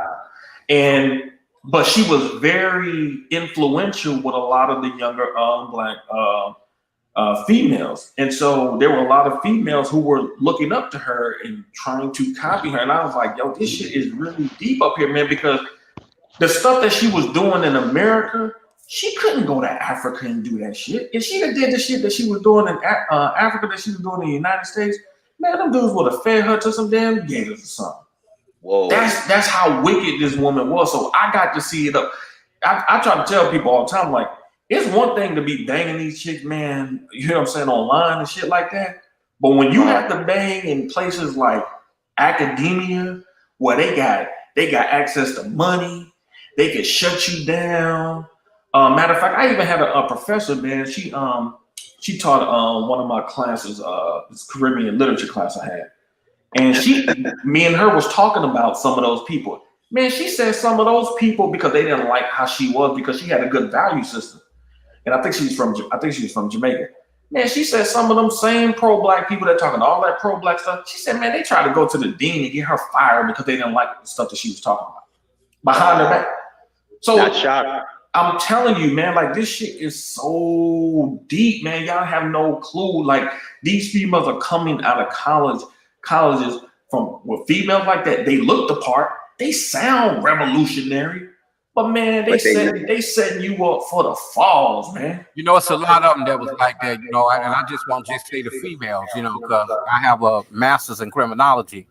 Now, one of the professors that I had, he only wanted to teach me California law, and I had already taken classes that were on the United States level jurisdiction. And he really get pissed off at me, man, when I would stand up and, you know, and he would go back and research what I say.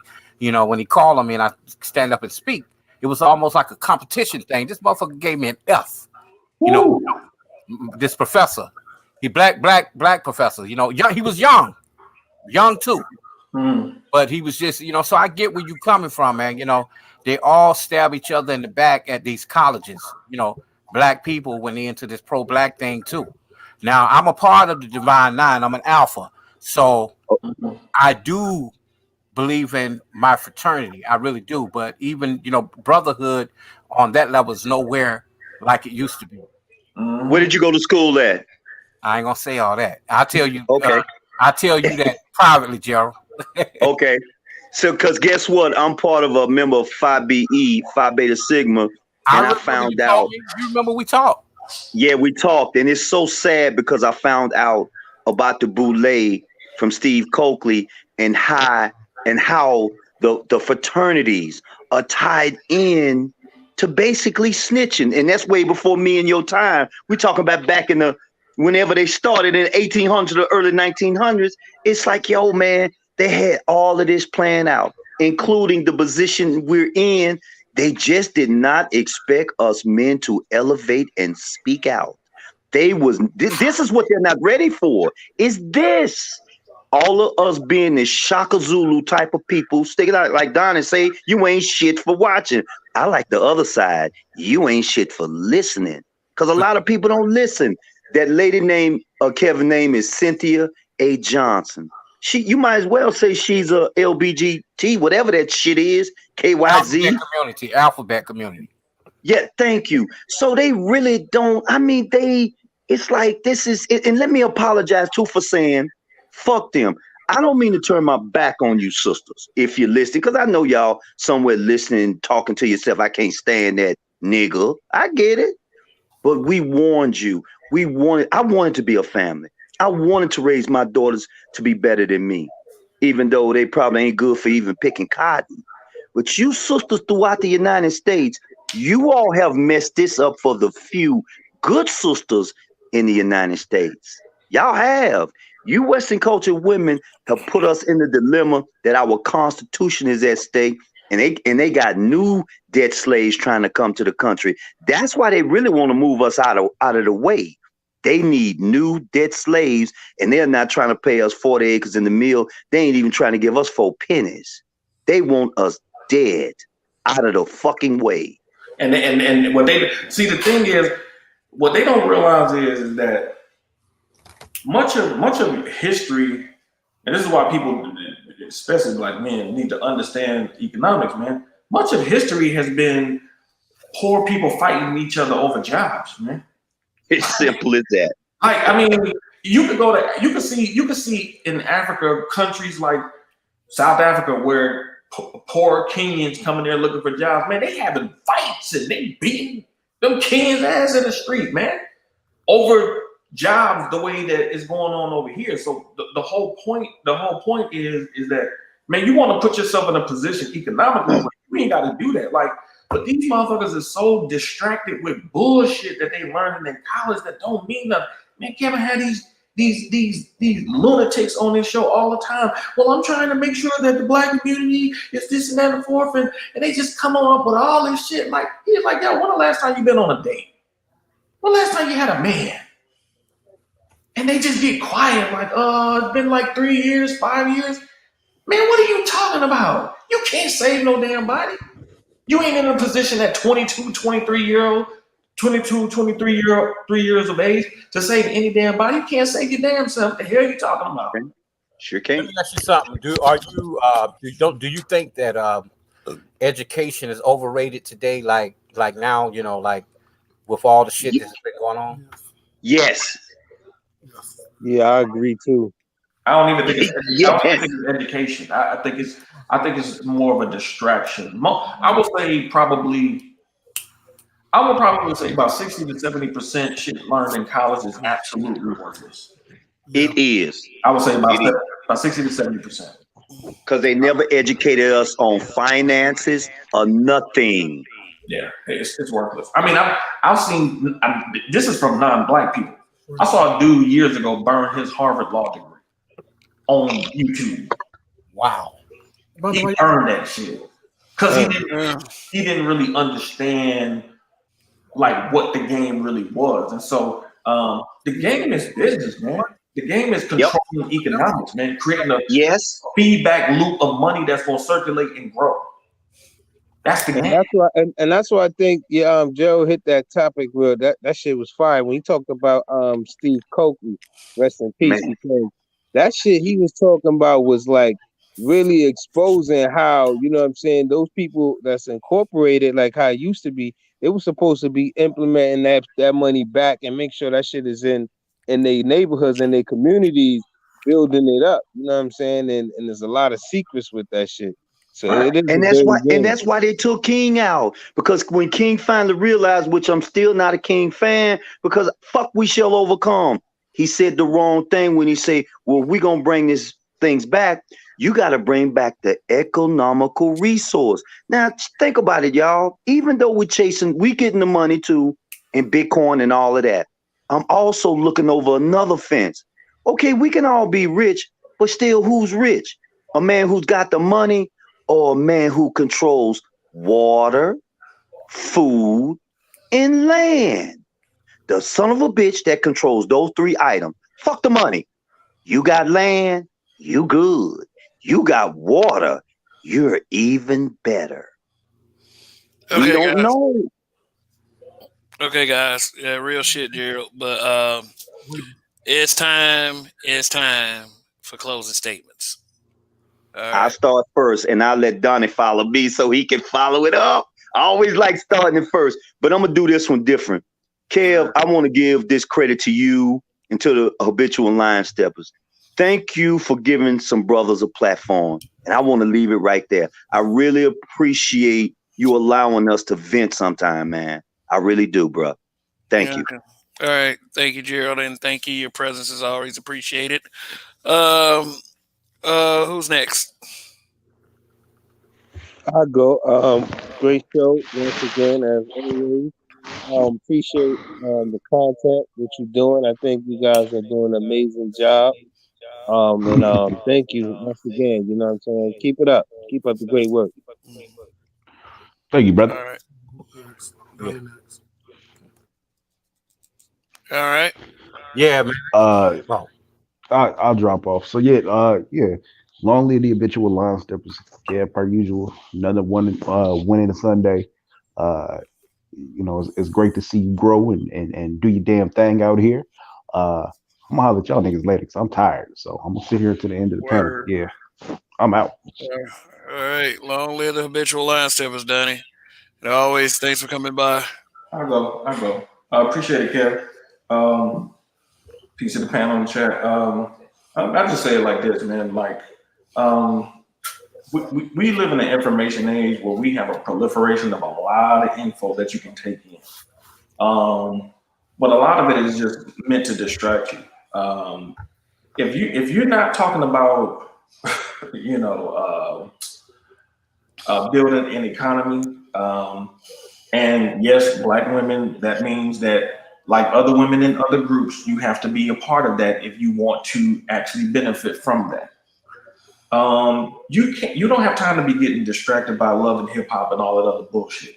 Because at the end of the day, those people have a check cut to them. They got ad revenue coming in, and when it's over, they go home. They got a house. They got a nice house. They living pretty good.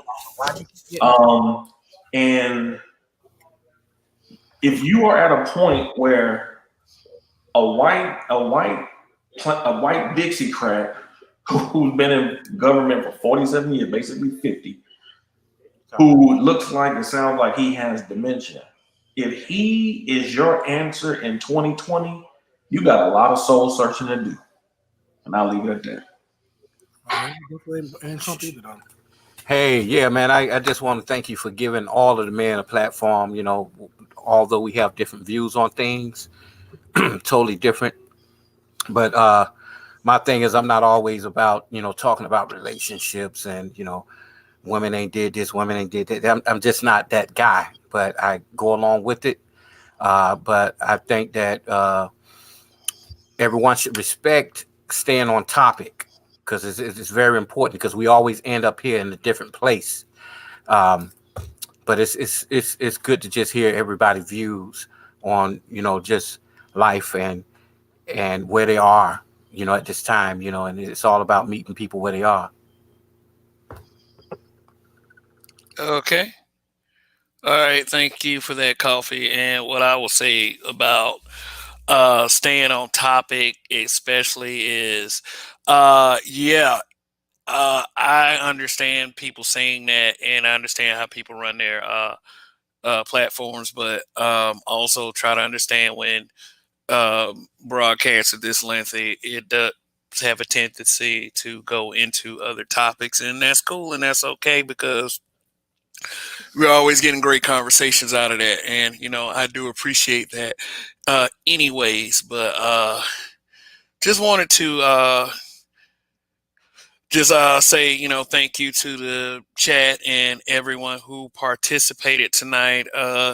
You definitely can learn something by reading the chat and different opinions coming together, and that right there is always helpful. So to the greatest chat on social media, I do appreciate the input, and you make the broadcast about as much as the panelists. Um, yeah, the panelists are always appreciated as well. They say things that you may agree or disagree with, but anyway, just wanted to say, about the topic itself. Is I wanted to make the point that there are many different points to make as far as people who are non-black that watch black spaces. Should we be worried about other groups watching our stuff? Maybe, but at the end of the day, that does equate to views for your particular platforms. And why wouldn't you want as many people as possible putting time into making your platform even more prevalent to the algorithm?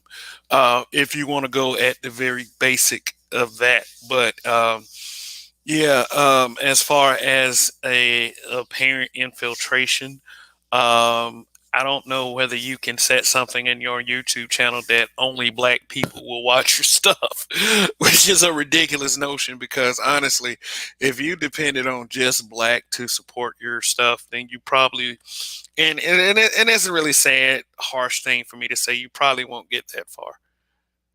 I mean, unless you got a product that appeals to your community, like I would say something like rap music, or a tennis shoe. It's not, if you have something like that, then great, goody. But you are gonna kind of want someone to watch your stuff because, like I said, that does good for your watch time, and so you can have better outreach.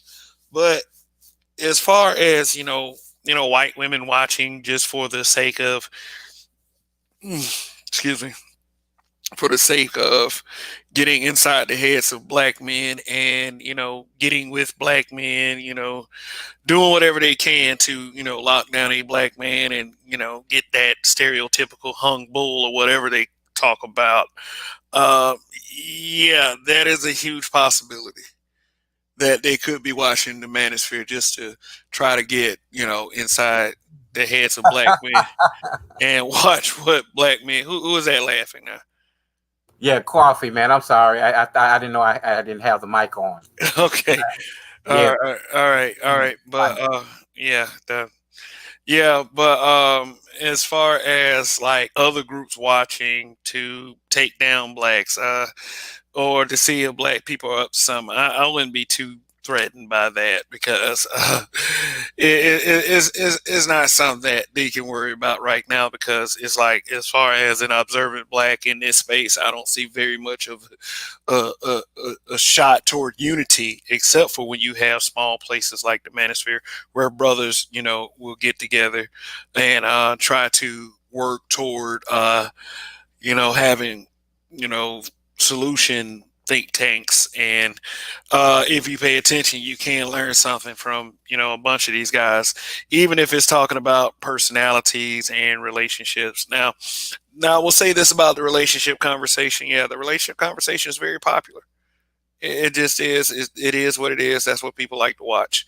And when we watch it on mainstream media, we have no problem with any of those people saying it. And we can just change the channel, just like you can tune into another YouTube channel if you want to. That doesn't cover these things. If that's where your satisfactions or dissatisfactions lie. So I will say that too. I will say that too. But next week, let me go ahead and plug me next week because, like I said, every weekend, every Friday, Saturday, and Sunday, unless it's like some act of God or a force of nature, extreme power outages, anything like that, keeping me from coming Friday and Saturday, family event, emergency, whatever. That's the ways to stop me from being on. Otherwise, I will be seeing you every Friday and Saturday, and I've already scheduled next Saturday's show. I called it "It's Unbelievable." I know we talked about weave quite a bit tonight, but I'm doing that show just for the purpose of it's not. It don't not like take everything that I do as some kind of message. It is that we are often told as black men that our conversations are devalued to like weave conversations when we know as black men we talk about way more than that and have much more meaningful convos than that. And I'm just gonna do that just so I'll reveal to you watching right now, it's just a clickbait title, but we'll see what happens because a lot of those people that's going to watch that broadcast next week are probably not watching me say this right now. Just I'm just almost willing to bet something's happening. Something's gonna happen. But and even if it doesn't, we can still have a pretty good fun entertaining show where we get to joke around a bit and poke fun at the fact that the narrative is that we can't really say nothing about a woman's looks, which I think is extremely absurd because in order to have some form of physical attraction, you have to look at the goddamn person. But we'll discuss all that broadcast. My Friday broadcast is usually going to be the topic of the week. So if something major happens, like another Kevin Kelly or another Kevin Samuels or something, that would be covered on Fridays. And of course, Sunday is the Any Given Sunday broadcast. Oh, I don't know what the topics are going to be for Friday and Sunday necessarily, but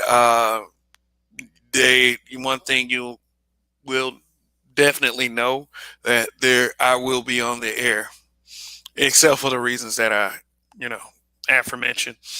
But okay for you black women out there that are always constantly complaining about black men dating non-black, going after non-black, seemingly worshiping non-black. Why don't you, if you're that worried about it, why don't you start giving black men something to work with? I mean, there's nothing wrong with putting up at least a 10% effort to express all that, if it's that much of a problem. Otherwise, if you're going to say stuff like "we don't care who black men date," then you need to act a part uh, on "you don't care who black men date," and also I wouldn't say an open worship and praise and adulation and celebration for black women who hook up with chads and bottom shelf brads. Even if it is a petty reason, still it looks extremely hypocritical to the eyes of a black man. Period. And yes, as much as a lot of the brothers don't admit, we do feel some type of way when we see our sisters acting like traitors publicly. Not saying that being with a white man makes you a traitor. It's the attitude. It's the attitude in anything you do. Is the attitude of being with that white man. It's the attitude of how you present yourself to brothers. And it's overall. It's so many men. It's so many black men that have always said it's your attitude. It's the one thing that everyone has asked you to fix. It's the one thing, and there is this blatant resistance not to. we have to hold on to it. We have to put a stranglehold on it because we want that black man to feel the mental anguish of putting up with you girls being bitches. And I'm telling you right now, as these years go by, these men aren't putting up with this. You're worried about the celebrities doing it and that pro athletes. Pretty much you're gonna be worrying about the cashier at McDonald's doing that shit too. Okay, so that's pretty much all I gotta say. Maybe it isn't that serious, maybe it is, but it was definitely discussion worthy tonight. And I appreciate the chat. I appreciate the super chats as well. Thank you for your generosity, and it also helps me keep things going. As far as this channel, believe it or not, in any of these channels that put up an effort to bring you great content. So, long live the habitual line steppers. This is Kev. This is Black Man Being Brutally Honest. Let me send you off with this. In Kev we trust. Goodbye.